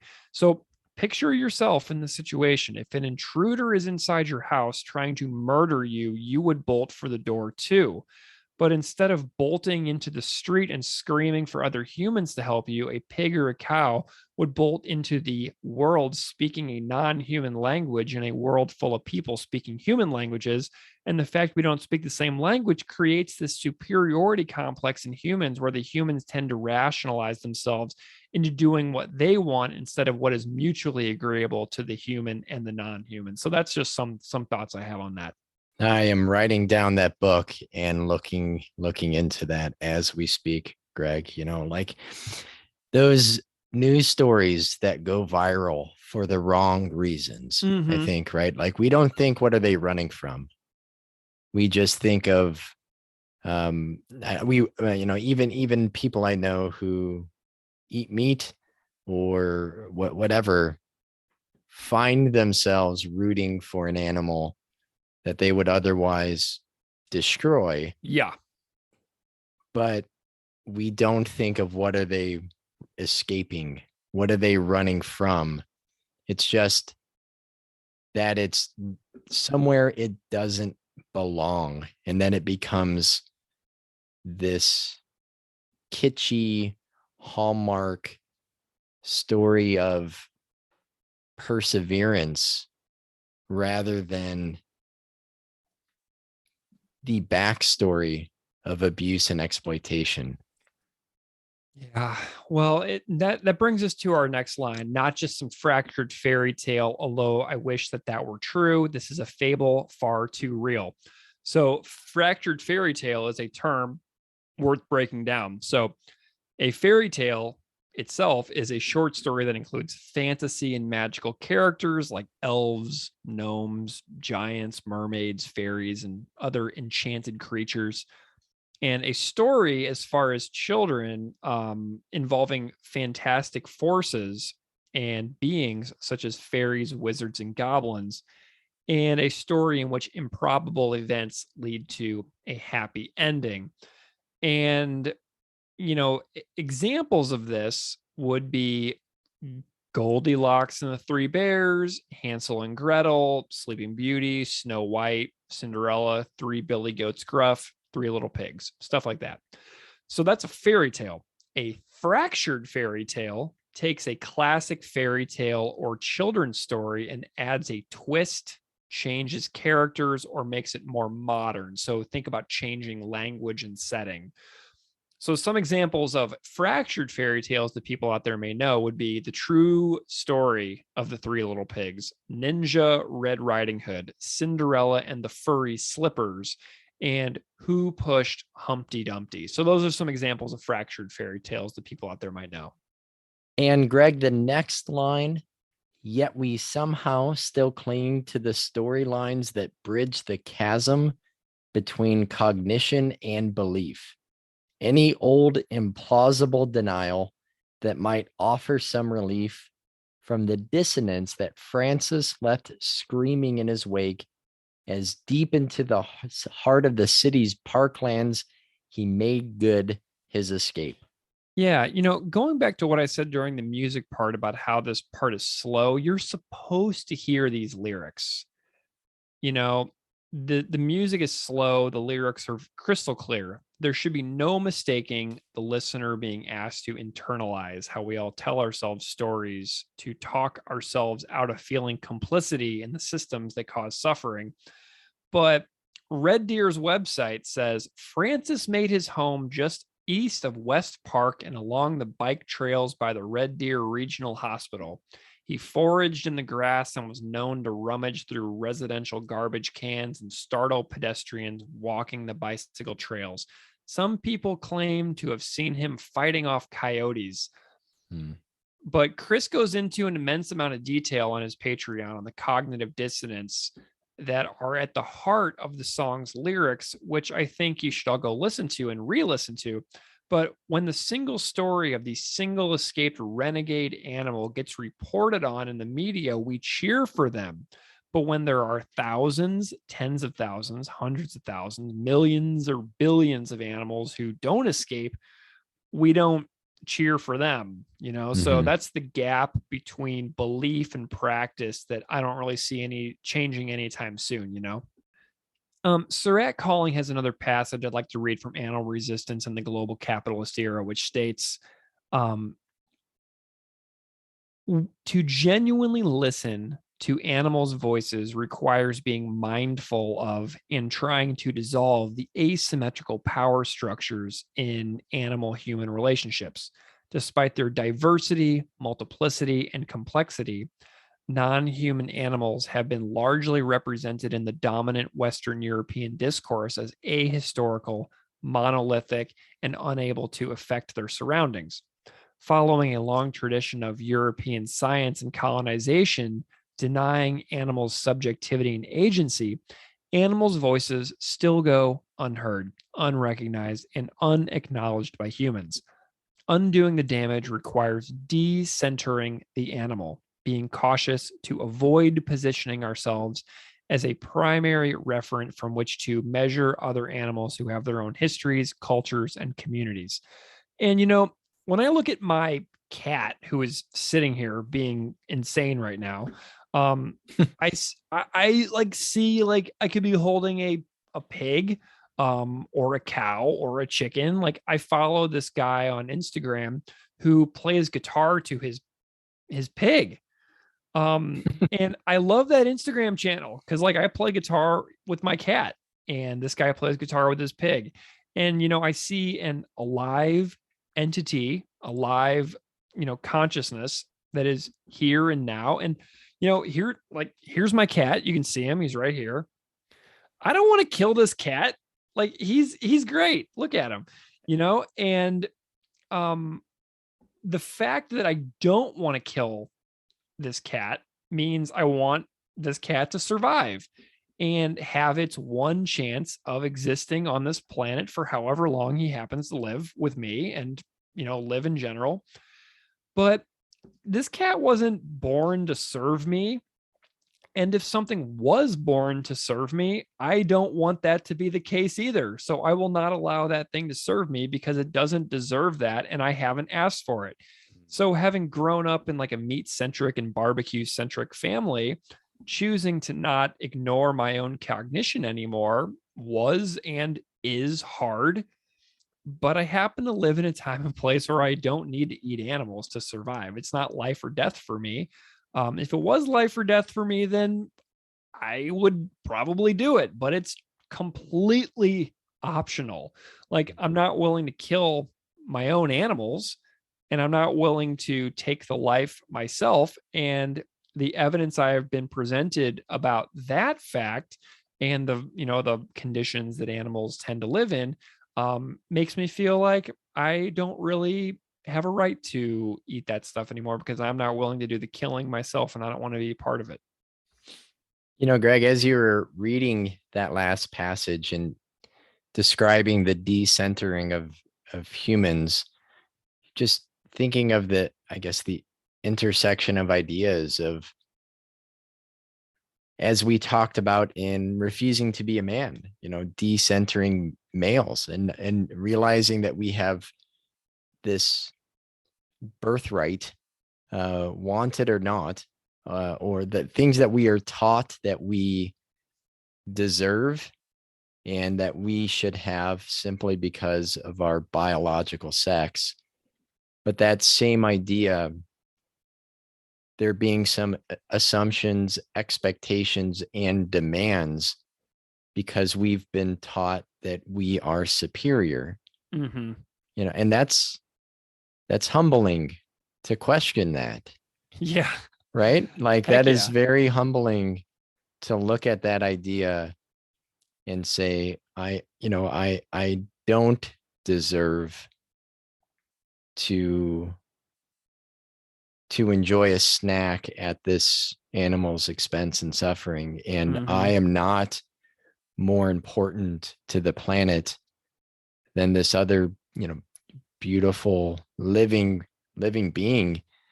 And I gotta get that book. I just say, I don't know. I gotta get that book. And this story of Francis's escape provided an opportunity for the community of Red Deer to critically reevaluate its dependence upon animals that leads to suffering and exploitation.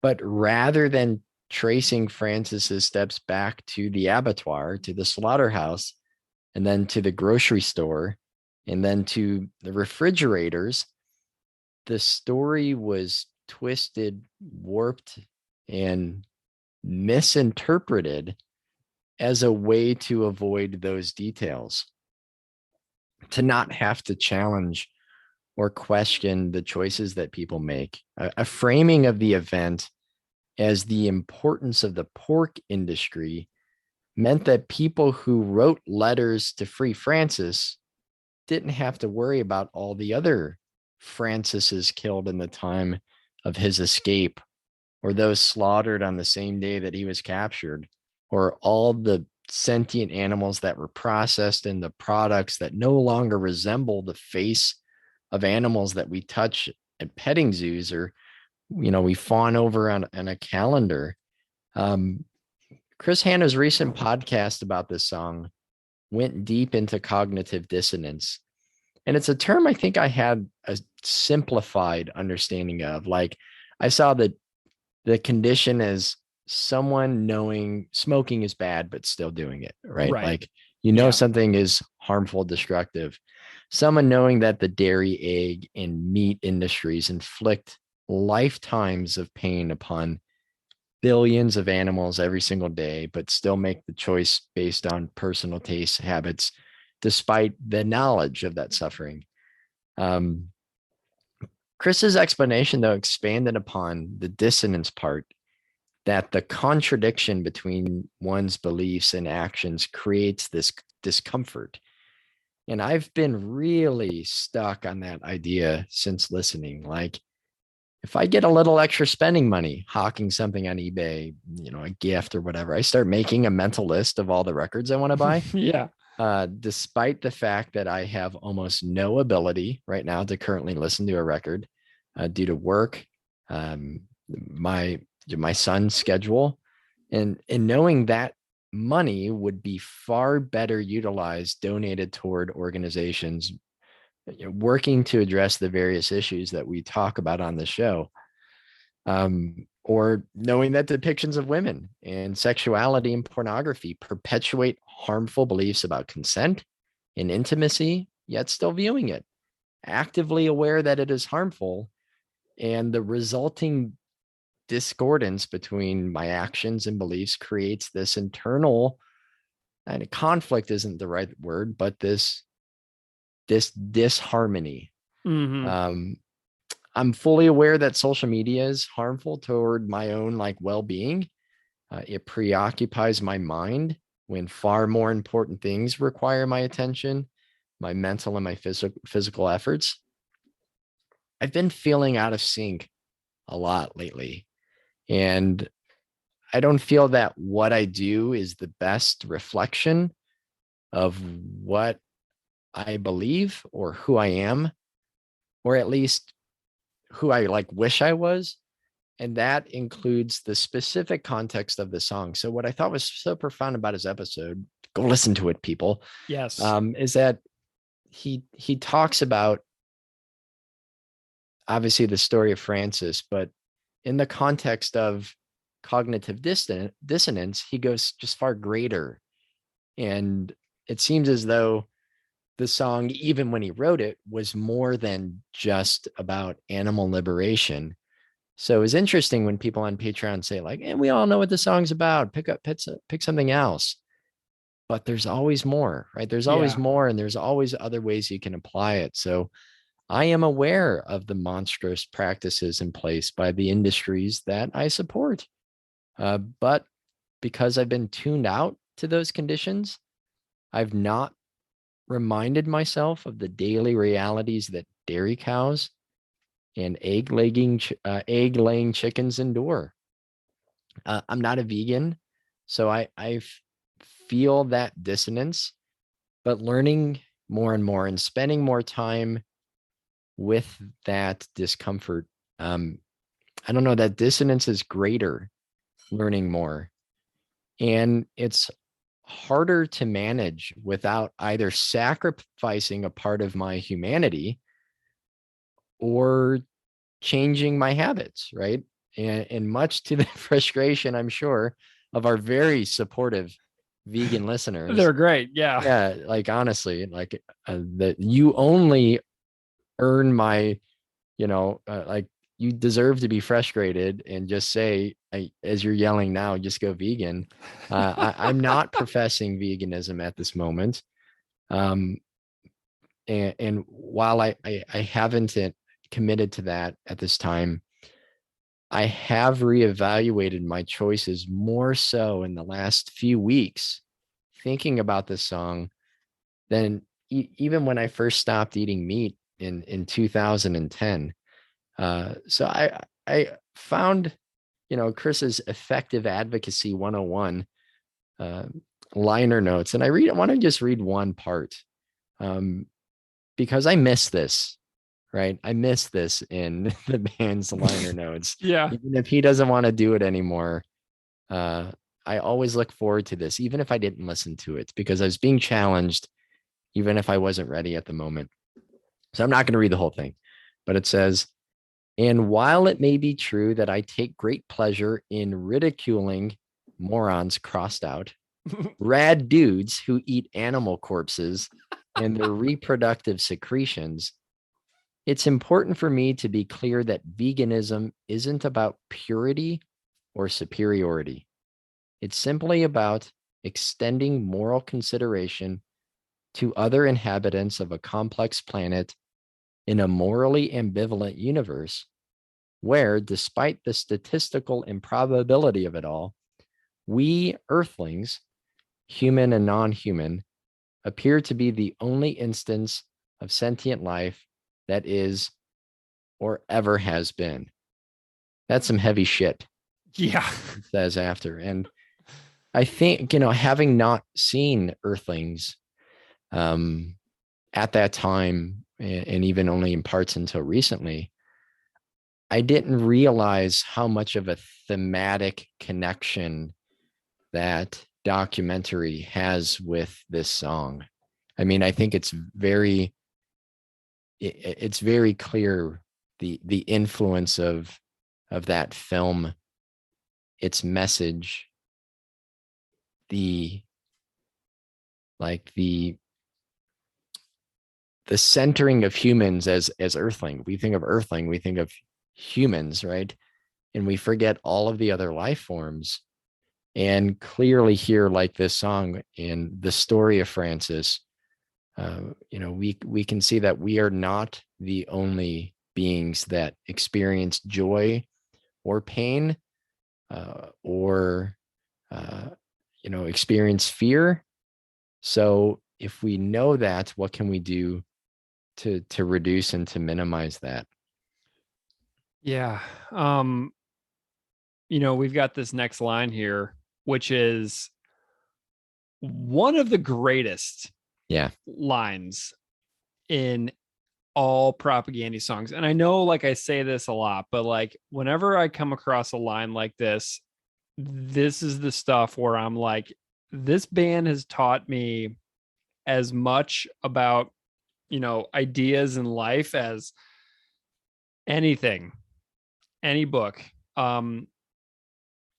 or any experience. And so the line is where for 5 months he ran free and replayed his only fond memory, just a warm and distant dream of his mother's loving eyes upon him. Frances made it farther than she did. And there is a minute-long buildup that peaks here with mother's loving eyes, and it's so absurdly well timed.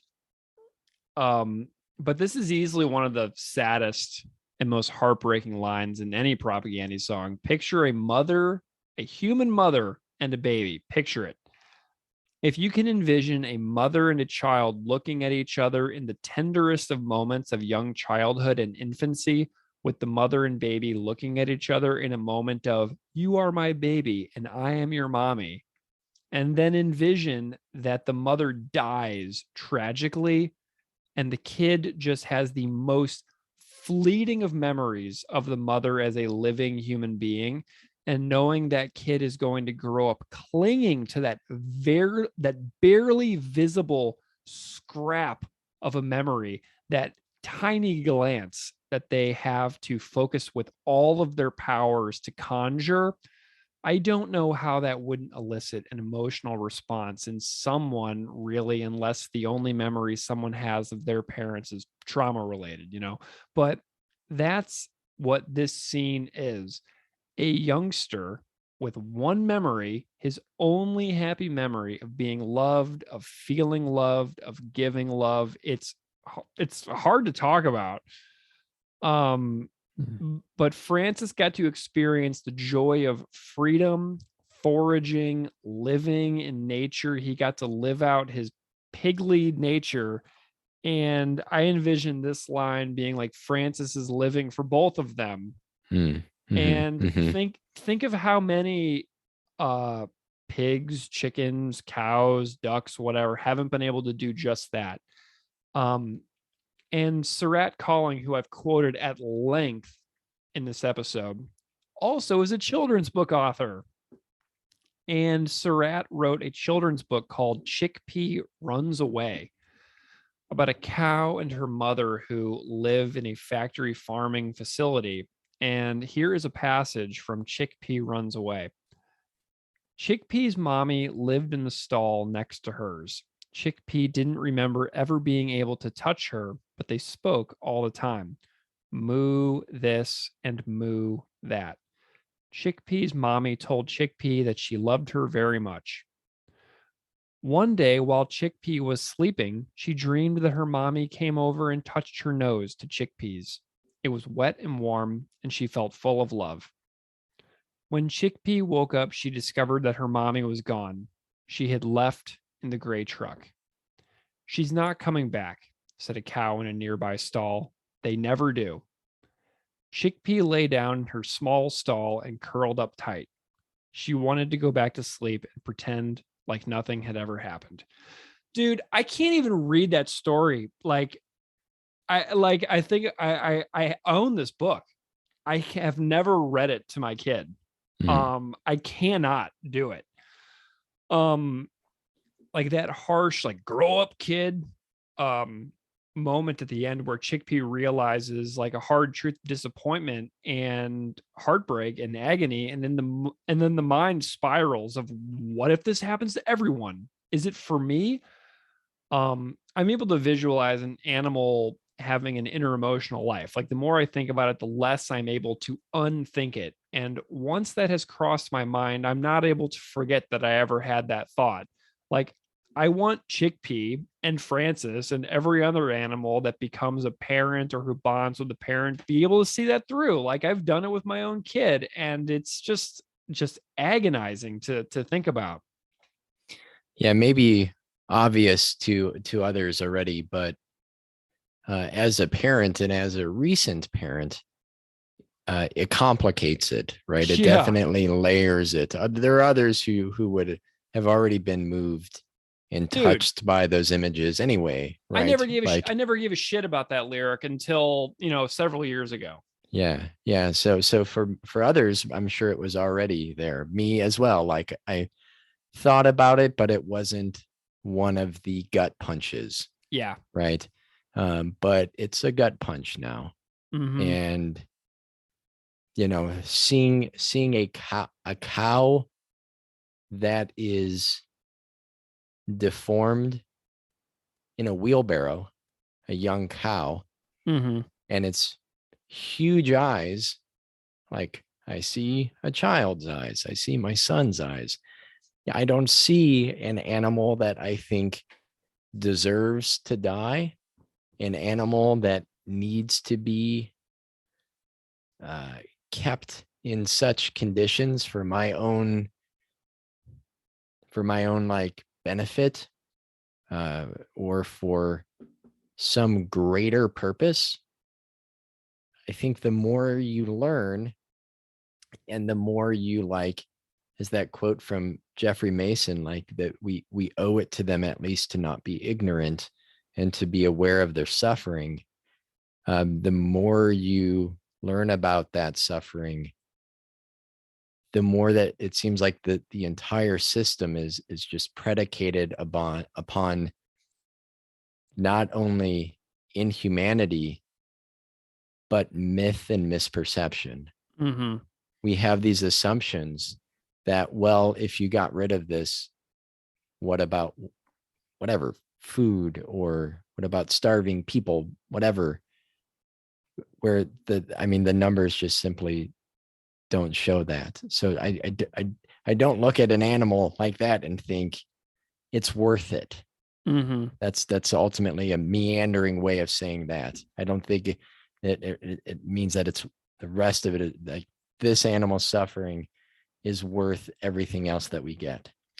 Yeah. And then we've got this, the story of the capture. The lyric is a quarter mile just short of the city limits. They finally captured him. So here is the story of Francis's capture and his death from Red Deer's website. With winter fast approaching, on behalf of CA Meats, fisherman and hunter Al Marshall began searching for Francis in earnest. Once the snow set in, Francis's means of acquiring food would be limited and he would not be able to withstand the cold. But Francis remained one step ahead of his tracker. Towards the end of November, traces of Francis disappeared. 4 days later, Francis was spotted on an acreage just west of Red Deer. Marshall caught up with him and shot him with a tranquilizer. It had no effect on the 1.5 meter long pig, and Francis escaped. On November 29th, Marshall picked up Francis's tracks again and was able to slow him down with 3 tranquilizer darts to the rump. A fugitive for 5 months, Francis was finally apprehended. Local farmer Doug Smith was tasked with caring for Francis and taming him. He said of Francis, "He's like an alligator. If you walk past him, he'll tear your leg off." The plan for Francis to live out the remainder of his days in comfort was foiled. After 2 days in captivity, he died. One of the darts used to capture him had pierced his bowel, and on December 1st, 1990, Francis died of periodontitis as a result of the wound. So I talked about this death in my chat with Mitch Pollock about the fact that Francis dies. The fact Francis dies after trying to rescue him is classic human beings taking a situation and making it worse. We are so inherently flawed and so inherently imperfect. And like, we tend to just make things worse. It feels like there are so many ways humans know they need to make the world better and they don't. So I can only presume we are completely fine with continuing to just make things worse. And this is where I go when I become consumed with cynicism, thinking about Francis's death. And then this line, Greg, there's a statue that the abattoir erected to remind us of all of their contributions. To me, it marks Potemkin city limits, this Francis cast in bronze. Yeah, so we got a couple important terms here. An abattoir is a very fancy and euphemistic way of saying slaughterhouse. Doesn't that sound better? Abattoir. Mm-hmm. So the term is borrowed from French. I don't really know how to say the word, but the term is to slaughter. So abattoir just means to slaughter in French, essentially.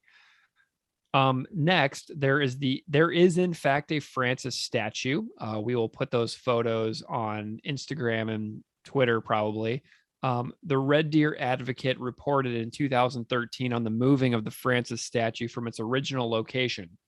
Francis the Pig, an abattoir escapee in 1990, is now grazing the grass near the Centennial Spray Park in Rotary Recreation Park as one of the city's ghost sculptures. The sculpture was removed earlier this year from its first location to make way for construction on Little Gates Avenue. Francis's new home is part of the city's launch of 3 new heritage walking tours and 58 new heritage signs celebrating Red Deer's history. Past guest on our Middle Finger Response episode and Red Deer resident Lyndon Nygaard sent in some photos of the statue and its plaque. Chris has excellent commentary on the plaque on his Patreon, which I think you should all go listen to for the 50th time. But I will read the plaque for now. So this is what the Francis the Pig plaque says. Francis the Pig by Danek Modzensky. The legend of Francis began in July of 1990 when this pig escaped from a local abattoir. For nearly 5 months, the fugitive roamed throughout Red Deer's parklands, eluding predators and several attempts to catch him. This freedom-loving pig was finally captured after a particularly intense effort in early 1991. Unfortunately, shortly afterwards, Francis succumbed to injuries he received in the attempt.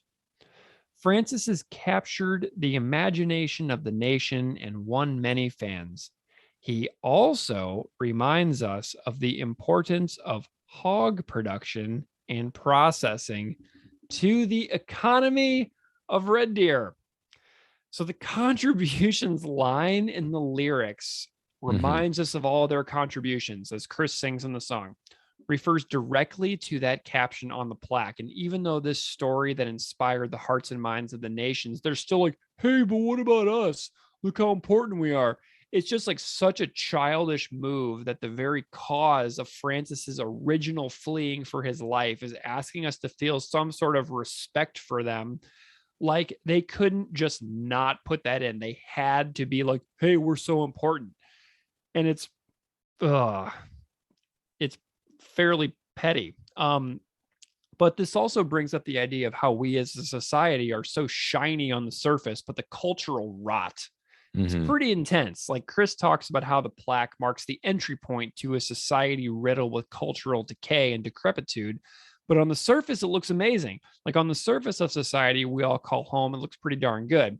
But when you think of the environmental ransacking, mass extinction, destruction of ocean life, the fact that plastic is everywhere and in everything, to think that as of this recording in February of 2022, over 7 billion animals have been killed in the US alone for food since the start of 2022. The fact that about 5,000 animals are killed every second in the United States, according to the animal kill clock. The fact that millions of Americans can't go to a doctor, the fact that our political process is pretty much entirely doomed via redistricting, challenging totally valid election results, the fact that one half of the country kind of hates the other half and vice versa. It's bleak, man. We live in a Potemkin city, shiny on the surface with nice, shiny, big buildings, but heaping, rotting pile of garbage underneath. It's us. Right. And that plausible deniability, right? If we could just feign ignorance, if we could just not know about it, and if we don't inform ourselves and learn about what is below the surface, then we could just say, well, I didn't know. Exactly. So then we have this revisiting, not just some fractured fairy tale, although I wish that were true. This is a fable far too real, yet we somehow still cling to. So Chris revisits this line, but the stories we have to tell ourselves to justify our own decisions, our place in society, social hierarchies. I love that this line gets revisited. But then we also have that line where he sings, "Turn around, I'm gone," which, what did you think it was for a long time? Yeah, I think like everyone else, I thought it was "To the Realm of Gods," which I didn't realize was a point of contention. Yeah. In the YouTube comments until I saw you there fairly recently, correcting people. But I thought it was like this mythologizing of an animal, making it more than an animal, changing its meaning, its purpose to this projected significance that the industry now gets to define. But yeah, no, it's just turn around, I'm gone. I love it too. I love the fierce debate on the YouTube comments about that particular line. But then Chris is like on his Patreon, he's like, yeah, it's kind of one of those things about excuse me while I kiss this guy, misheard rock and roll lyrics. But so let's go to YouTube. The amount of comments on YouTube about how this is the song that made someone go vegan or vegetarian, pretty mind-blowing. So a couple comments that I liked are George's majestic use of symbols in this song is only second to the feat carried out by one courageous Francis. I love that comment. Another person wrote, an enigmatic band, profound in scope, and I agree they should be more public. They are like the Jason Patrick of punk. You think they've disappeared, and then out of the blue, they release something that makes your head nod while feeding your mind. Another one simply says... is Jason Patrick the guy from Speed 2? We might have to Google that. That's hilarious. They say, tightest, raddest band on the planet. I clearly agree. Another one says, I have never been so personally affected by a band's lyrics. Long live Propagandy. Another one says, song changed my life. Another one says, can't count the times I listened to it and still makes me tear up at the fond memories line. Yeah. And another one is, I've been listening to this album steadily for 4 years, and I still get hot behind the eyes every time, starting at his mother's loving eyes upon him. Amazing song. And Coby, my first interview on this episode, he talked a lot about how this is a song that changed his life as well. So you got to hear a particular story related to a lot of these comments just now with that interview. All right, Greg. So what is your takeaway? What are you meditating on? What is your big message thinking about this song for the last couple of weeks? Yeah. In reading stories of animals who escaped from inevitable slaughter, I came across a quote on an online site called Surge Activism that springs to mind. And when I watch people cheer for the animals who escape, it's an acknowledgement that what animals endure en route to their deaths is wrong. But when those same people go to a restaurant, they open up that wallet for the smokehouse burger at Texas Roadhouse or the 18-ounce bone-in ribeye at Outback Steakhouse, which are both items I frequently stuffed myself with at various points in my life. I list those particularly because those were my go-tos. Yeah. And the cognitive dissonance between what they know to be right and what I'm using they in general terms here, actually wind up doing is pretty stark. So cultural norms like grilling burgers and dogs, man, cultural norms are extraordinarily hard to break. Even though we ethically know something is super bleak and extraordinarily wrong, going out to dinner with a huge group of people and then ordering a veggie burger when surrounded by aunts and uncles and cousins and parents opens one up to answering questions about food choices, which is just not fun. So there's a lot that goes into it. Like when you change your own decision making, everybody else gets really overly sensitive. Oh my gosh, what's up with that? And then because they feel judged when you make a choice for your own self. Yes. Which is a dilemma that I know many people out there listening have experienced firsthand with their own families and friends. It's not about you. It's about them feeling insecure about their choices when you choose something that doesn't align with what they're choosing. So going back to Surratt Calling, Surratt writes about the long stated view that animal advocates are voices for the voiceless, but that pig on Purina Hall of Fame sure as hell sounds like it has a voice to me. Yeah.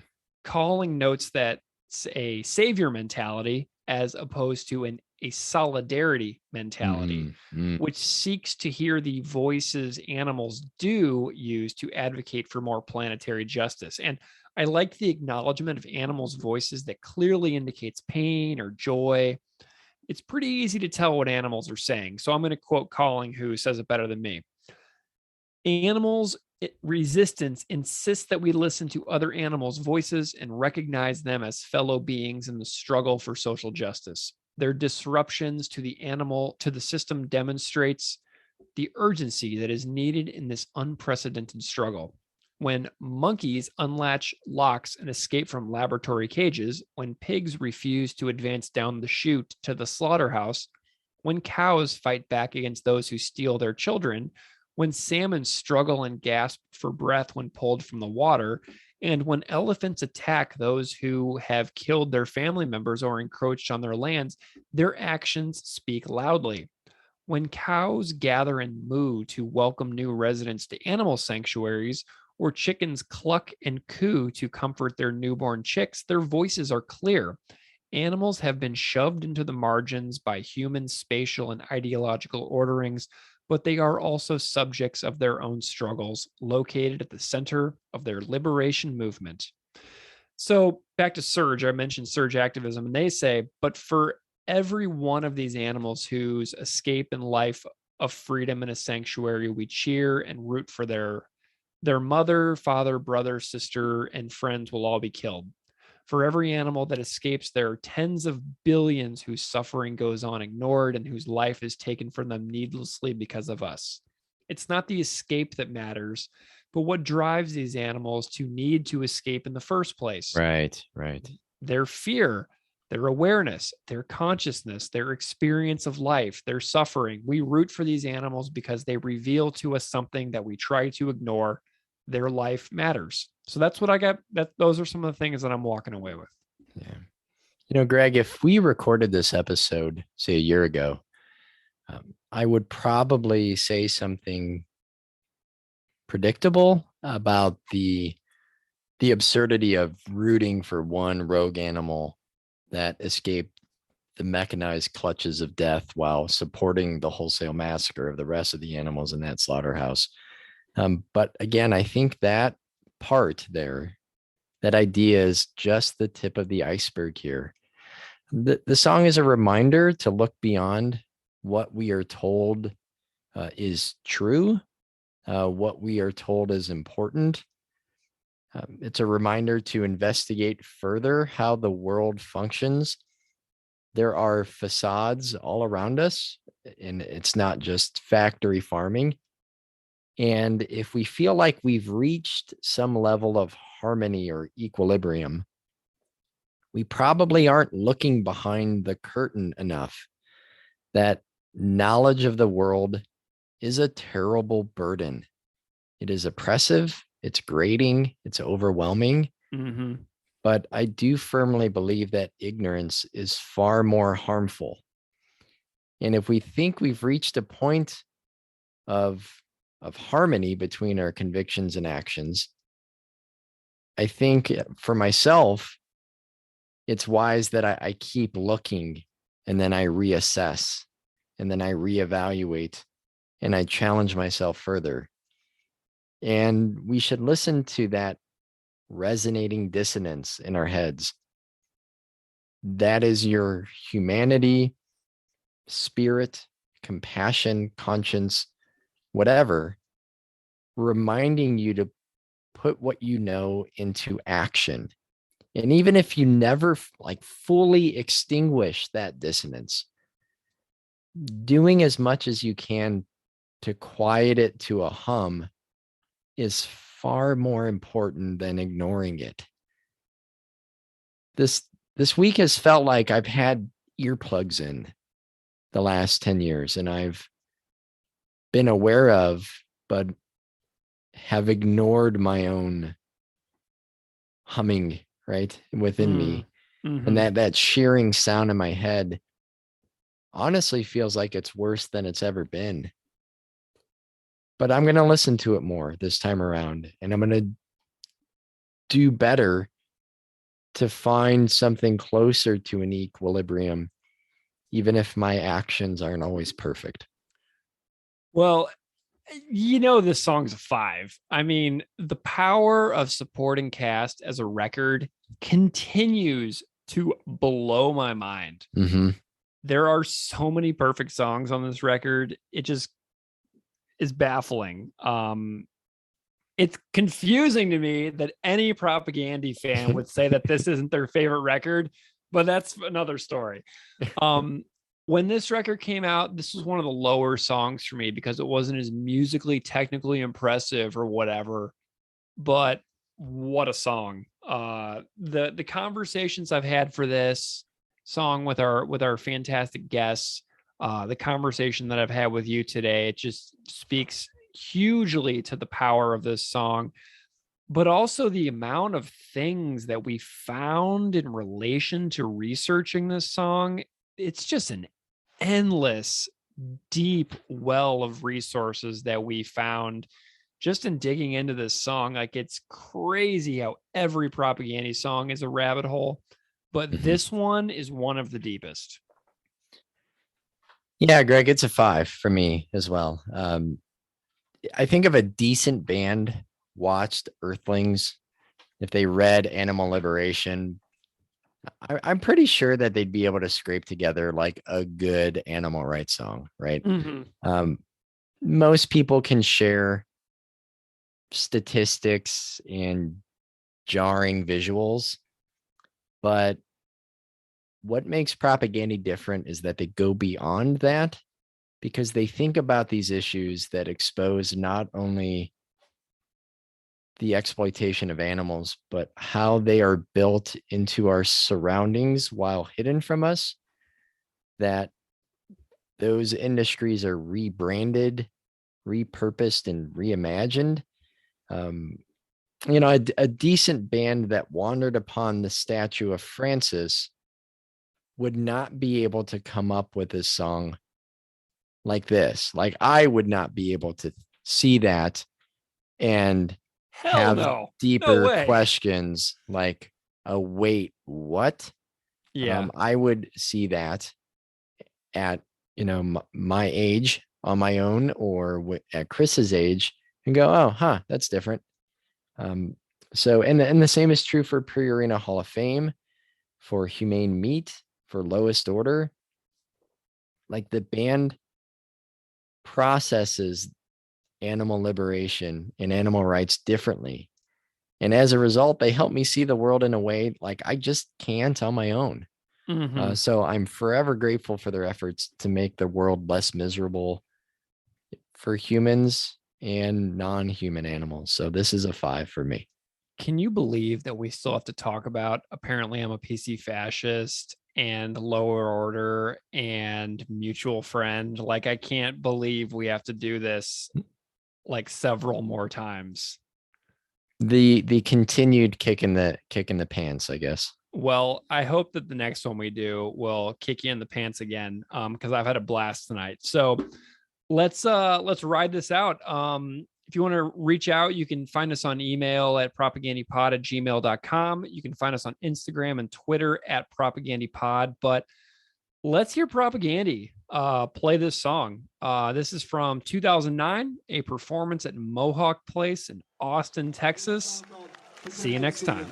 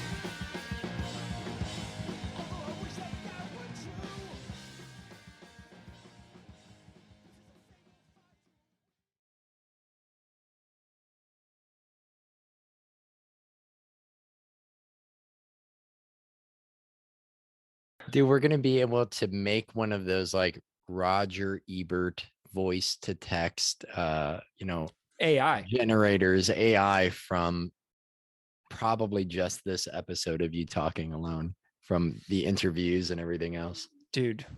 Yeah, it's like a deep fake. People can make deep fakes of us based on this freaking dumb podcast. Oh, okay.